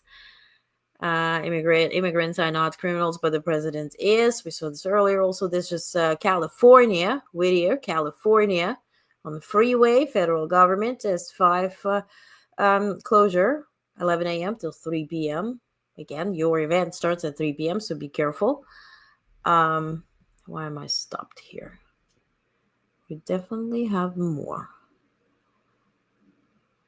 Did I outsource it? Okay, until I figure out how did I outsource a bunch of content. Let's then, what do you want to do? Do you want to catch on some news? Do you want to watch the rally? Sean is late. Hey, Sean, we missed you. Hope everyone's doing great. Yeah, we're here for 2 hours, 58 minutes. You're just joining us. Excuse you. But anyway, you're in Canada. Thank you. Thank you for being here. Happy No King's Day, indeed. Education is liberation. Yes! Rocher's boot mat. It's fancy. I like it. Steven says, this is a great line in Patti Smith's song, people have the power. The people have the power to redeem the work of fools. Amen. Solar, hello. Hello. Thanks for the stream. I'm down with a foot injury. It's time, and this time around, sadly, it's nice to still have to. Thank you for being here. I hope you heal fast. I'm a former athlete. I know what those injuries are, how frustrating those are, and painful. Do you lift your foot? You gotta do that, and yeah, and then that's where we learn to rely on others and hope you are being taken care of. And thank you for being here. Thank you for focusing on something else while in recovery. So we appreciate you. Thank you for being here, and please heal fast and recover very promptly. Solar says, I'm in UK and Blue Sky, and also been sharing on Blue Sky today, including posts from around the world in support of the No Kings protest, which includes the American Embassy in London and Australia. Absolutely. Thank you. Thank you, Solar. And yeah, and we need to also think what's in the UK as well, what's happening there. E. Smith, thank you for being here. Thank you for covering international news as well as No Kings protest. Whatever happens over there impacts all of us, especially in regards to Putin. Amen. Thank you, E. Smith. Thank you. On this note, guys, please comment. Do you want to explore some actual news? I have some readouts quickly before we go more, or you want to do the stream, the protest stream next. Please vote on that. Thanks to all sharing footage. Okay, we read this before. So, guys are saying hi to each other. No Kings, but yes to hitting the thumbs up button. Yes, thank you, thank you. Please hit the thumbs up button. Thank you, Stephen, for putting this up. Stephen is voting news. Okay, I'm always for news. See, my whole report started with me bothering my family with news. And they said, why don't you go into news? I'm a nerd. Okay, I'm up for news. Mike is news. Okay, good. All right, cool. So, news. Let me get you to some headlines. So, China is deepening their cooperation with France. Beijing announced plans to significantly expand its partnership with Paris across industries, including nuclear energy, aerospace, agriculture, food production, artificial intelligence, and new energy sources. Both sides also discussed the conflicts in Ukraine and Middle East, as well as global governance issues, agreeing to maintain close coordination and communication. The new push underscores China's broader strategy to position itself as a central player in global diplomacy and shifting alliances. And for that, I really, really, really want you to refer to yesterday's deep dive on BlackRock, Blackstone, and how they use Western assets to sponsor Chinese regime. This was really, this was good deep dive. Please. It's about an hour. Just, get the facts. Now, Belarus and the potato head, Lukashenko, are signaling that they want back into Europe's orbit. After limited sanctions relief and restoration of conflict with Washington, well, everything's for sale, so why not? Belarus is cautiously testing the waters with Europe. Diplomatic sources say Minsk has reached out to European officials, proposing meetings and even offering to act as a mediator between Russia and Ukraine. Bullshit. While most European governments remain skeptical, citing continued repression under this regime and loyalty to Putin, the outreach reflects Minsk's search for alternatives to near total dependence on Moscow. And who's willing to collaborate with Belarus? Washington, D.C. They said that they will see it as a potential opportunity to pull Belarus out of Russia's shadow. Good luck. Maduro. Now, that's a shit show. Venezuelan President Maduro reportedly offered Trump a dominant stake in country's oil, gold, and mineral wealth, and even promised to cut ties with Russia. This is before he signed a 10-year unlimited cooperation with Russia, including sending Venezuelan forces to help Russia's invasion of Ukraine and other countries. Trump declined, responding instead with the deployment of over 10,000 troops and 10% of U.S. Navy to the Caribbean. And by the way, all this, if we were to fight drugs, then we are totally in a different waters, right? In the Caribbean, you don't have the fentanyl trafficking. It's in the Pacific. But, okay. Venezuela, as a result, has mobilized troops in what Maduro claims to be a million-strong militia in a show of defiance. Well, Trump was asked to comment on that yesterday, and this is a quote from President of the United States. He has offered everything, referring to Maduro. You know why? Because he doesn't want to fuck around with the United States. Now, there's some information on the Putin-Trump meeting in Alaska. FT said that Trump, of course, we saw it, greeted Putin warmly, rolled red carpet and all, but Putin flatly rejected Trump's proposed ceasefire right away in the meeting and launched into lengthy historical lecture referencing medieval princes, 17th century Cossack leaders, and centuries-old Russian claims to Ukraine. The biggest news comes from the Baltics. Baltics is Lithuania, Latvia, and Estonia, right? Those three small countries, right? Lithuania, Latvia, and Estonia are developing comprehensive evacuation plans amid intelligence assessments that Russia could launch a full-scale invasion within 3 to 7 days. Lithuania is preparing routes for 400,000 people. Estonia plans to relocate 140,000 citizens, and Latvia expects up to 600,000 people to evacuate in the first days of an attack. None of those three countries are putting people elsewhere. They're keeping them within their countries. Instead, they will move civilians internally while leaving major transport routes open for NATO forces. And I think they should start praying that the NATO forces will come and not claim that this is would be escalation. With this route, I mean, come on. Now, Kremlin is intensifying its disinformation campaign against Finland, portraying country as fascist. How fresh.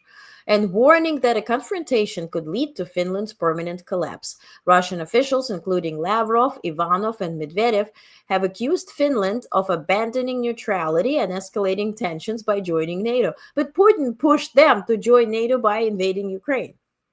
Analysts warn that rhetoric mirrors the information tactics Russia used just before the 2022 invasion of Ukraine. And, we spoke about the Trump tunnel. Quick global news. In Madagascar, they had the coup, right? And as a result, Colonel Michael Randrianirina was sworn in as president following a military takeover, prompting AU suspension.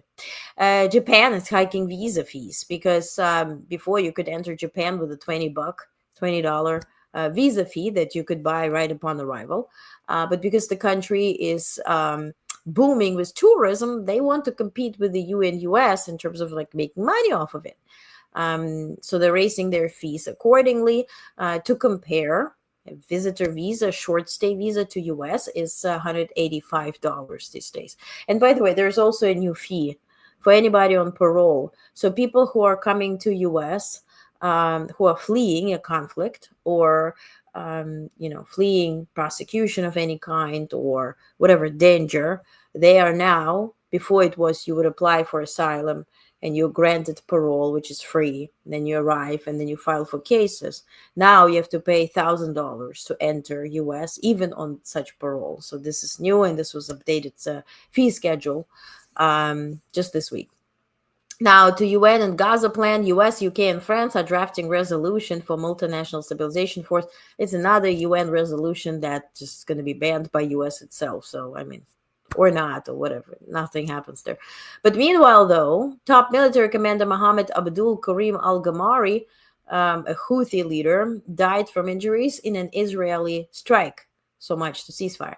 Southcom shakeup as a result of our bombing of those fishermen in the Caribbean. Admiral Alvin Halsey, the U.S. Military, stepped down amid reported legal concerns over Caribbean operations. And for the first time, King Charles, obviously, of Great Britain, Northern Ireland, will visit the Vatican. The monarch will pray publicly with the Pope and receive the title Royal Confrater of St. Paul. It's a very historic event, and this will happen soon. Now, as to It's very interesting. I mean, national news, awkward. Remember when the Indonesian president was caught on hot mic asking Trump in Egypt if he can talk to Eric Trump or Don Jr., about some deals. And so Caitlin Collins on CNN had Eric Trump there, and she asked, "Did the president call you about that?" And he said, "No, he has not." And then he said this quote, "He didn't call about that." And he goes, "I'm glad he acknowledges that I'm a good boy. I'm a good boy. We have a great real estate project in we have great real estate projects in Indonesia, so I'm honored the president asked about it." I mean, have you ever seen somebody in their 30s, 40s call themselves a good boy? But we had the first debate in New York in terms of our election, where we're going to elect a new mayor. The second one will be October 22nd. I applied for accreditation, then I received a letter. Let's see if I make it. But you know why? I received a PDF where they say, per new rules in New York City, only sponsoring channels will be having accreditation to cover this. What do you mean sponsoring channels? They have to donate to come and cover Cuomo and Mamdani and Sliva? Or Silva? What's his name? Sliva, yes. Sliva is plum in Russian, so it's very interesting.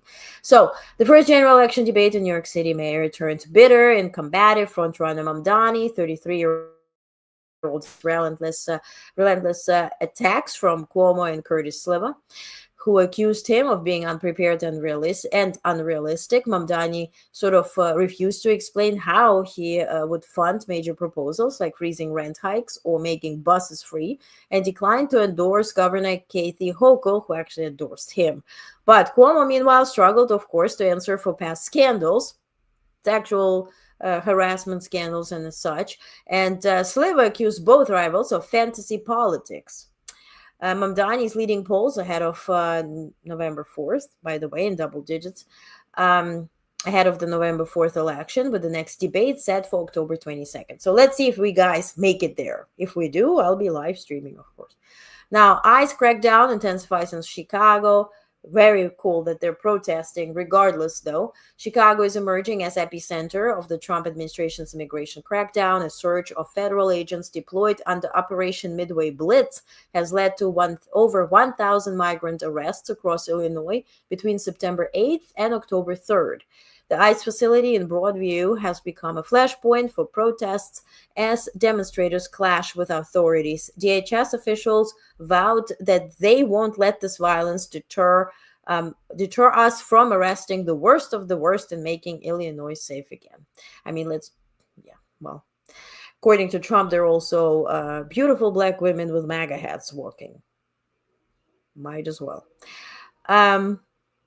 Veterans' benefits are delayed. Remember when Trump said that he's going to pay our military, he's going to scramble? He actually took food stamp money to pay the military right now during the government shutdown. And now they claim that there is a technical glitch that is delaying monthly tuition and housing checks for dependents of fully disabled veterans and the survivors of service members killed in action. The delay affects thousands of families nationwide and comes amid broader concerns about the administration's handling of veterans' services. Do you believe in that glitch, or do you think that's some type of a thing, an internal glitch? And meanwhile, Secretary Hegseth is ordering all troops to watch or read his recent speech in Quantico, where he declared woke military is gone, criticized fat generals, and mandated that women meet the highest male standards for physical fitness. The speech also obviously sparked backlash within the ranks and from women's advocacy groups. Quickly, some business news. FIFA claims they sold more than 1 million tickets for FIFA 2026 World Cup. They announced that they're almost sold out. Obviously, this is not just US, this is also Canada and Mexico. The figure underscores massive global interest in the expanded tournament, which will feature 48 teams for the first time. Then, if you are a gamer, Electronic Arts said it sold over 7 million copies of Battlefield 6. It's a game, I guess. In the first 3 days after release, the highest launch sales in the franchise's history. The milestone is a significant boost for company's gaming division and signals strong demand for first-person shooters amid a competitive market. And Mr. Beast, obviously a YouTube star known for stunts and viral challenges and giving people money, is expanding into financial services, according to Business Insider. The move signals strategic diversification for the digital media mogul and underscores the growing convergence between influencer culture and fintech. Now, on those H-1B visas, $100,000 fee, it's very interesting that actually U.S. Chamber of Commerce has filed a lawsuit against Trump administration over this new fee. They argue that it violates federal law. Labor unions and staffing companies filed similar case earlier this month. The White House defended the measure as necessary initial and incremental step toward overhauling the visa system. And honestly, what it does is actually sending talent to overseas, to China, to Europe, Canada also. Because people just literally can't afford it, or companies. IKEA is hiking prices. Obviously, they're facing now 25% additional tariff, which applies to wooden furniture, cabinets, vanities that took effect this week. IKEA sources only 15% of its products domestically, making it especially vulnerable to trade policy shifts.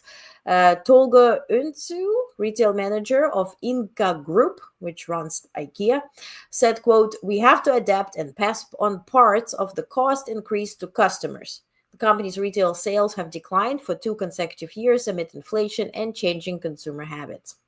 And Nestle is cutting 16,000 jobs. They claim to be restructuring. This is the largest food supply company. They slashed 16,000 jobs in sweeping reorganization aimed at simplifying our organization and automating processes. CEO Philip Navratil announced the cuts follow declining demand in China and internal turmoil, including the ouster of former CEO Laurent Freixe over a workplace relationship. Nestle shares surged more than 9% on the news. Just sees how backwards the Wall Street is. Now, U.S. passport falls for the first time out of global top 10. And guess who's number one? For the first time in 20-year history of Hanley Passport Index, the U.S. passport has dropped to 12th place. The index ranks countries based on visa-free access, and the U.S. declined from number 1 in 2014 is attributed, of course, to Trump-era immigration policies. Singapore tops the list with visa-free access to 193 destinations, followed by South Korea and Japan. Brazil recently removed U.S. travelers from its visa-free list over a lack of reciprocity. And lastly, Prince Andrew is giving up his titles. He announced that he will renounce all his titles and honors, including Duke of York, after discussions with King Charles and royal family. The decision represents complete retreat from public life following years of scrutiny over his associations and legal controversies that Epstein file is filing. Now, Vatican Abuse Commission issues scathing report. The Pontifical Commission for the Protection of Minors sharply criticized Catholic Church leaders for their continued mishandling of sexual abuse allegations, especially parts of Italy and Africa. And this is the first comprehensive review since election of Pope Leo XIV. China, the big news in China, by the way, they expelled senior military leaders in corruption purge. China's defense ministry announced the expulsion of 2 of its most senior military officials, the former second in command and the military's top political officer, as part of the ongoing anti-corruption campaign that began in 2023. But this purge signals President Xi Jinping's intent to tighten control over the armed forces amid intensifying geopolitical competition.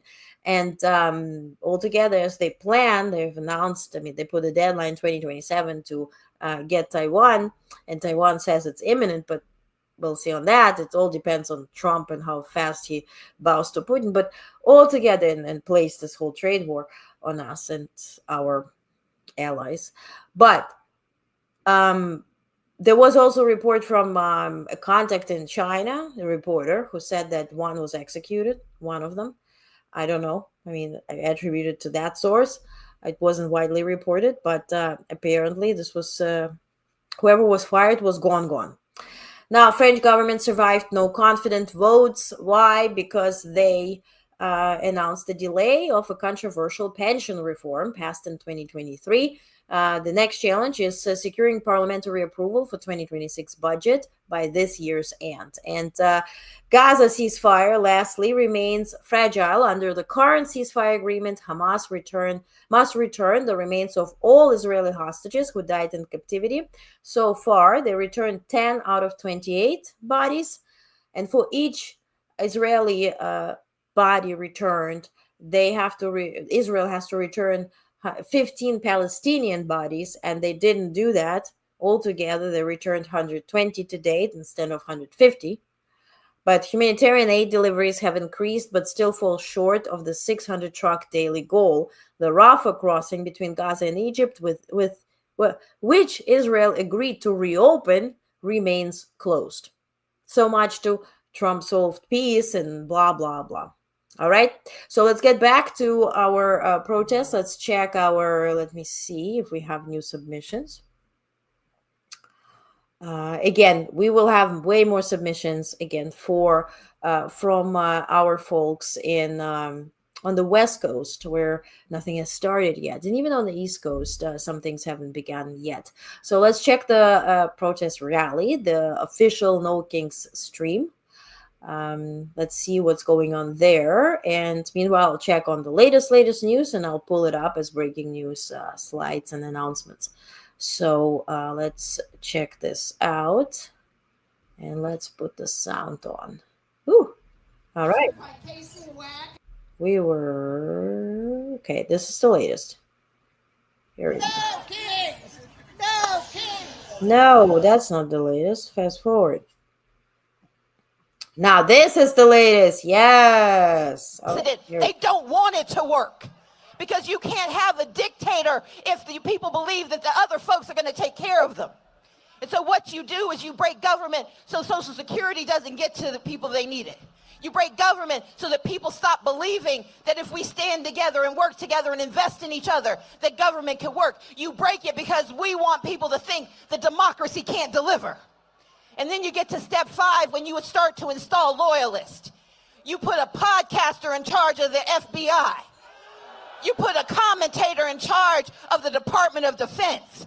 You put a snake oil salesman in charge of Health and Human Services. The person you put in charge of Homeland Security only knows security when she shoots her dog. You replace people who know what to do with people who only know what power looks like. And then you get to step 6, you start to attack the media and you attack the truth. Because it's hard to unite when we don't have a shared reality. And so you see Jimmy Kimmel losing his job and Karen Attiah losing her job. But you also see PBS and NPR losing their funding because they don't want us to know what we know. They can tell a lie 1,000 times and make it sound like the truth. And they take over CBS, and they take over NBC, and they take over ABC, and they take over TikTok because they don't want us to know the truth, because propaganda sounds better. Then you get to step 7. And step 7 is the most dangerous step, because then you got to blame someone for the government you've broken, for the people you've hurt. And so you accuse transgender people of causing inflation. You say that immigrants are a scourge on our nation. You blame black pilots for having success. You go after the disabled and you go after the vulnerable. You go after DEI, not because you care about the letters, but because you despise the mission. Diversity means all people. Equity means fair access to opportunity. Inclusion means respect for belonging. They're not mad about the letters, they're mad about the mission. They're mad because they know that DEI is in our DNA. This is a nation built on DEI. This is a country that came into being saying that we are going to do better than our forebears so we can do better by our children. DEI is who we are, and that's why they go after it day after day, time after time, because you can't have a pluralistic democracy if you get rid of the plurals. Then you get to step 8, just in case folks like the ACLU try to sue and protect us, just in case labor unions unite to protect us, just in case universities try to teach us, just in case protesters try to show up and remind us of who we are. They go after step 8. They try to break civil society because they're preparing us for step 9. And step 9 is when they start to normalize violence. You see, I believe in the nonviolent revolution, because it works. It is the only thing that has ever truly consistently worked. But instead of that, what they want us to do is believe that we're in danger if we speak up, that we're in danger if we aggregate, that if we assemble like the First Amendment tells us we can, that there's a problem. And so we have a paramilitary called ICE that's breaking into houses and arresting people, kidnapping folks off the streets. We have the National Guard occupying our country, occupying our cities. We have a military occupation of Washington, D.C. And if we heard that on the news anywhere else, we would be up in arms. And yet here in America, we're supposed to just take it as normal. We're supposed to believe that it's okay that we have the military invasion of Portland and Chicago, of Memphis, and of L.A. We're supposed to believe that it's normal to have a secret mass police roaming the streets of America. That's not normal. That's intentional. Because what they want us to do is to not notice that they've gotten to step 10. And the step 10 is when we end democracy for everyone. That's why Texas is redrawing its maps. That's why Missouri redrew its maps. That's why Georgia purged 400,000 people from its rolls. That's why they're trying to gut the Section 2 of the Voting Rights Act, because they want to break democracy forever. We're going to have elections. Russia has elections. Turkey has elections. Venezuela has elections. But if they already know who's going to win, what's the point of showing up? Their destination is to take our country from us. And if there are 10 steps to autocracy and 10 steps to authoritarianism, Atlanta, I'm here to tell you there are 10 steps to freedom and power. That's what we're here for. There are 10 steps to freedom and to power, to health care for all. There are 10 steps to protecting our patriots. There are 10 steps to protecting our democracy. There are 10 steps to protecting our right to control our bodies and control our futures and control our minds. We've got to commit, say commit. We've got to share, say share. We have got to organize, say organize. We've got to mobilize, say mobilize. We've got to litigate, say litigate. We have got to disrupt, say disrupt. We have got to deny them the ability to take our language, say deny. We have got to engage, say engage. We have got to elect, say elect. And when we get those 9 steps done, we are going to demand the nation we deserve. Say demand. Say demand. Say demand. We demand our freedom. We demand our power. We demand our freedom. We demand our power. We demand our freedom. We demand our power. We've got 10 steps to get there, 10 steps to get where we need to be. And it's going to take every one of us walking those steps together. We don't all have to do the same thing, but we've all got to do something. And if we take these 10 steps, if we do this work, then we will claim the destination of pluralism. We will claim the destination of democracy. And we will claim the destination of justice. And we will show them who we are. Thank you so much.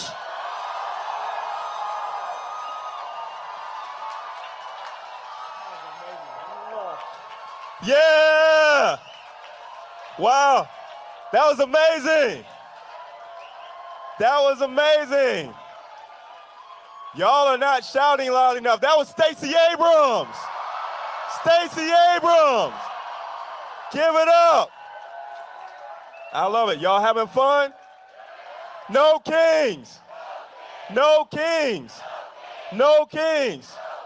Next up, we have Mariah Parker for Playfair ATL. Give it up for Mariah.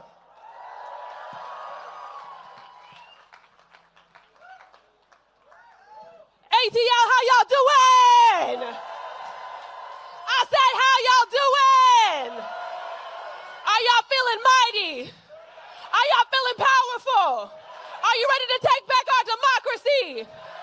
All right, my name is Mariah Parker. I'm here with the Union of Southern Service Workers as well as Playfair ATL, a coalition of housing, immigration, and labor justice groups coming together to ensure that the World Cup here in Atlanta in 2026 is fair and equitable and serves all Atlantans, not just the wealthy few. Quick little survey. Who here remembers the 96 Olympics? Couple people.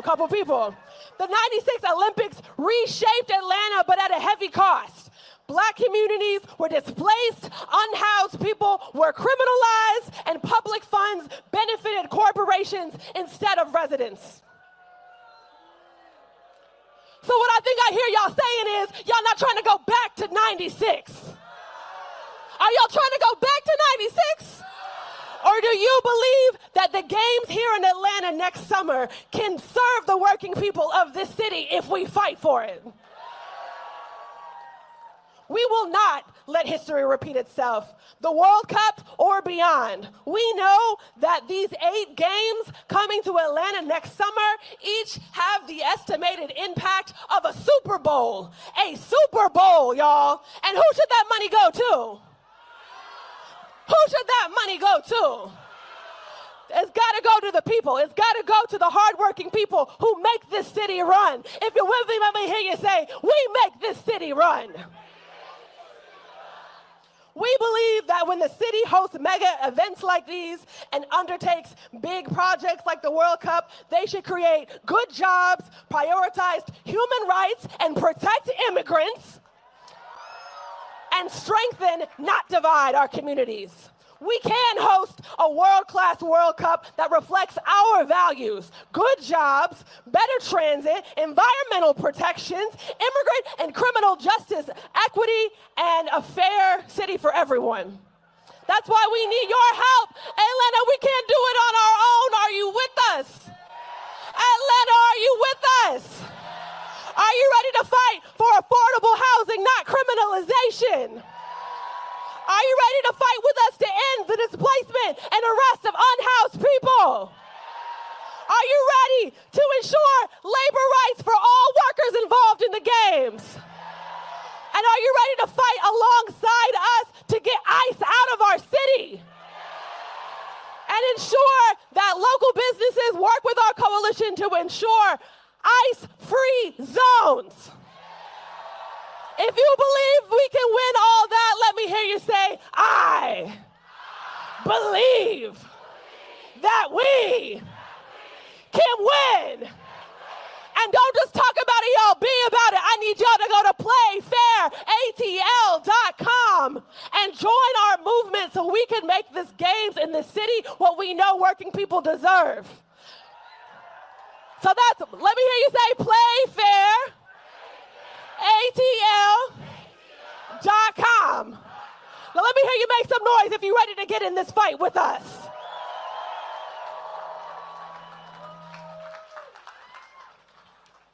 playfairatl.com. Now look, we've had Senator Warnock coming up. We had Stacey Abrams coming up. Next up, it is my pleasure for your Congressman, Congressman Hank Johnson. Let's go, Congressman. Good afternoon, everybody. You know, we last got together for No Kings. And by the way, no kings. No kings. No kings. You know, we last got together about this king issue on Flag Day, June 14th, just 4 months ago. And it seems like it's been a year ago. So much has been happening. You know, No Kings, June 14th, was the march, or was the parade, the military parade with the tanks rolling down the streets of Washington, D.C. Y'all remember that parade? None of y'all were there. And nobody else was there either. And I was hoping that it was going to rain that night, but it didn't. But they proceeded on with it. Here we are 4 months later, we got the military invading the streets, not just of Washington, D.C., but across the country. No tanks rolling yet, but I can't guarantee what won't be happening 4 months from now. That's why it's so important that we're all gathered here today, and I can tell you the size of this crowd from the one 4 months ago is about 10 times the amount. Give yourselves a hand for showing up and showing out in Atlanta. Because in Atlanta, we don't recognize kings.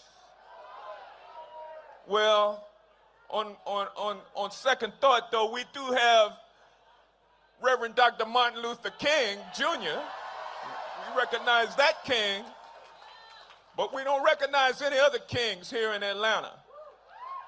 That's because Atlanta, the city too busy to hate, has always been working towards the beloved community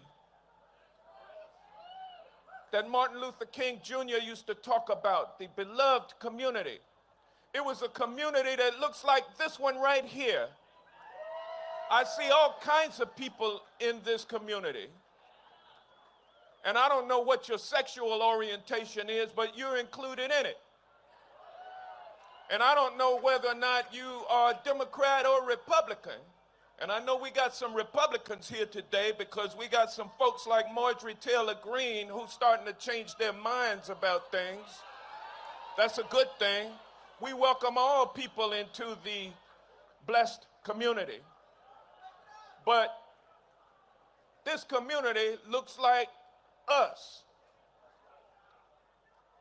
And that is what we must take away from today, is that we don't have a beloved community in the greater sphere of things among our so-called leaders. They're leading us in a different direction. Our direction is about eliminating racism and sexism. It's about eliminating poverty.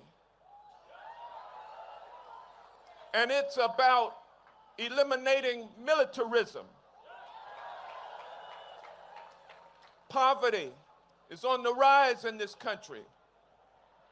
200,000 of our fellow citizens used to work for the federal government 8 months ago. And by the end of this year, the goal is 350,000 gone. Our relatives, friends, and neighbors are those people who are hurting financially. And then while they're hurting financially, others have been laid off or furloughed due to this government shutdown. So people are hurting because prices had already been going up, continue to go up. And so poverty is on the rise, racism is on the rise, and militarism is on the rise in this country. But we, the beloved community, are here to stand for the principle that it's not going to happen. We're not going to let it happen.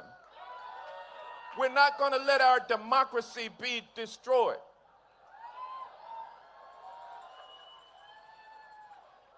We have the courage to understand that there may be some difficult days ahead, and I predict that there will be. Things will get worse before they get better. But as long as we, the people, are together in our beloved community setting, we will win. No kings, no kings, no kings. Ladies and gentlemen, even though the tanks may end up rolling through the streets of this country. That's how deep and dark it might get. Like Tiananmen Square. I remember that young man who stood in front of the tank. He was brave. He was fighting for a purpose. And he was willing to give his life for that purpose. Dr. Martin Luther King Jr. and others have fought and died not just for civil rights and not just for human rights, but for freedom, liberty, and justice for all. That is what America used to stand for, but it has never lived up to that expectation. It has never lived up to become the beloved community for everyone.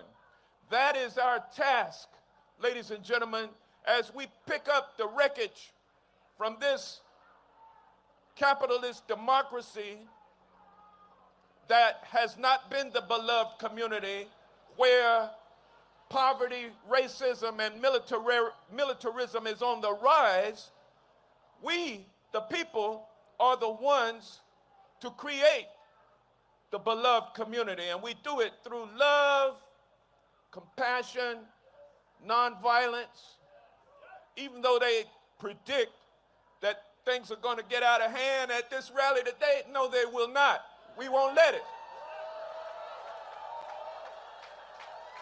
I know that Dr. King is looking down on us now with the expectation that we will continue to march, we'll continue to sit in, we'll continue to freedom ride, we'll continue to protest, and we may not, like that young man standing in front of the tank in Tiananmen Square, we may not get to see the promised land, but we'll do everything in our power with every ounce of life that we have to make sure that our children and their children can live in the beloved community. Is it worth fighting for? Are y'all ready to fight? But don't get it twisted. Nonviolent, peaceful protest, that's what we're talking about. So let's have a great day as we march from this location down to the state capitol so that we can show all of those racists down there, that racist history that is monumented down there, that it's a new day. The beloved community is taking over, y'all.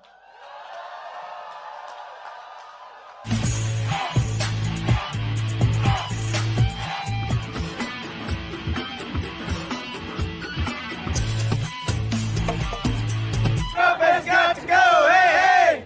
Ho, ho! Donald Trump has got to go, hey, hey! Ho, ho! Donald Trump has got to go!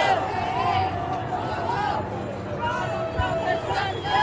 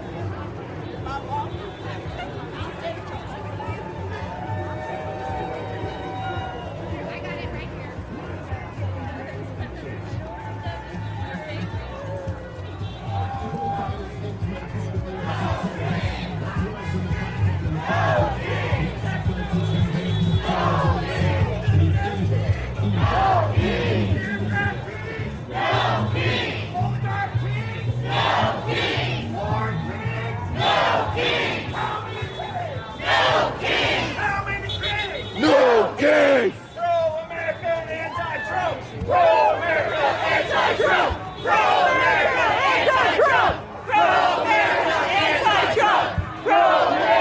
anti-Trump! Pro-America, anti-Trump! Pro-America, anti-Trump! Pro-America, anti-Trump! Pro-America, anti-Trump! Pro-America, anti-Trump! Pro-America, anti-Trump! Pro-America, anti-Trump! Tell me what democracy looks like! This is what democracy looks like! What does democracy look like? This is what democracy looks like! Tell me what democracy looks like! This is what democracy looks like! Tell me what democracy looks like! This is what democracy looks like! Tell me what democracy looks like! This is what democracy looks like!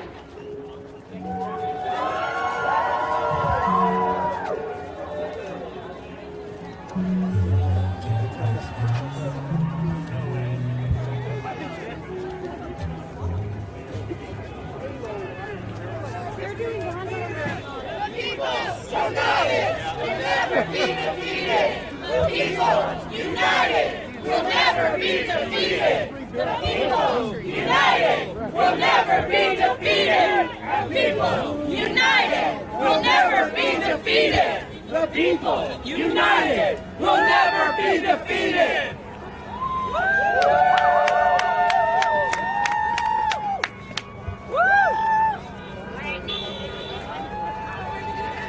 No kings! No kings!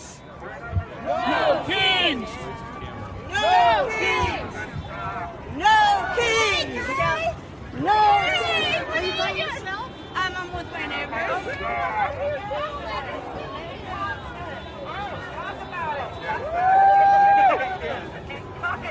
I know that smell anyway. Fuck Trump! I don't like Donald Trump very much.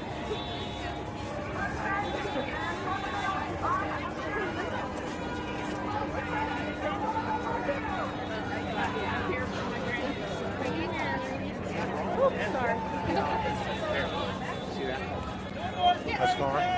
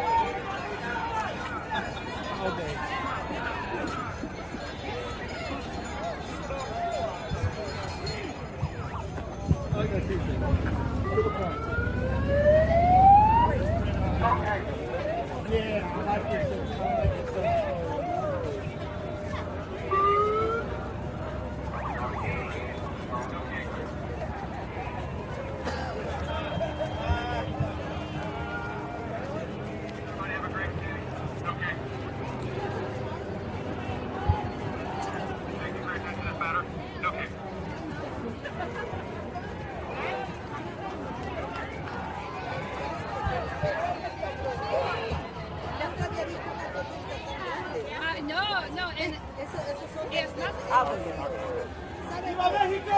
¡Siga la vibra! Porque las noticias son más grandes.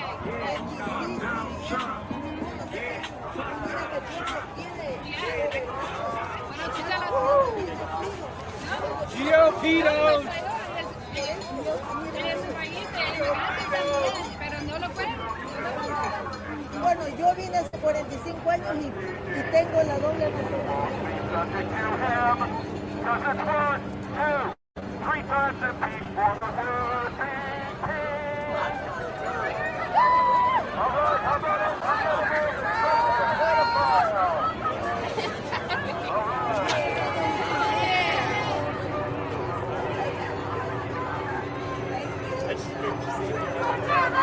Gaza will be free from the river to the sea. Gaza will be free from the river to the sea. Gaza will be free.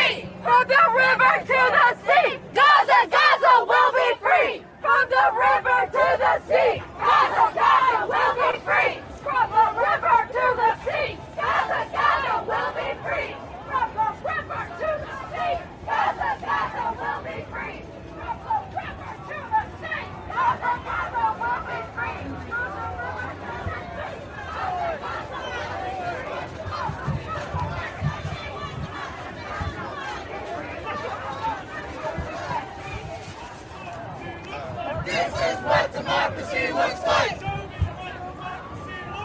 This is what democracy looks like. Show me what democracy looks like. This is what democracy looks like. Show me what democracy looks like. This is what democracy looks like. Show me what democracy looks like. This is what democracy looks like. Show me what democracy looks like. This is what democracy looks like. Show me what democracy looks like. This is what democracy looks like. Show me what democracy looks like. This is what democracy looks like. Show me what democracy looks like. This is what democracy looks like. Show me what democracy looks like. This is what democracy looks like. Show me what democracy looks like. This is what democracy looks like. Show me what democracy looks like. This is what democracy looks like. Show me what democracy looks like. This is what democracy looks like. Show me what democracy looks like. This is what democracy looks like. Show me what democracy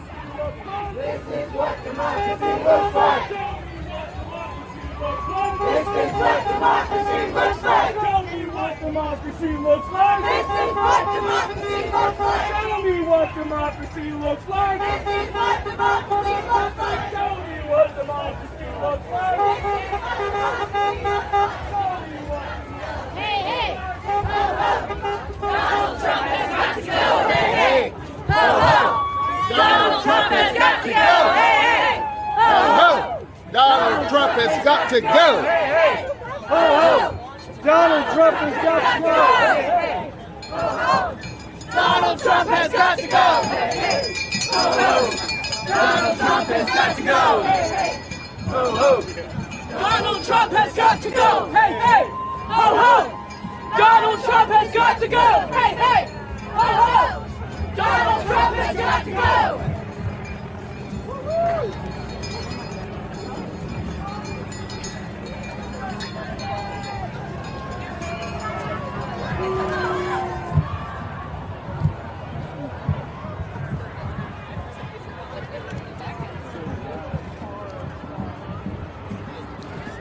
Just seems to be extending pardons to his allies, notwithstanding whatever crimes they've committed. I mean, America has always been the strongest sort of rule of law country in the world, which is why the dollar has always been the reserve currency in the world. I think the fact that you have a falling dollar and a rising price of gold reflects the lawlessness in America led by Donald Trump and the idea that he thinks he can grant pardons to whomever it may be it from the criminals who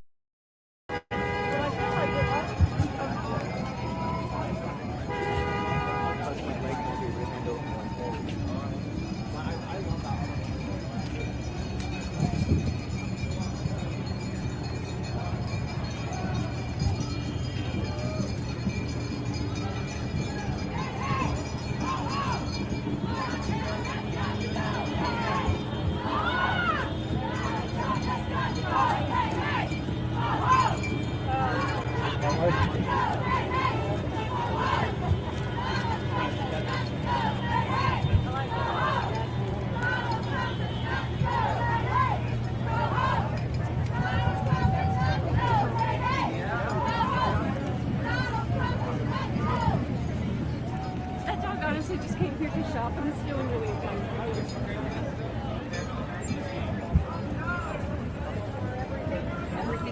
Now that would be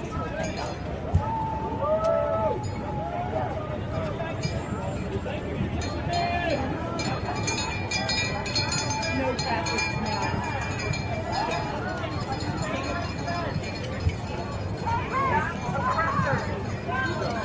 I got a good one.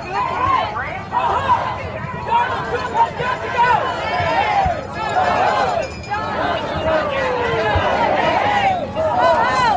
Donald Trump has got to go!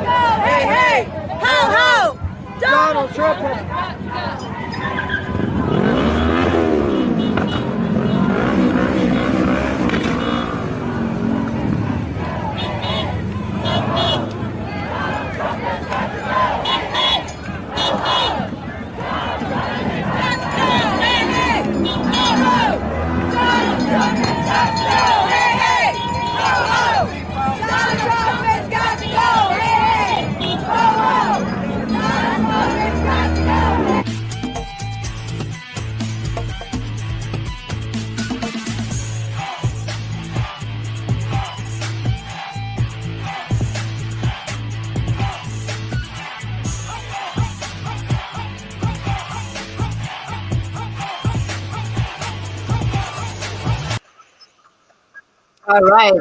We're staying tuned for more. And as we do that, I have a video which is really remarkable from this part. There's a huge human sign on San Francisco's Ocean Beach reading "No Kings, Yes on 50." It's in support of California's Proposition 50, and stand up against Donald Trump's fascist regime. I do have the video. I'm uploading it right now. It's really a remarkable thing to see. Let me just upload it real quick, and I'll show it right here. Thank you so much for being here. We're live for 3 hours and 55 minutes. Maybe we end at 4, I think, because you got things to do too. Okay. But anyway, I'm here. I'm covering it all day. We're receiving still footage from West Coast. We are expecting more footage. So the final album of No Kings #2 will be, I call it NKD2, will be published ultimately tomorrow, featuring all the footage. But the write-ups in all the languages and press releases will follow, of course, today as well. And I will then add your names and credit if you apply to get credited through your footage, if you submitted this. And thank you for doing that. This will be released today, tomorrow, and days ahead, so we don't overwhelm the system and they don't block me for spamming. But we have a lot, and I think this has to be an ongoing message, not just today, but really let's, you have to fill the space. Now, I do have the video. Check it out. Protesters creating huge human sign in San Francisco's Ocean Beach. Take a look. Again, this is in support of California's Proposition 50 to stand up against Trump's regime. And this is literally, this people. It's a human sign on San Francisco's Ocean Beach. How organized, how peaceful, and with the flag and the waving of the flag. I mean, this is epic. People are showing up and showing off. And what I showed you before was Phoenix. Let's take a look once Just again. seems to be extending pardons to his allies, notwithstanding whatever crimes they've committed. I mean, America has always been the strongest sort of rule of law country in the world, which is why the dollar has always been the reserve currency in the world. I think the fact that you have a falling dollar and a rising price of gold reflects the lawlessness in America led by Donald Trump, and the idea that he thinks he can grant pardons to whomever it may be it from the criminals who... And in the latest news, we have that U.S. is repatriating, it says, but it's actually, they have 2 people who survived the strike on this fisherman. Well, it's a submarine, actually, that they struck in the Caribbean. U.S. yesterday did the whole helicopter story rescuing them, and today decided to send them to a third country, essentially, not to seek long-term prosecution in the United States. So the 2 survivors, after this helicopter rescue, U.S. military flew survivors to U.S. Navy warship in the Caribbean, where they were detained until at least Friday evening. It was not clear if they had already been flown off the ship, but the Trump administration is moving to send the 2 survivors of Thursday's strike in the Caribbean to a different country rather than seek long-term military detention for them, 4 U.S. officials told Reuters today, just a couple of hours ago. And let us check the latest on this pool, Vice President's pool. And they have nothing. I mean, at this point, this creepy event is starting in half hour, and we have no pool for Vice President. Is he speaking? Where is he speaking? What is going on? We have absolutely nothing. So, kind of interesting. I would like to switch to C-SPAN to see what's happening in California. I also want you to have a day in life today. It's a Saturday. Again, I'm always very, very, very grateful for you for being here. Please subscribe. Please follow. We have actual news. We have factual newsletter briefings that have no paywall. We're completely people funded. Please join Honest Plus on YouTube. If you are on YouTube, please follow Please subscribe, please like, because that will allow this video to spread to more people, also overseas, so more will get to see what is actually happening in the United States. So let's switch to the live stream of the protest. Let's see what's the latest on that. Let me update it if there's anything. They do have Chicago now, hands off protests in Chicago. Let's check that. And meanwhile, I'll try to find out the latest on California and get a C-SPAN, green light for tuning in this broadcast. So let's take a look in Chicago. Meanwhile, let's get the latest here. All right. Blowing a whistle. Oop. All right. That's I know what it's like to come home when you are 5 years old and your dad is not there. And I am still standing. Yes, you are.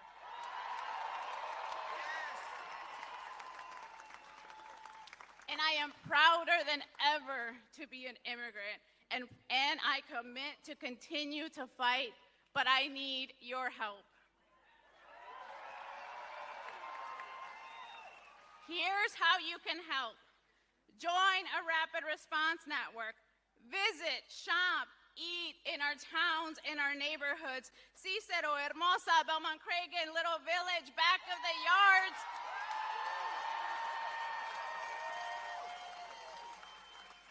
Elgin, Waukegan, Aurora. Donate to our organizations, donate to the Resurrection Project, donate to ICIRR, donate to OCAD. Buy your whistle and take it everywhere you go.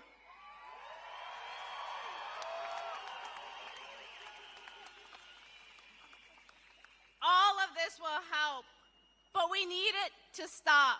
We need more than help. We need this to stop. So I am asking you to help us. Share the videos on social media. Make sure the world knows what is happening. Call your members of Congress and tell them this has to stop. Talk to your family who voted for Trump and tell them to call their members of Congress. Tell your boss. Tell the companies you work for to take action and say this has to stop. Public opinion is shifting, but we have to make it faster.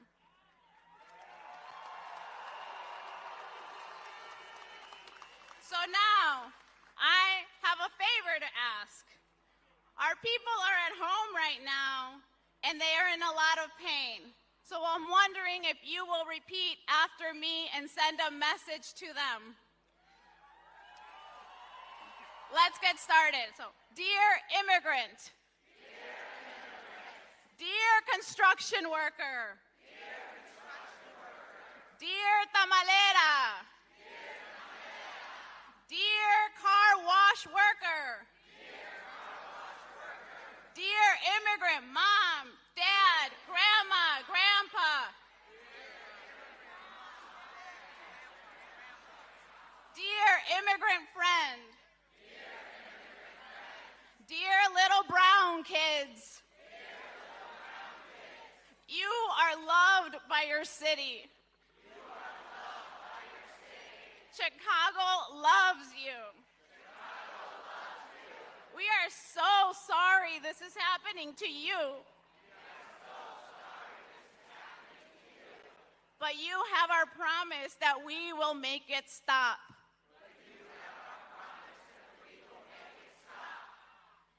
Inmigrantes, Proyecto Resurrección está con ustedes. Lamentamos tanto lo que está pasando, pero saldremos de esto juntos.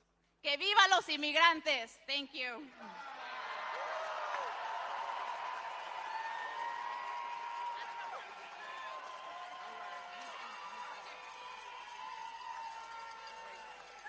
Thank you, Erendira. Our next speaker has been working to protect all Chicagoans. He has signed executive orders to resist these attacks and these unlawful attacks from the federal government. Please join me in welcoming the mayor of the great city of Chicago, Mayor Brandon Johnson.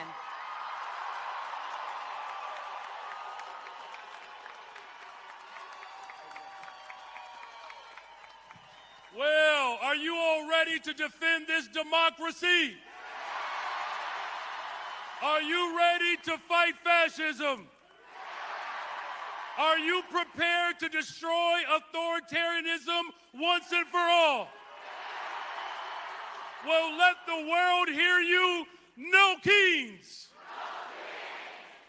Now listen, there are those in this country that have decided, after the behest of this president, to declare war on Chicago and American cities across this country. They have clearly decided that they want a rematch of the Civil War. But we are here to stand firm, to stand committed, that we will not bend, we will not bow, we will not cower, we will not submit to the authoritarianism that is coming down.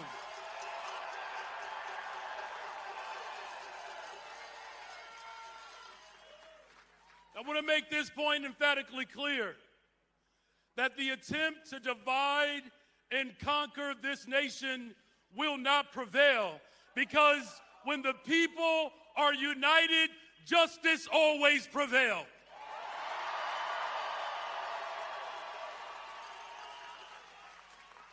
Donald Trump is using ICE as his private, militarized, occupying force. The only other entities that are funded greater than ICE are the United States military and China's military. But we are saying emphatically clear, we do not want troops in our city. We will not allow our cities to be occupied.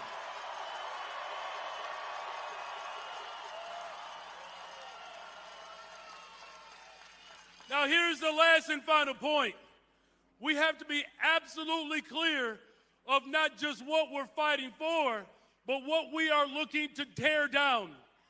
Donald Trump just shifted the largest concentration of upward wealth into the hands of the ultra-rich and large corporations in the history of this country.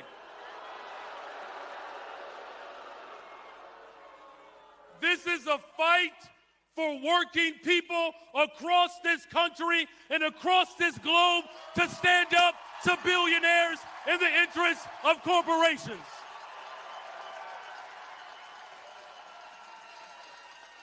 Now, there are some billionaires and corporate leaders that want us to have sympathy for them, and they have just received the greatest tax cuts at the expense of health care and housing and education and transportation and good-paying jobs. So here's what we need to do in this moment.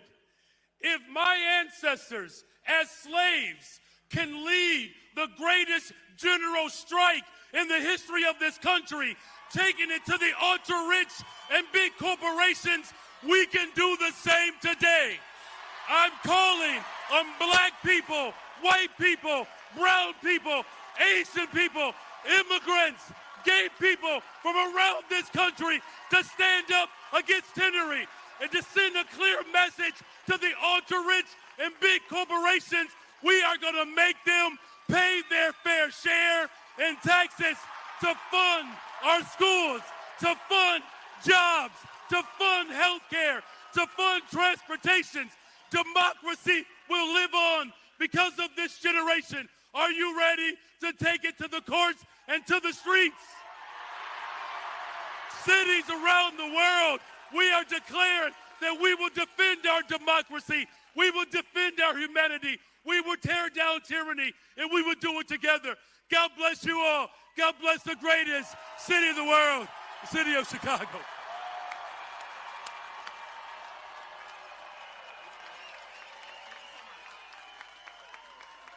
Let's give it up for Mayor Johnson. In addition to City Hall, we need fighters in Congress. This is a congressperson who has been fighting for transparency and fighting against the unlawful occupation of our cities. Please join me in recognizing and welcoming Jonathan Jackson, Congressman Jonathan Jackson. We're here today because we've had enough of watching federal agents zip-tie women, zip-tie children, zip-tie hardworking Americans. We have seen far too many unmarked vehicles rolling around the streets of American cities, arresting people who are actually American citizens with no identification and no due process. And if anybody thinks that this gathering is about blowing off steam, they have grossly underestimated the severity of this moment. And better still, they have misunderstood the determination that we have not to allow this country to become a racist dystopia where cruelty destroys the rule of law. We did not come here to have a picnic. We came here to draw a line in the concrete. And if the enemies of democracy think that we are going quietly into the night, let them see the size of this gathering and remind them of who's really in charge.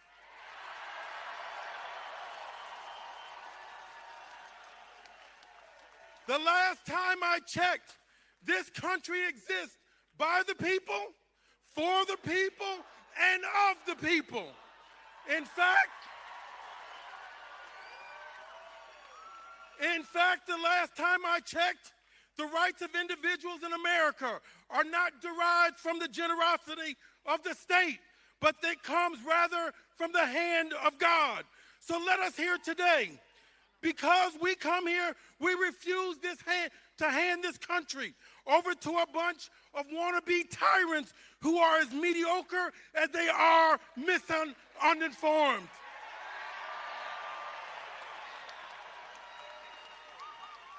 Today we stand together for the kind of America that Reverend Martin Luther King died to make possible. And today we stand up for our diversity, for our equity, for our inclusion, because without it, this is a country that would be a meandering republic that only represents the needs of those who gorge themselves with money and power. How many times do we have to tell America that DEI is not a pathway to privilege for the few, but it is rather how this nation should seek to correct the mistakes of the many?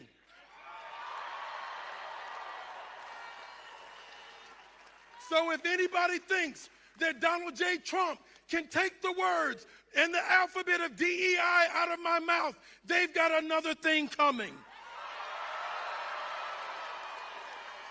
I will not shut up about it. This is a beautiful crowd. This is a composite nation. And I won't be quiet because diversity is the only treatment that has ever been successful in the fight against the cancer of racism. Walking away from diversity, I've said it before, is like turning your back on chemotherapy before the tumor has gone away. Nobody with any sense tries to get up and leave the operating table while their chest is still open and the doctor is still doing the surgery. And just this week, we saw how much America still needs the operating table. Ladies and gentlemen, I was at the Supreme Court on Wednesday to listen to the oral arguments of the Section 2 voting rights in Louisiana versus Callis. They are trying to turn back the hands of time. These conservative justices are poised to erase 160 years of progress. It is almost as if these people are not tethered to reality. Didn't they see what happened in Texas just a few months ago and how the Texas legislature erroneously erased the legislative districts simply because there were majority black and brown districts? There was no compelling interest to redraw those districts other than that folks that wanted to gerrymander so they could hold on to power. This is exactly what black folks and African Americans fought for and against 160 years ago. But let me tell you about diversity. When I was in the Supreme Court on Wednesday, there have been 116 justices in American history. There have only been 6 women who says we've had too much diversity. Ladies and gentlemen, we're going to protect the Voting Rights Act with every phone and every fiber in our body.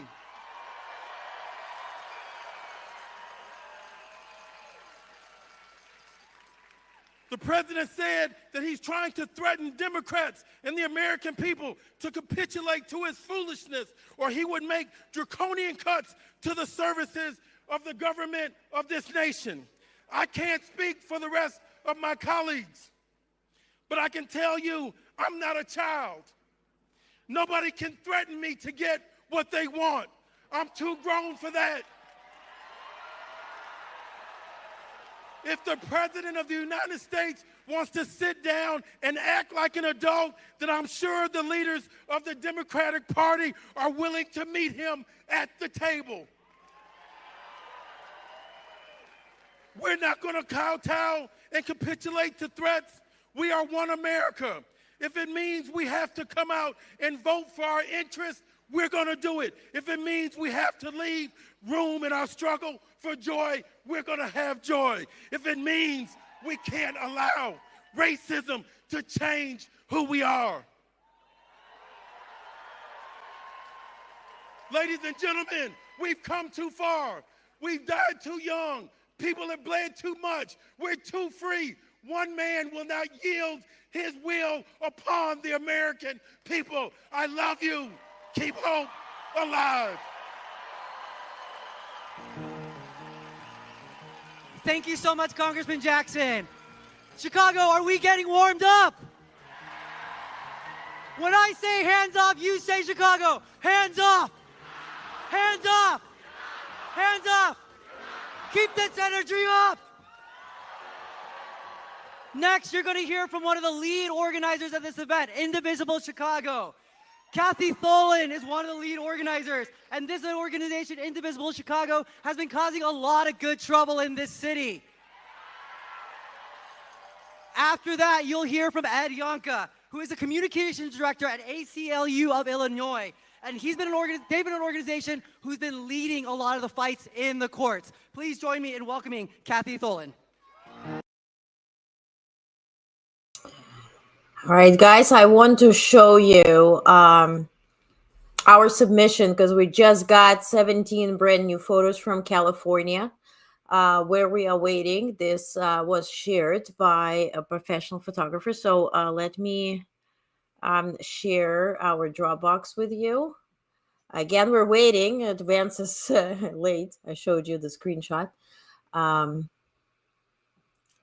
Okay, so this is submitted by Goddess Story Media. So resisting kings in 1776. This was in California. Again, treat us like Russians. We will fight like Ukraine. I like this. Oh, I love this. Let me download it right away. I'm going to send it to Ukrainians. They'll love it. Of course, American flag. Upside down. Yes, we see it. We see it. Noted. Love America. Hate fascists. Well, guys. Chicken. Disaster Donnie has to go. Oh, that's the taco chicken. No crown for a clown. Oh, that's a good one. Let's hope Trump takes his medical advice from RFK Jr. And he doesn't, right? Because he got vaccinated and got COVID shots and everything, right? So he doesn't take advice necessarily from... neither I think RFK Jr. takes advice from RFK Jr. No kings. Elect sex offenders, expect them to screw. Expect to see them screwing, I guess. Oh, okay. I don't do such disservice to iguanas. That's the chicken of the palm trees. Yeah, American Eagle. Oh, cute. So we have, I want a special album and I'm going to post it with the animals and the costumes. I think this deserves to have its own rubric. Look at this. Look at this. We have a unicorn and a little panda. Great. Again, this is No Kings protest by Torrance. No Kings and Torrance. Got a Story Media. Thank you. Thank you again. We have a dinosaur. The balloons. Well, balloons. The bubbles. And that's what we have from California. Again, let me check if what's his face is ready to speak or whatever, unless or otherwise we're going to go to the latest.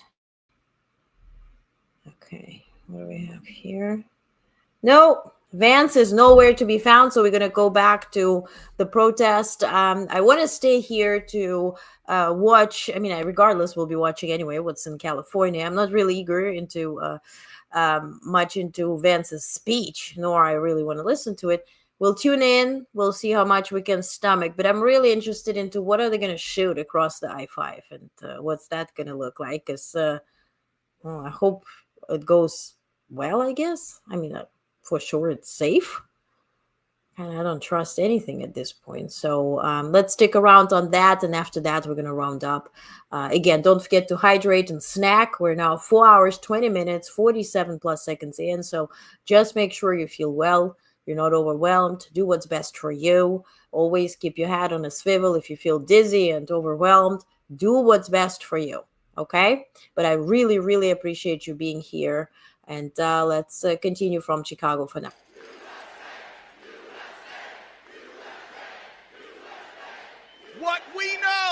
What we know is that the only way our country emerges from this dark time and the slide towards autocracy is by creating a democracy that actually works for each of us. We love our country enough to say no to masked, heavily armed ICE agents rampaging through our streets, firing off tear gas and threatening families and children who are part of our community. We love our country enough to say that no to the use of troops, whether military or federalized National Guard in our city, in an attempt to force communities like Chicago to bend the knee to the politics of hate and division.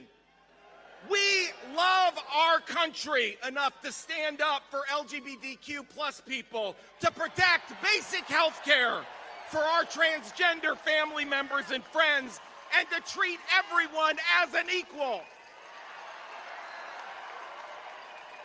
We love our country enough to stand up for the freedom of speech for all people. The power of the federal government should never be used to silence any voice, from a late-night comedian to a graduate student who simply signs an op-ed piece criticizing a foreign government.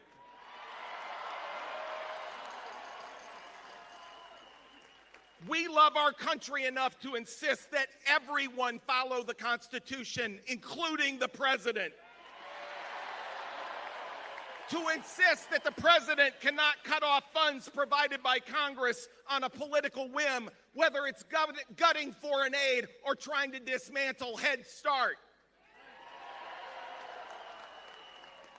They say that dissent is the highest form of patriotism.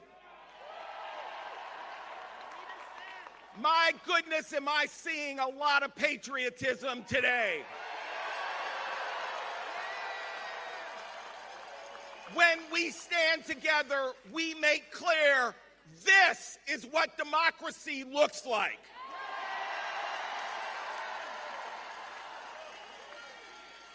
But we know that this movement does not end in a courtroom. It does not end at a podium. It does not end at this rally today. Together, we must continue to take action, to act, to speak out, and to protect our neighbors. Together, from this place, starting today, we can breathe new life into the greatest words ever uttered in the English language. We, the people, in order to form a more perfect union. Let's get to work. That's awesome. Thank you to Indivisible, and thank you to the ACLU for standing with us. We need fighters in all levels of government and also partnerships with other organizations. We have some people on stage with us who have been fighting the fight in various halls of government. Please join me in thanking, a round of applause for Lieutenant Governor Juliana Stratton.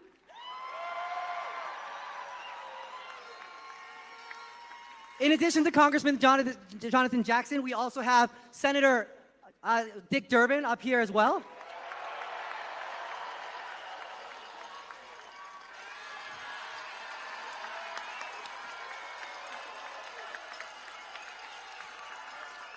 From Congress, we have Congressman Chuy Garcia, Jan Schakowsky, and Mike Quigley.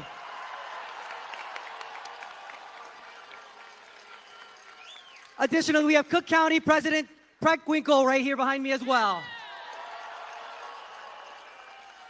In addition, there are plenty of city aldermen, there are county officials, and state representatives. Please join me in thanking them for fighting the fight.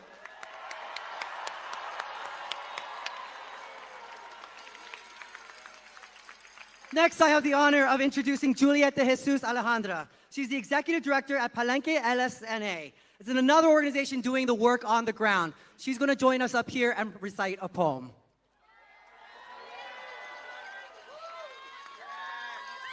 Buenas tardes. Hey. All right, my name is Juliet de Jesus Alejandra. I come from the northwest side of Chicago. Palenque LSNA is proud to be a part of the networks of ICER and OCAD and Access to Justice. We are part of hundreds of community organizations across the state doing rapid response work. Just regular people being bold and courageous in very simple ways every day. What Trump did not understand is that he has awakened a love in us that's bringing us across our segregated communities. So before I start, I want you to start with me. Can you say, I love Chicago? I fucking love Chicago. I fucking love Chicago. Yes. Woo! That's not it. Hold on. I have never loved my city more than I do now.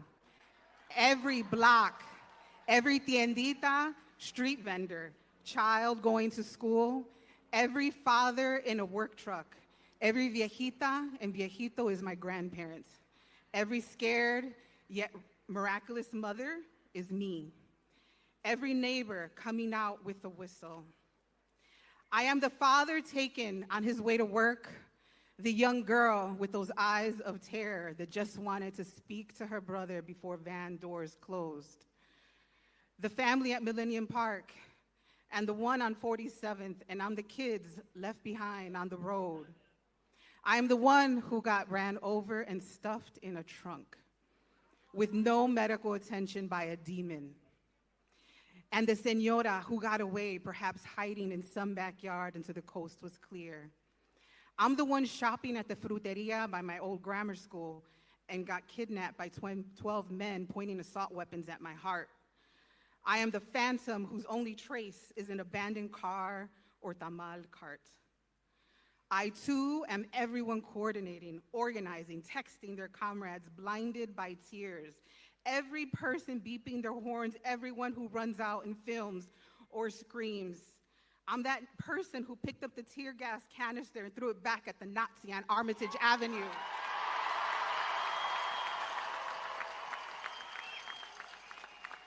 And I'm that guy on Fullerton who yelled, "Block their asses in!" I'm that food delivery guy on the bike that got away that Sunday.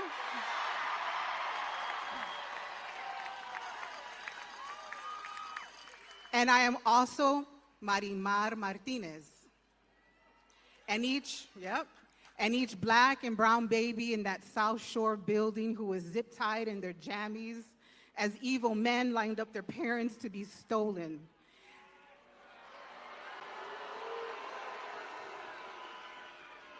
And the black woman who yelled, "Te quiero, Pepe," as the military men disappeared her friend or lover at pre-dawn.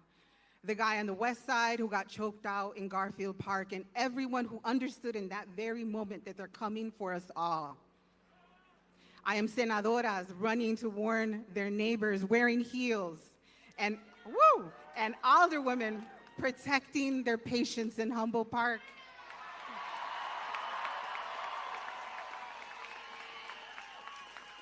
The women in my community who call each other to tell each other that the path to the laundromat or their baby's school is clear for now.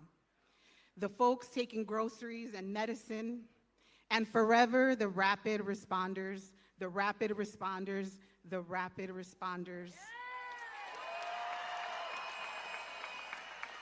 I'm in awe of you every moment of every day. For everyone finding you ways to be brave and teeny tiny ways that add up. Medic, we need a medic right in front. Yep. Excuse me, we need a medic up in the front near the black tent, near the tent. There's someone with an orange hat who is waving. We need a medic up front. Thank you so much for your help, folks.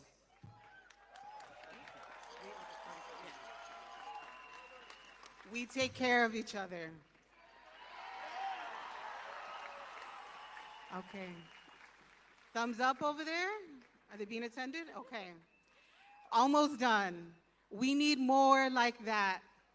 Yeah? Join us. Take up a corner. Blow a whistle or yell. Check on your neighbors. Show up after school to make sure the babies are okay. I love Chicago in my bones now.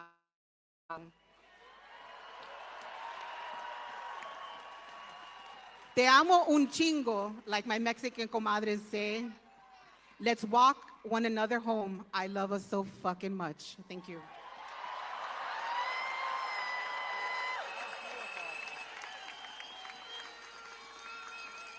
Thank you, Juliet, and also again, thank you for your help again earlier. Next, you're going to hear from the CEO of Equality Illinois, the state's LGBTQ+ civil rights organization. Please join me in welcoming Shannon Lynn Parker.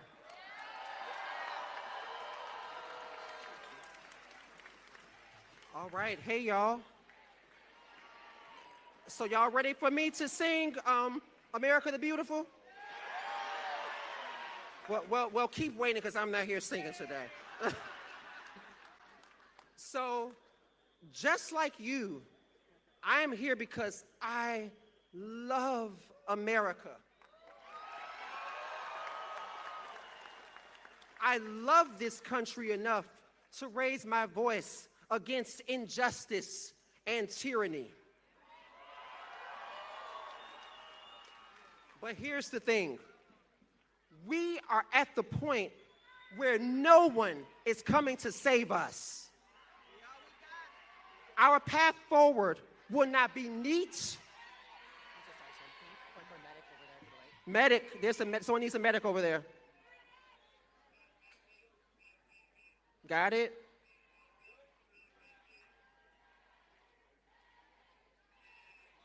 All right. Y'all ready? They taken care of? Not yet. That's okay. You're welcome. All right. So like I just was saying, as you see right now in real time, our path forward will not be neat or tidy. And it is no longer protected by the guardrails of the Constitution. Because to this administration, that document has become an inconvenience, an obstacle to their growing hunger for absolute control.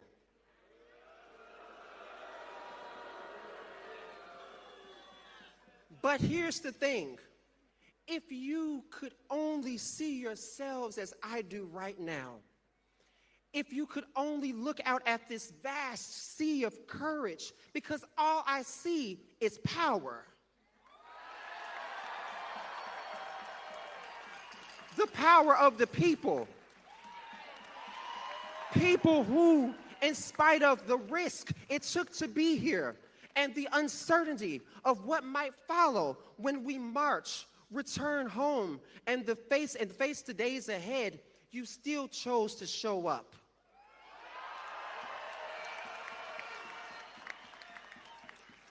These are frightening times, but I'm going to tell you something. I am not afraid.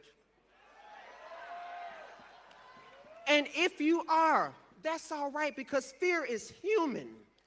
But be more afraid of what happens if we allow this march towards authoritarianism to continue unchecked. Be more afraid for your children, children who may grow up numb to oppression, conditioned to believe that shrinking freedom is normal, because to them it will simply be another day. Be more afraid of what happens not 6 months from now, but in 6 weeks, as this administration nears 1 full year of rule by intimidation and deceit.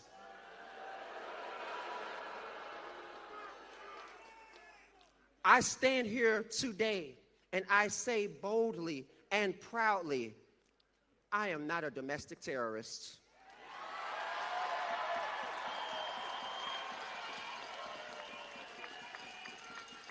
But what I am is an amazing, proud Black trans woman.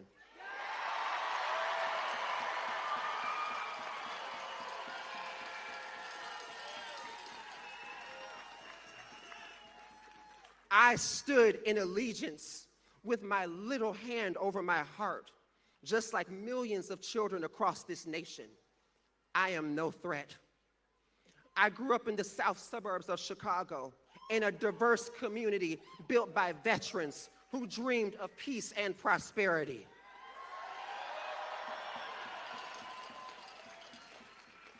I am the progeny of a woman born only 88 years after slavery, that unforgivable crime that this nation still tries to bury.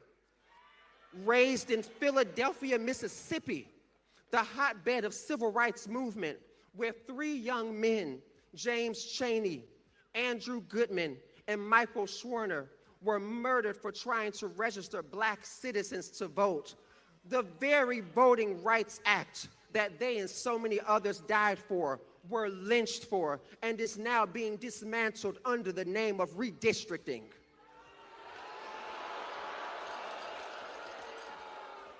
And you, no matter where you stand politically, we need a medic, we need a medic. Medic?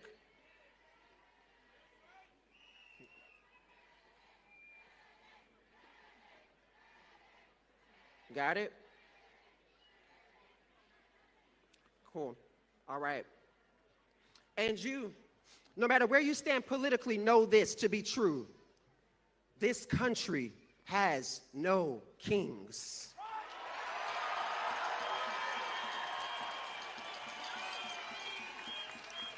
We are not ruled by monarchs or royal decree.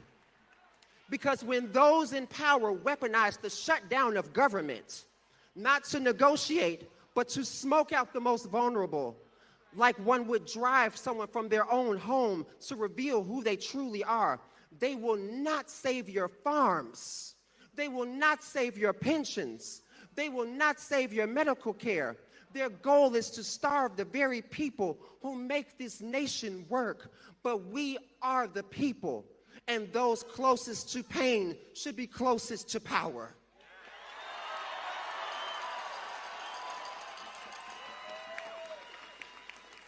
Before I leave you, I want to say this.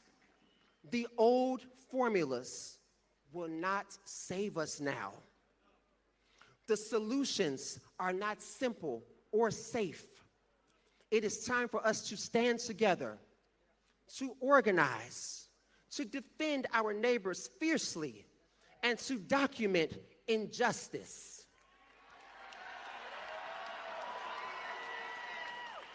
Peaceful disruption.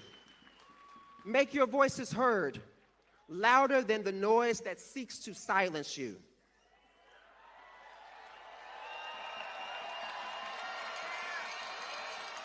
And by all means, keep making it hard for them to get away with this. Let them know we see you. We will not turn a blind eye. We will not capitulate. We will continue to speak. And we will continue to vote. And we will continue to rise. Thank you all.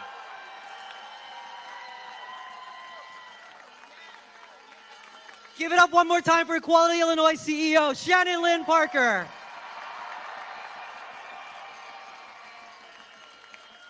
Next, we have one of our champions in the labor movement. Join a union today. Please get up for our friend in labor, Bob Ryder, the president of the Chicago Federation of Labor.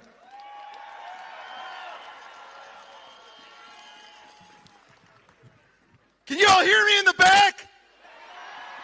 Oh no, I'm going to say hands up! Hands up! Hands up!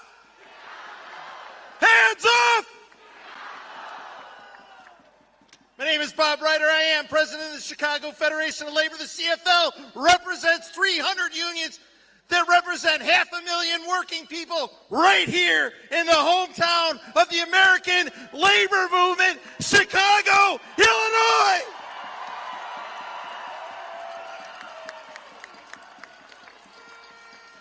And I'm here to deliver a message to Donald J. Trump.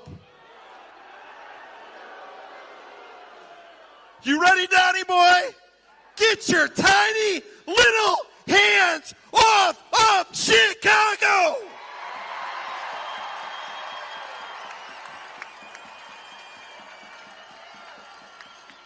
Donald Trump is a joke.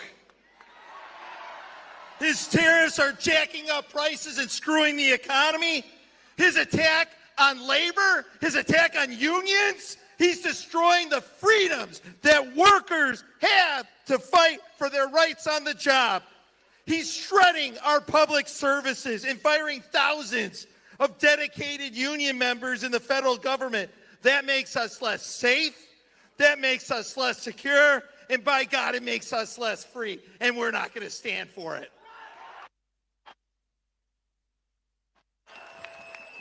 And this insane government shutdown, Trump and his band of MAGA morons in the U.S. House of Representatives, they don't want to help people get health care. It's that simple. This guy holds the lowest approval rating in modern history. Way to go, Donnie boy. Donald Trump thinks he's a king. Donald Trump is a goof.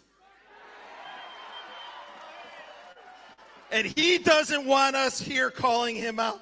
And his sock puppet, Mike Johnson, is out there running his mouth.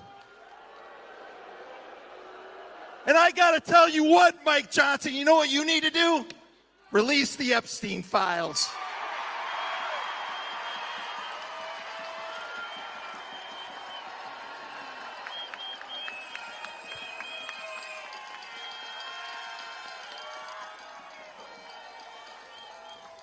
But here's the reality. There's nothing more American than peaceful protest.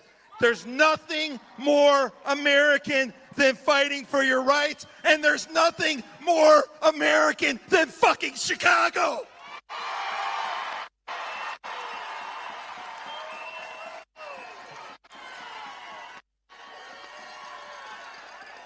That's why our city is under attack by the federal government. Because Trump knows if he can break Chicago, he can break any city. Well, here's some news for you, Donnie boy. You'll never break Chicago's spirit, ever.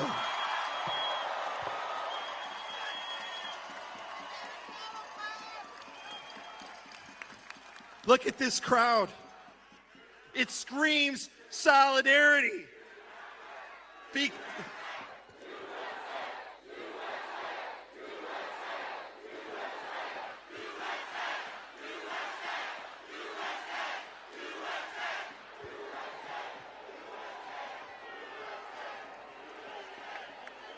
That's right.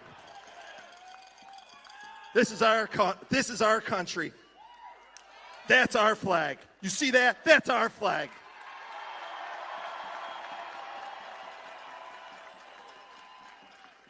The fight for workers' rights is the fight for immigration. The fight for civil rights is the fight for economic. The fight for health care is the fight for one another. And we stand together to say we love America and we don't want any twice impeached, convicted, felon, multiple bankruptcy, sexual predator, wannabe kings in our country.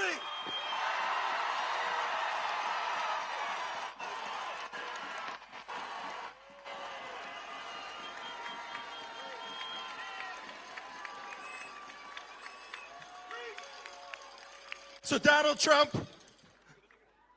I want to make sure that you hear this loud and clear. Stay the fuck out of my city.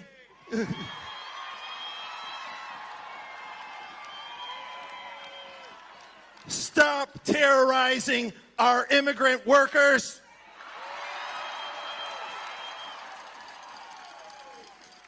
And stop abusing our government.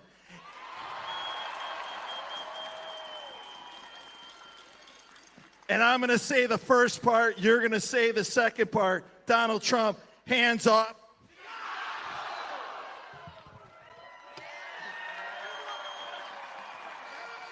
Give it up for Bob Ryder, everyone.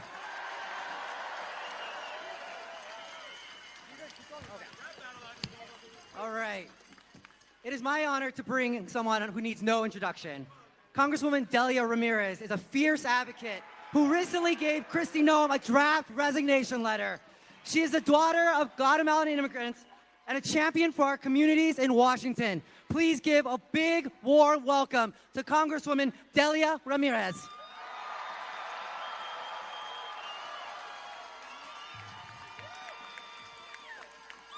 Buenos días, Chicago! Buenas tardes. So listen, I come from organizing, so we start with a chant. When I say people, you say? When I say people, you say power. People! People! When I say people, you say power. People! That's exactly right. May that powerful voice be heard from here to Washington, D.C. and every corner of this country. We need a medic somewhere, I think.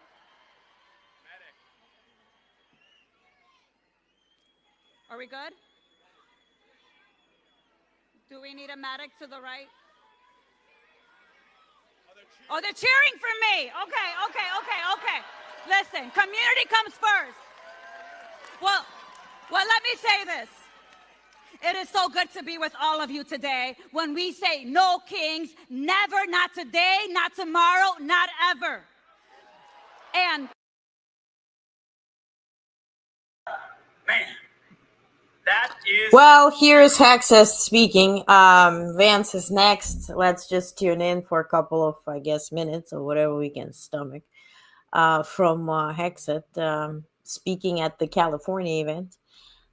He was introduced as Secretary of War, obviously, and this whole event, I've been watching this, and it's just full-blown MAGA. So, yeah.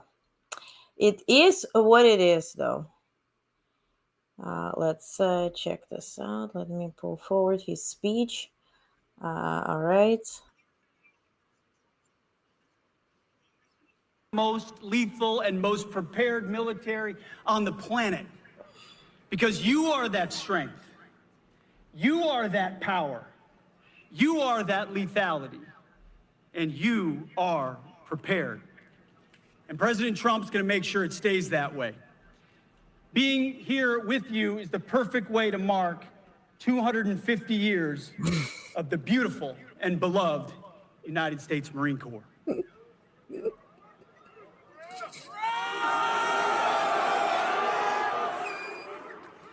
President Trump has made our mission clear. We needed clarity, and he provided it.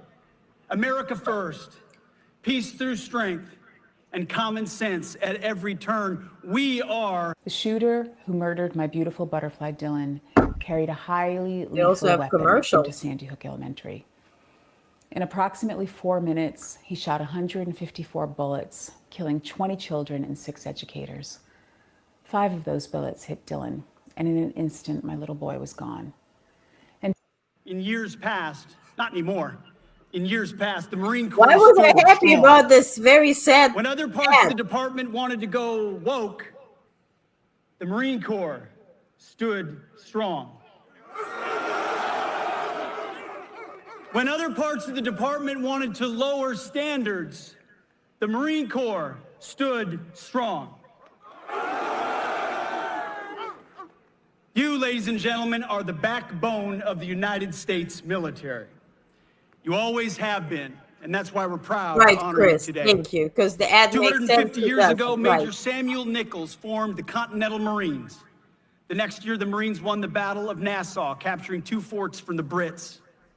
Since that day, the very mention of the Marine Corps stirred panic in the hearts of our enemies. From the halls of Montezuma to the shores of Tripoli, Marines have been the tip of the spear of our armed forces and the vanguard of the fight for freedom, just as they are right now in the Caribbean. Let's hope the wrong people don't FAFO around there. In the most critical battles our nation has ever faced, it is often Marines, forged by unique traditions and tough as nails training, who land first. And they volunteer to put themselves in harm's way, thanks to the blood Linda, I and feel sweat you. of men who came before you. I feel you. Every American knows the truth of the phrase. It's not just a phrase, it's a way of life for all of you. Semper Fidelis, always faithful. You see, because I look out at this crowd, I see a lot of different types of faces. The truth is, your diversity is not your strength. Right. Never Steve, has that's been. a good point. Your strength is in your unity of purpose. It's in your shared mission. It's in your oath to the Constitution. It's the bond that turns individuals into single-minded fighting units. You see, you are set apart. You're not civilians. You're devil dogs, Single-minded units? leathernecks, United States Marines. Hoorah! You are set apart for a distinct purpose.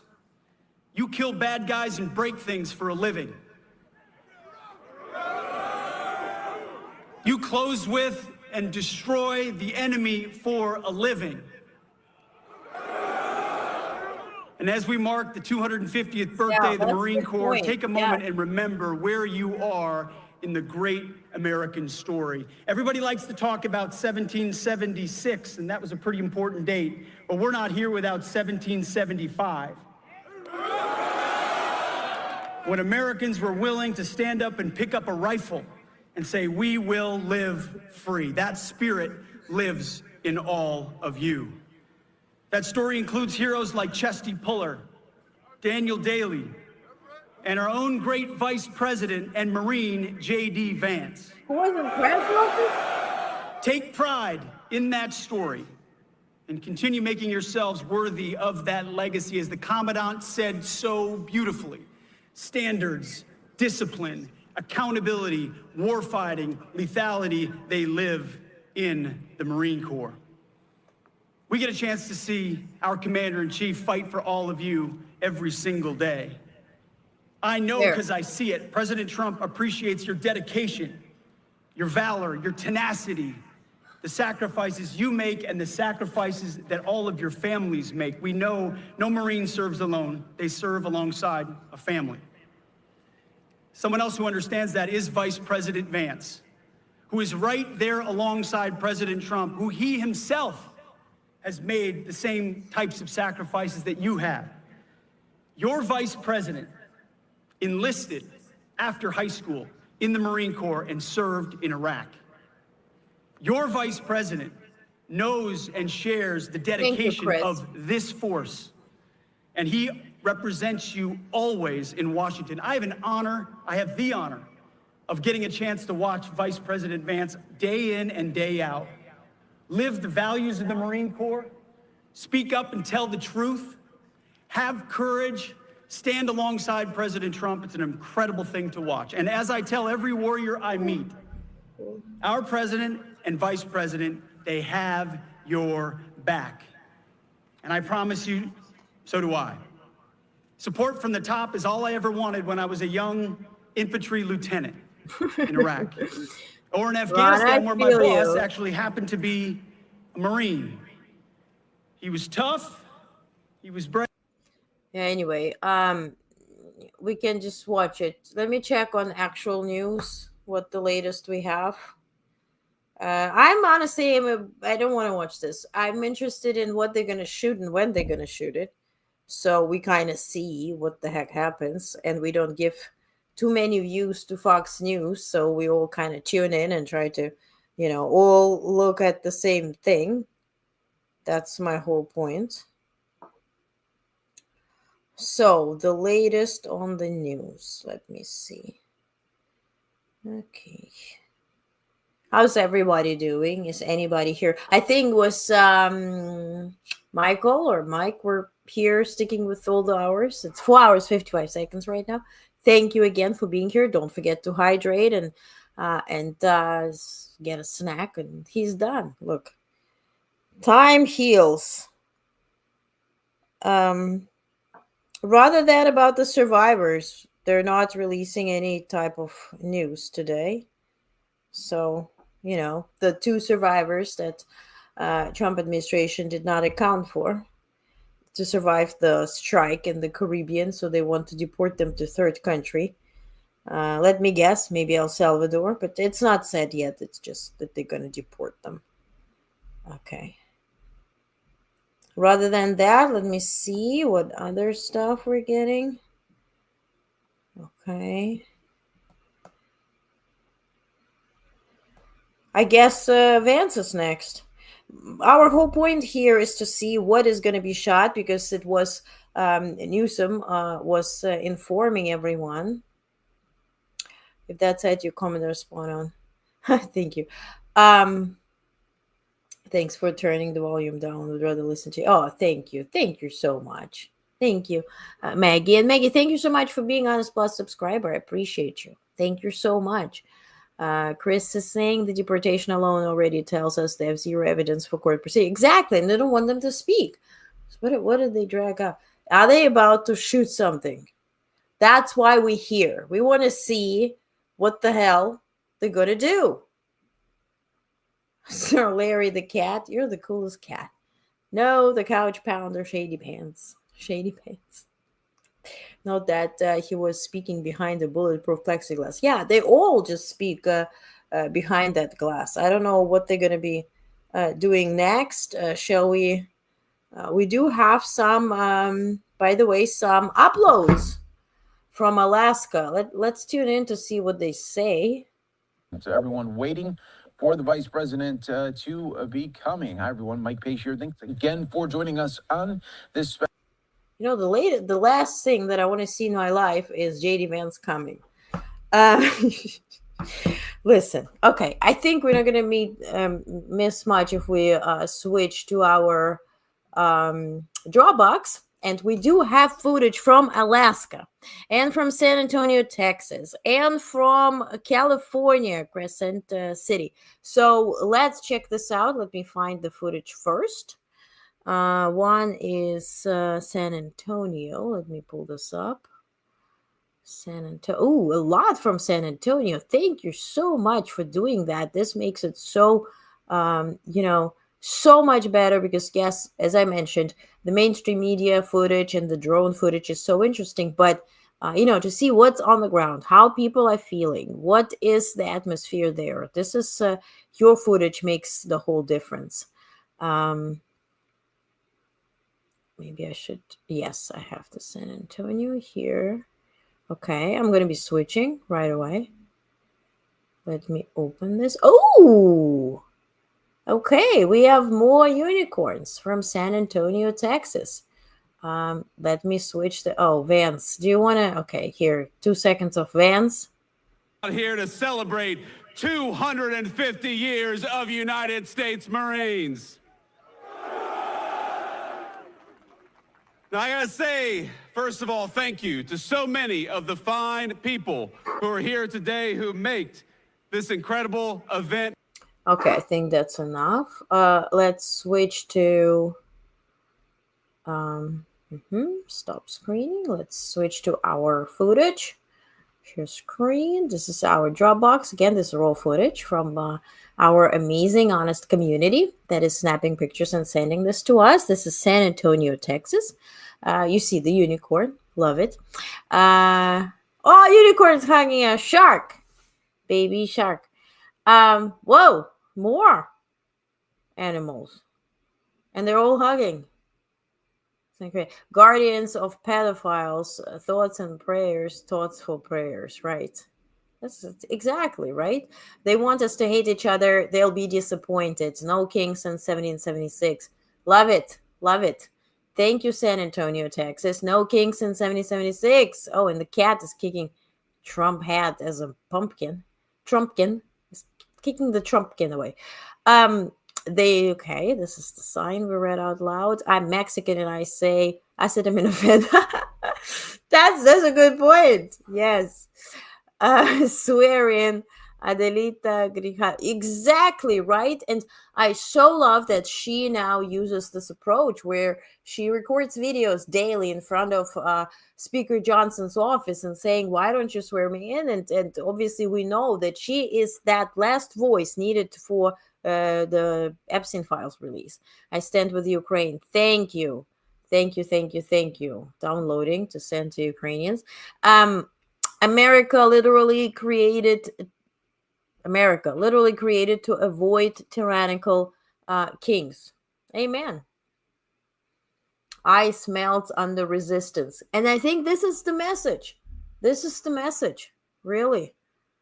Oh, look at the dinosaur. Bloody mouth a little bit.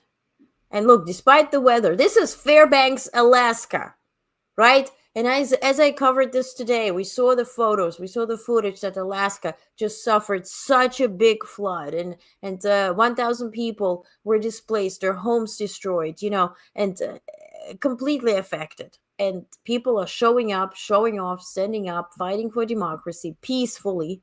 So this is Fairbanks, Alaska. Thank you so much for submitting this. This is so important. Look at this. People are walking. People are showing up with dogs. Again, Fairbanks, Alaska. And Karen English sent us a video. I think this was Florida. We saw it earlier, but I don't mind seeing it. Karen's documenting, doing our documentation. And then I want to find Jesse sent something from California as well. I think this thing goes by. Is it going by? Okay, Jenny here sent us a video. This is from California. Take a look.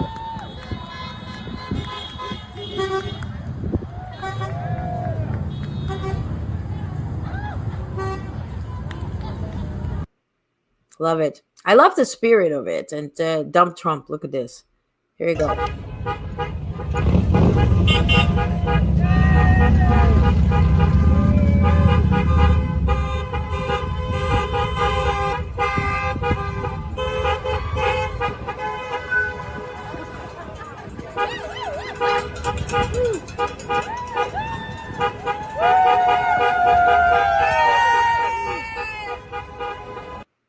And Jenny is sending, by the way, not from California, it's Port Huron, Huron, Michigan.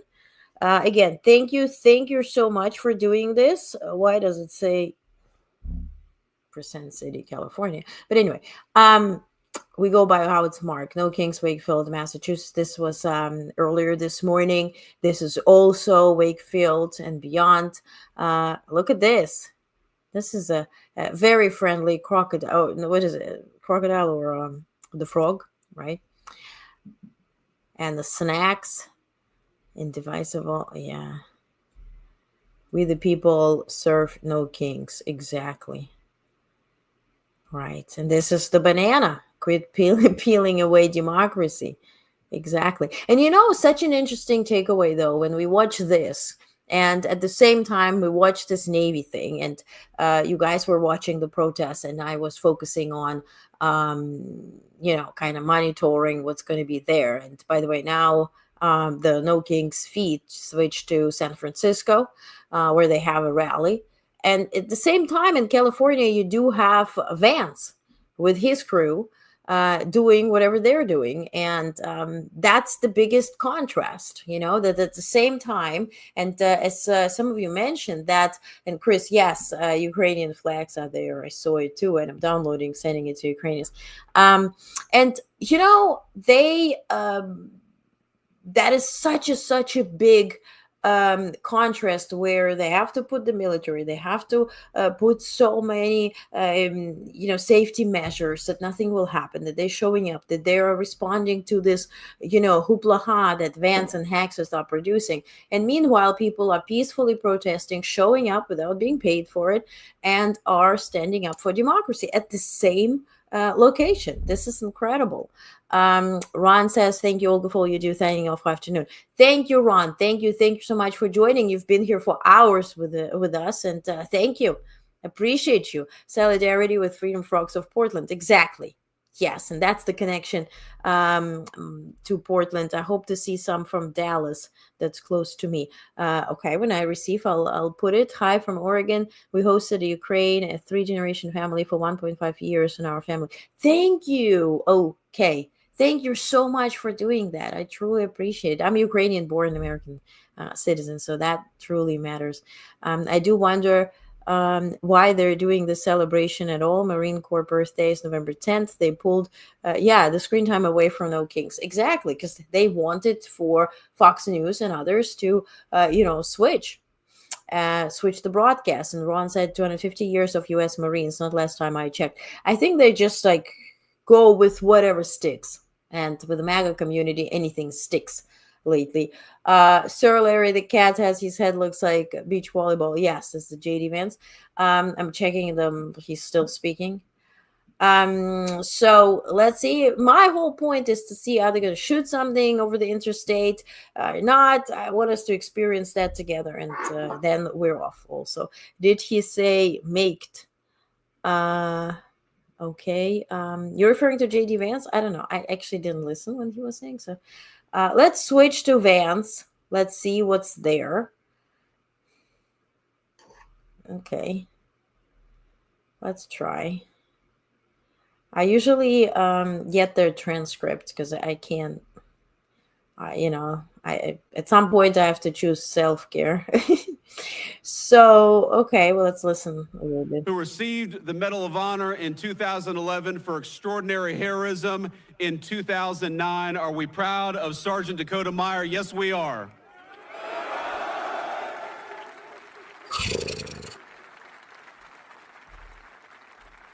And despite the constant rain of enemy fire, then Corporal Meyer made multiple runs across an ambush zone that day, saving the lives of 36 American and Afghan troops. Dakota Meyer, we love you. We're proud of you. You're the very best of the Marine Corps and the very best of this country.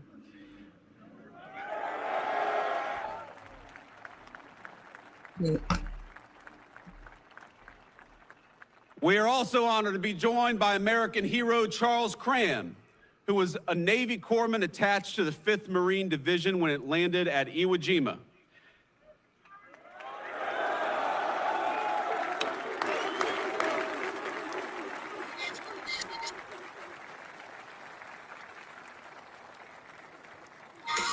Now, as part of that force, this American hero watched the Stars and Stripes raised over Mount Suribachi before being wounded on the 7th day of battle while tending to a Marine.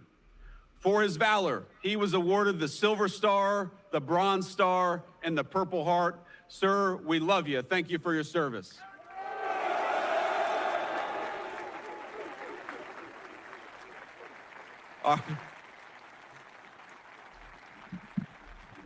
The Marines love their corpsmen, and that's one of the very best. Another living legend we have with us today is Elmer Royce Williams, a naval aviator who, while on combat patrol in the Korean War, suddenly found himself up against 7 Soviet MiGs. Sir, thank you so much. God bless you, and thank you.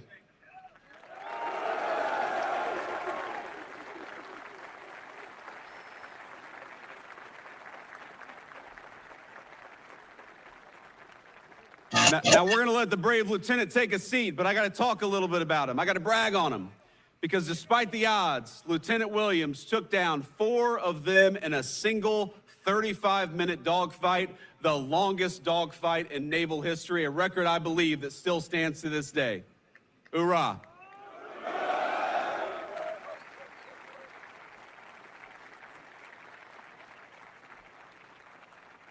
Now, not only did he take 4 MiGs down, he demolished the MiG's reputation as an unbeatable aircraft and secured his place among the legends of American military aviation.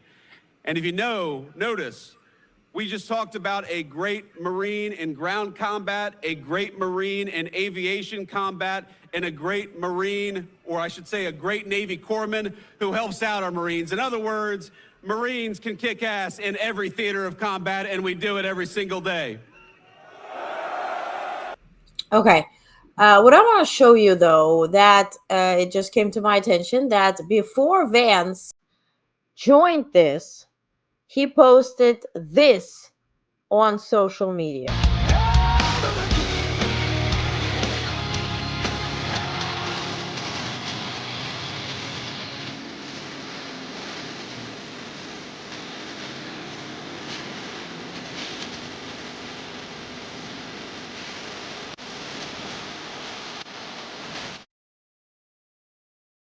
Do you think we're gonna at some point end up having him as as our leader? It's 3.5 more years of this. Oh boy. Bet he won't talk about Marines like a brother who did the US work, then came home to no thanks, no support, and nightmares for decades. And Linda, thank you for sharing this. And I'm truly sorry. And your brother and altogether your family are heroes, and there's so many families that are facing such negligence and disrespect, and not much is being talked about or, most importantly, done for it. Esther says, Article 2, Section 4, the President, Vice President, and civil officers of the United States shall be removed from office. An impeachment for conviction of treason, bribery, or high crimes. Yeah. Well, I feel you, but Shady's voice is like sandpaper being rubbed across bare backs. Like, right. Will he be posting that after ICE deport his wife and kids, right? But this is all like the rules for thee, not for me. And that's the whole story. So I guess she won't be deported. But it's to your point, and thank you for mentioning that, Sir Larry the Cat, that it's such a bizarre world where you have the president and vice president married for president several times to immigrants. None of his wives were born in the United States. All of them are immigrants. All of them got their green card citizenships through the marriage to him, which is very interesting. I mean, yeah, I pose so teenager-like, right? But still, Esther, I do feel like Chris says, oh, wow, the social media post is going to get DMCA claimed real quick, I hope. Yeah, and I think, the timing, the audacity, the tone deafness, the disrespect to so many people coming in and posting and protesting peacefully, and I think the peaceful protest just shows for the respect towards United States as an institution altogether, for us as a democracy. But, if you do, and meanwhile, you have the leaders who are posting the most bizarre stuff, completely disrespecting protesters. Clowns, exactly. I'm not sure how to respond to that video other than that just proves they're all unfit for any office at any level. And I think this is the biggest takeaway, Stephen. And I think, I'm never a fan of, like going into personal attacks or whatever. I think just on the merit itself, because they always advocate for merit, right? Everything has to be on merit. But if this were all fair and square, they would never be where they are. And this is the biggest, disconnect in between the reality that we are experiencing and the rules, right, and the law and order that's supposed to prevail, right, and they're advocating for. And I think this is the most difficult part, at least for me as a journalist and analyst to survive, is that I see one thing, I hear another thing, I read the third thing, and in reality, if you zoom out and analyze it, it's a fourth thing. And that all put together, that's just to cost so much time and effort and nerves altogether, I don't know how COVID shortened our lifespan, but this shit here certainly did. Melanoma got a penthouse visa for services to center spread. Well, she certainly can leave him or divorce him. No pity, but she's stuck. Well, she made so much money at this point, and I think he's more dependent on her now, right? Because she certainly can leave him or divorce. Yeah. I mean, that would completely disturb the entire image. That is the takeaway here. Why do I have start comments? Oh, new member, Tidy Whitey, new member, Sherry, new member. Thank you so much for joining Honest Plus. This goes to supporting this whole network. This is all I do. I do it professionally. I do it responsibly. And thank you so much for supporting Honest by being Honest Plus member on YouTube. Thank you. And as I mentioned, we meet on Fridays for Honest Plus members for deep dives on the topics that I'm not too comfortable sharing, publicly. And then every Friday, last Friday of the month, we meet on Zoom where we connect. We see each other, sort of like a happy or non-happy or whatever hour. And you ask questions, I answer. We discuss topics. And this upcoming Friday, which will happen to be on Halloween, so costumes welcome, we're going to talk about this protest. We're going to say, discuss what are our takeaways, what's next, how we can connect with each other. Because I think having like-minded people, not in a way that is sort of like a cult or whatever, but people who also feel like we're in Twilight Zone, where we experience, as I mentioned, this disconnect, where you see one thing, you hear another thing, you read the fourth thing, and it all doesn't make sense. And you're like, am I the only one here? It's important to have like-minded people. Same as, let's say, if you open a company, they say it's lonely world. Yeah, but if you surround yourself by other entrepreneurs, you start seeing that, okay, this is normal, this is this, right? So you don't feel alone and you don't get into some depression or numbness. And so hearing also from leaders who are willingly speaking out, and an interview is coming up next week. I edited it. I interviewed Dr. Nora Newman. She's a Montana senator, and we spoke about this authoritarianism. We spoke about the regime, how to survive it, how to come out of it, how to connect, what gives her hope, what helps her to be less numb. So, yeah. How will it work? Should Shady Pants become leader when MAGA have made it clear they don't like his wife? Divorce? I don't know. Maybe, and that's my whole point. I think the idea of Peter Thiel, and by the way, the Honest Plus folks, last week we did a deep dive on Project 2025, what's next, because Project 2025 covers only 180 days.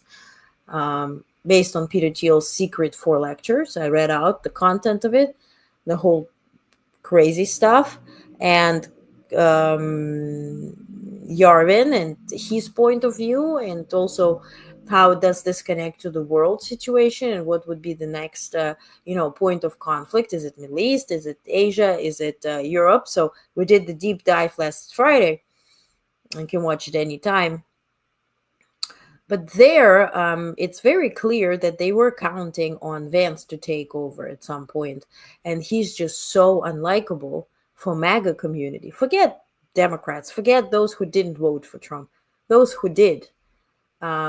He's a very tough sale to the MAGA crowd. So, putting him up, I don't think the movement would survive. And I think they're heavily counting on Trump's charisma in a way, that makes him beloved by whoever, cherish him. MAGA dies with Trump. But Sean, and I think you're right though, because it's you don't really have anybody worth to take over. I mean, with that type of cultism and cult around him, Vance certainly doesn't. You can't. MAGA doesn't want Vance. So who next, right? That's why they start pushing Barron. Barron is too young. You can't do that. I mean, Don Jr. No. Eric, heck no. So who, right? And this guy certainly is not it. I think that's their biggest problem, to be honest. Linda says he may not get reelected, but he'll do enough damage if he becomes president. Linda, and I agree absolutely with you. And same as, like former presidents were talking about how a woman could become a president in the United States is only if only she's vice president and the president passes away. I think this constellation is the only one that works for Vance to be president.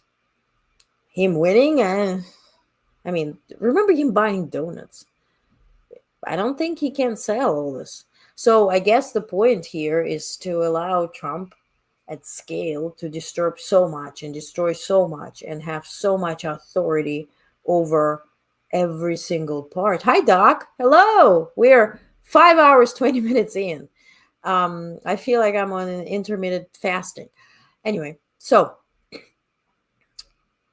at this point, I think they're expediting. Then they're trying to provoke some type of war or conflict, and it just doesn't stick, right? They're sending army to this location, that location, this state, another state, and it just doesn't lead to anything that would be enough of a reason for to close down the United States, to call for martial law and just close us down, right?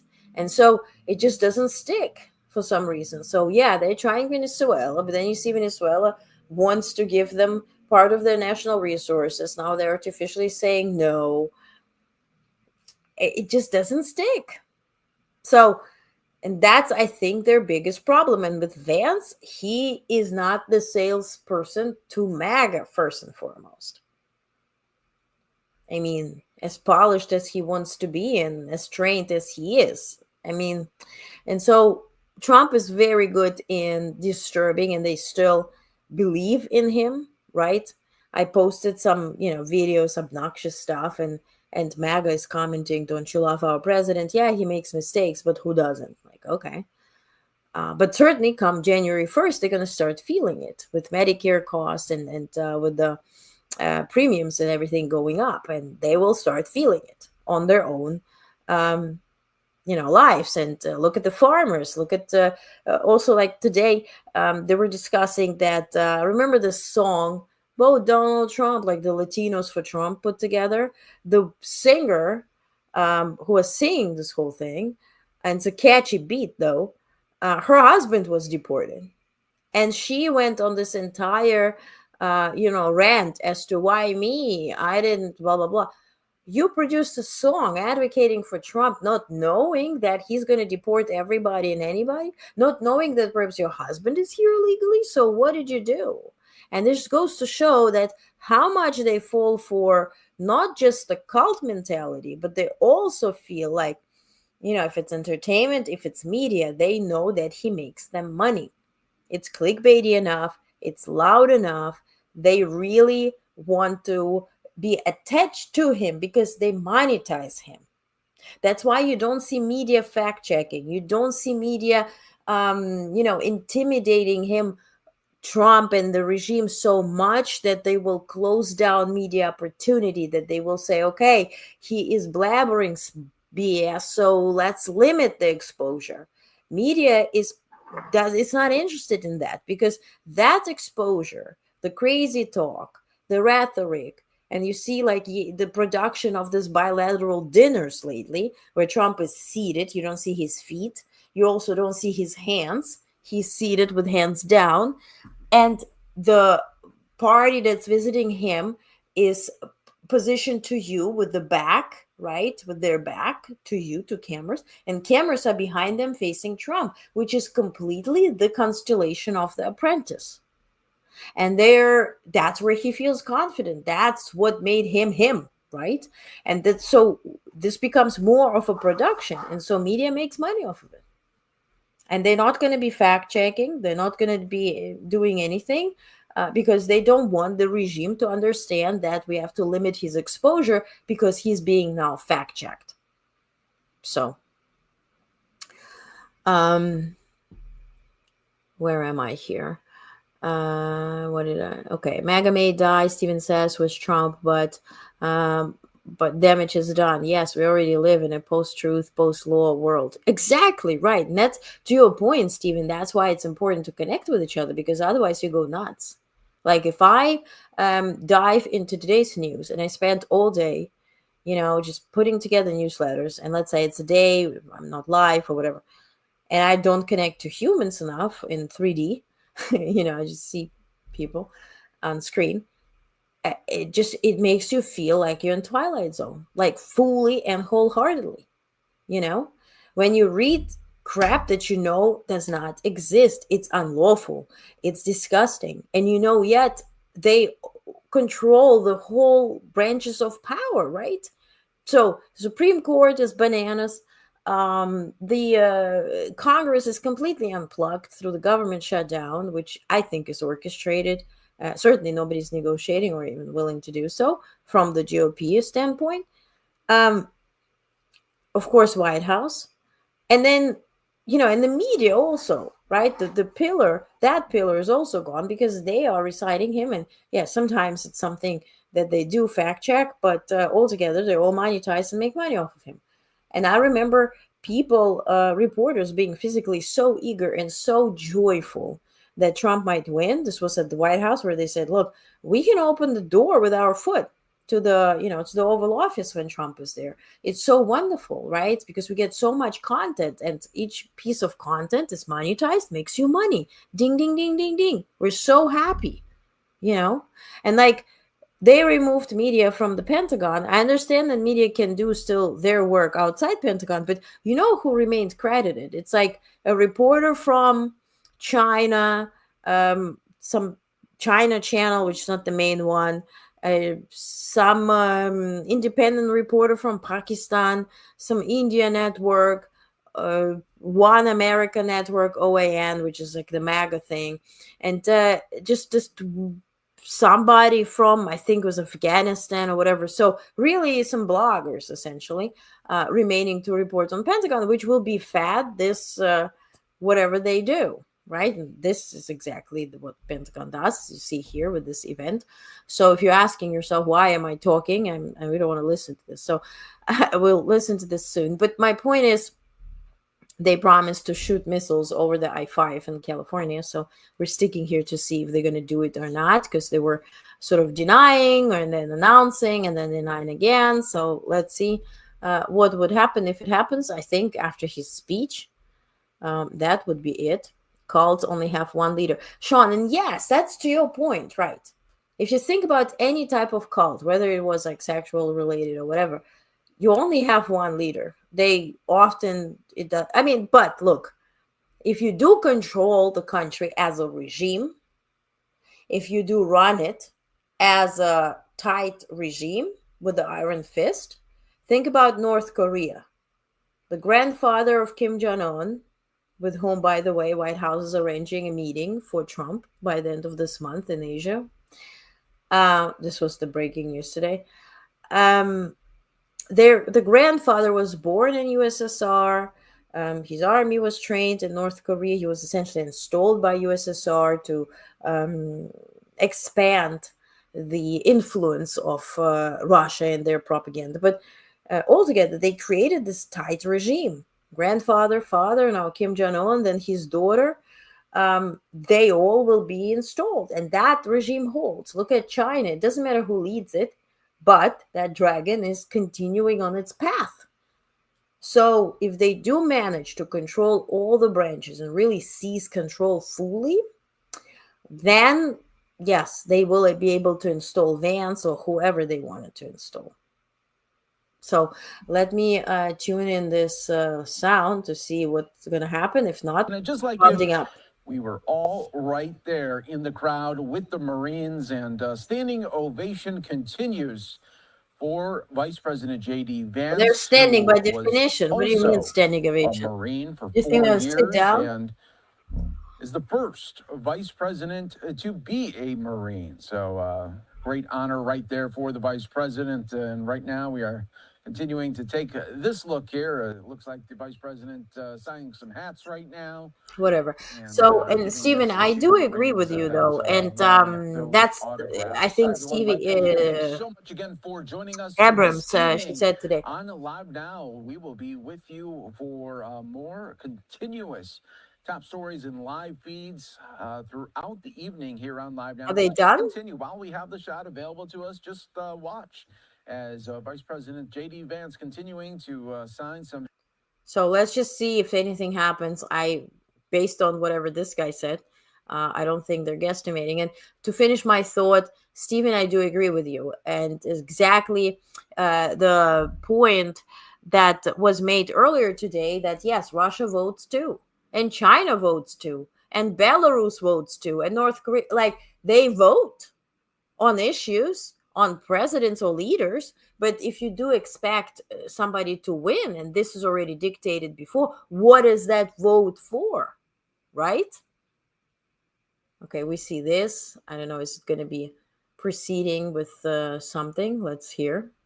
What is it?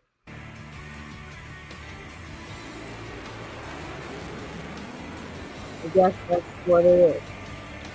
Okay, yes. Nothing.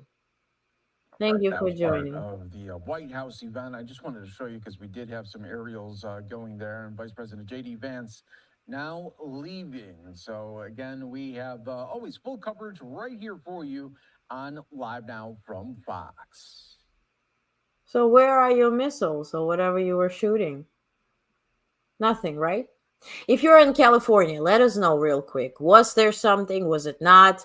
This is the only thing that we saw here. All right, almost at the top of the hour, everyone, on Live Now from Fox. Robert says you're supposed to have clap sides, right? Right. Listen. I believe that they do. 44. Continuing to bring you some of the coverage from all over the country, and we have other events going on right like now, No Kings including the No Kings protest that has been going on now for quite some time. Look over at the Fox. country. We've been bringing you some of Couch the trafficking. latest Oh my God. aerials as well as protests that have been happening. Let's just show you a little bit ago. We did have Senator Bernie Sanders out in D.C. So now essentially they're just repeating the footage. So I guess nothing happened.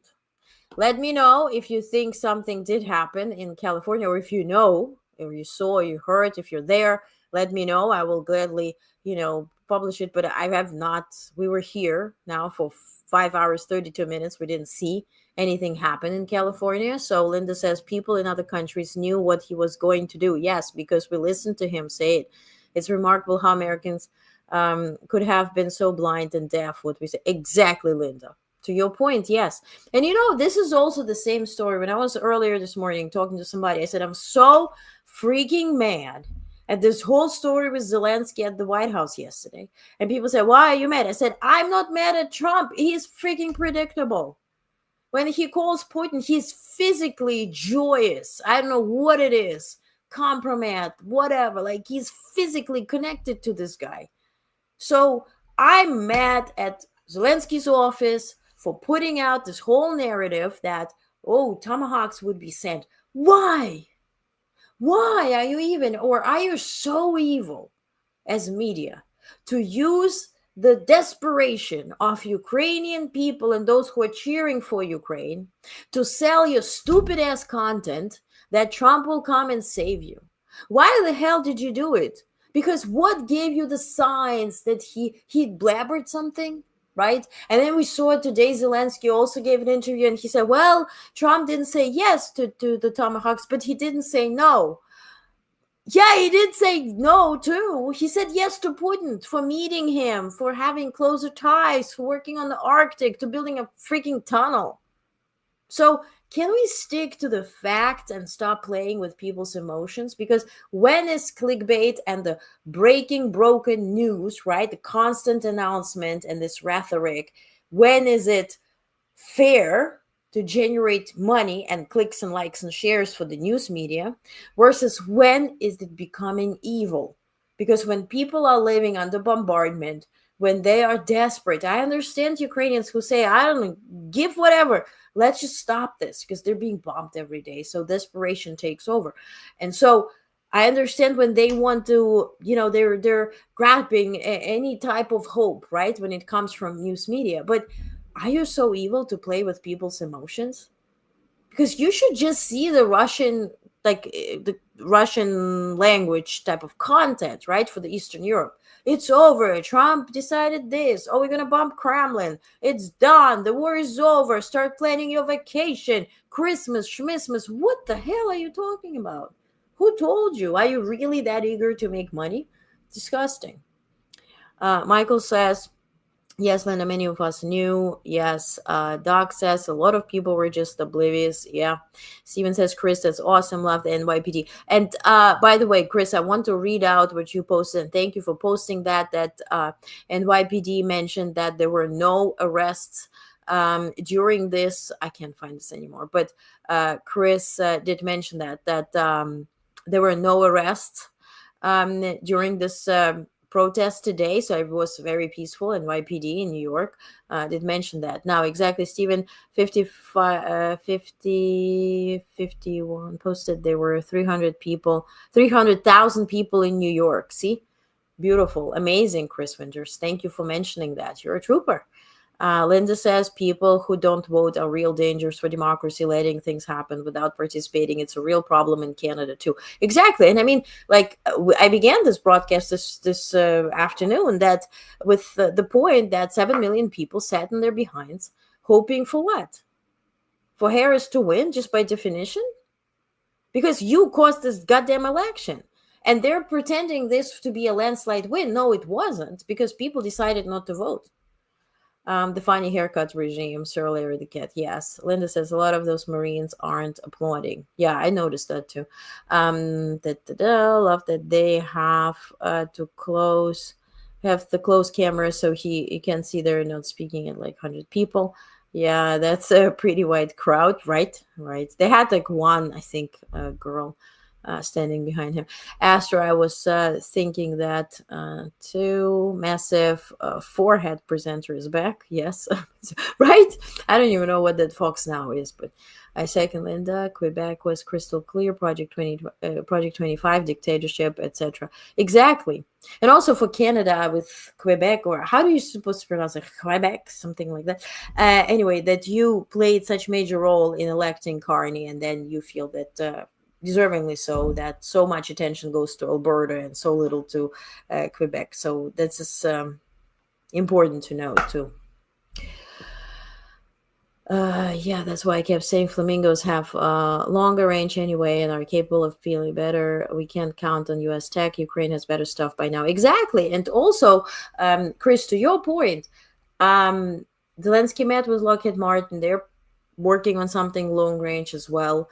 And I really hope for European Union to wake up, use the frozen funds, the Russian funds, to fund the production at scale by Ukrainians. Yes, you can build factories in Netherlands. They started producing drones and whatnot. You can, Quebec, Esther says, Quebec.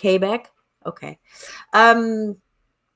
So coming back to the military problem issue, the problem with purchasing, I understand they have the Pearl initiative, PURL, where NATO should purchase more from DC and then, take the equipment, but they have the rule of third country. If you want to use it against a third party, you have to have permission from DC. So this is my problem when we talked about Baltic states preparing for an invasion in 3 to 7 days and clearing the roads for NATO. Will NATO come? What will NATO do? First of all, who is going to show up there? The biggest force there at this point is Canadians. Are they going to go and defend Baltic states with what? What if United States says, no, we see it as provocation, same as with Tomahawks. Don't shoot anything Russian. Count on that to say it. They will violate the Article 5. Article 5 has 3 components. I keep saying it. First, all have to agree there was an attack. Second, they have to agree that a response is needed. And finally, thirdly, they need to agree on the response itself. And US can veto every single part of this Article 5. So yes, let Ukraine have the intelligence, produce this at scale, use Russian funds to do it because they are invading you and they're provoking you to produce more. So I don't understand this whole pilgrimage to Washington, D.C. You already wasted so much time for this bullshit. And I don't think this is diplomacy. Calling him a daddy and all this shit is not diplomacy. It doesn't look strong. It looks weak as fuck. So... enough. Let the flamingos fly. Exactly. Sean says. Sean, we hear your English accent. Okay. So thank you, everybody. Esther said, good accent, Olga. Thank you. I appreciate you. So we're done. Thank you, everybody. I appreciate you again. 5 hours, 39 minutes. Well, 5 hours, 40 minutes at this point. Almost hit 6 hour mark. I appreciate you. This was fantastic. Very remarkable day. I did overestimate my capabilities. I said, today articles will come out. All the albums will come out. All the social media footage will come out. I still have to do the Sunday edition that has no politics. Let me do that tonight. And tomorrow we receive also from West Coast more footage. I'll put it in the album. I'll present it to you. I'll write write-ups and I will also put all the clips and everything. And I think I want to use all the content you submitted to post throughout the upcoming week. Let's own the space. How do you dominate this media sphere? By putting out content. So let's not dump everything at once. Let's stretch it out. Let's make them suffer more than a day. You know, those who don't want to listen and see. So on this note, again, thank you for being here. Please follow, please like, please subscribe. If you don't get the news briefing, what are you waiting for? It's free. There is absolutely no paywall or whatever. Get your factual news. Oh, Linda, thank you so much. Oh, thank you. Canadian, thank you so much for doing this. I didn't know this works. I don't know what this, thank you. I appreciate you. You figured out something that I didn't know existed. And it's so orange. Thank you. I appreciate you so much, Linda. I appreciate you. Thank you. Again, see you on the live stream on Monday, 5 p.m. Eastern, per usual. We dive into the news. Tomorrow will be no politics edition. And we take it from there. For everybody who submitted footage, you'll be invited to our Zoom meeting by the end of this month on Friday. Please join if you can. This would be so fantastic if you join so we can discuss and hear from you. How was it on the ground? Sorry about the orange. No, Linda. Thank you. I think it's on purpose, orange. I appreciate you so much. This was so hard. No, thank you. I'm grateful. Thanks so much. Couldn't make it. Good night. Thank you for being awesome. Stay safe all. Thank you. Awesome, Linda. Yes, Linda, you're awesome. Thank you. Solar says, well done. Peace, love, support from the UK. Absolutely. And I think it's late, right? It's midnight? Wow. Okay. Thank you so much for sticking with me. See you Monday and tomorrow. No politics. Linda, again, thank you so much. Thank you, everybody who joined Honest Plus. This all helps to do this more. And I think we had a good day. Thank you for everybody for the footage. This made this so special. Again, enough of me. Have a wonderful, peaceful evening. Thank you.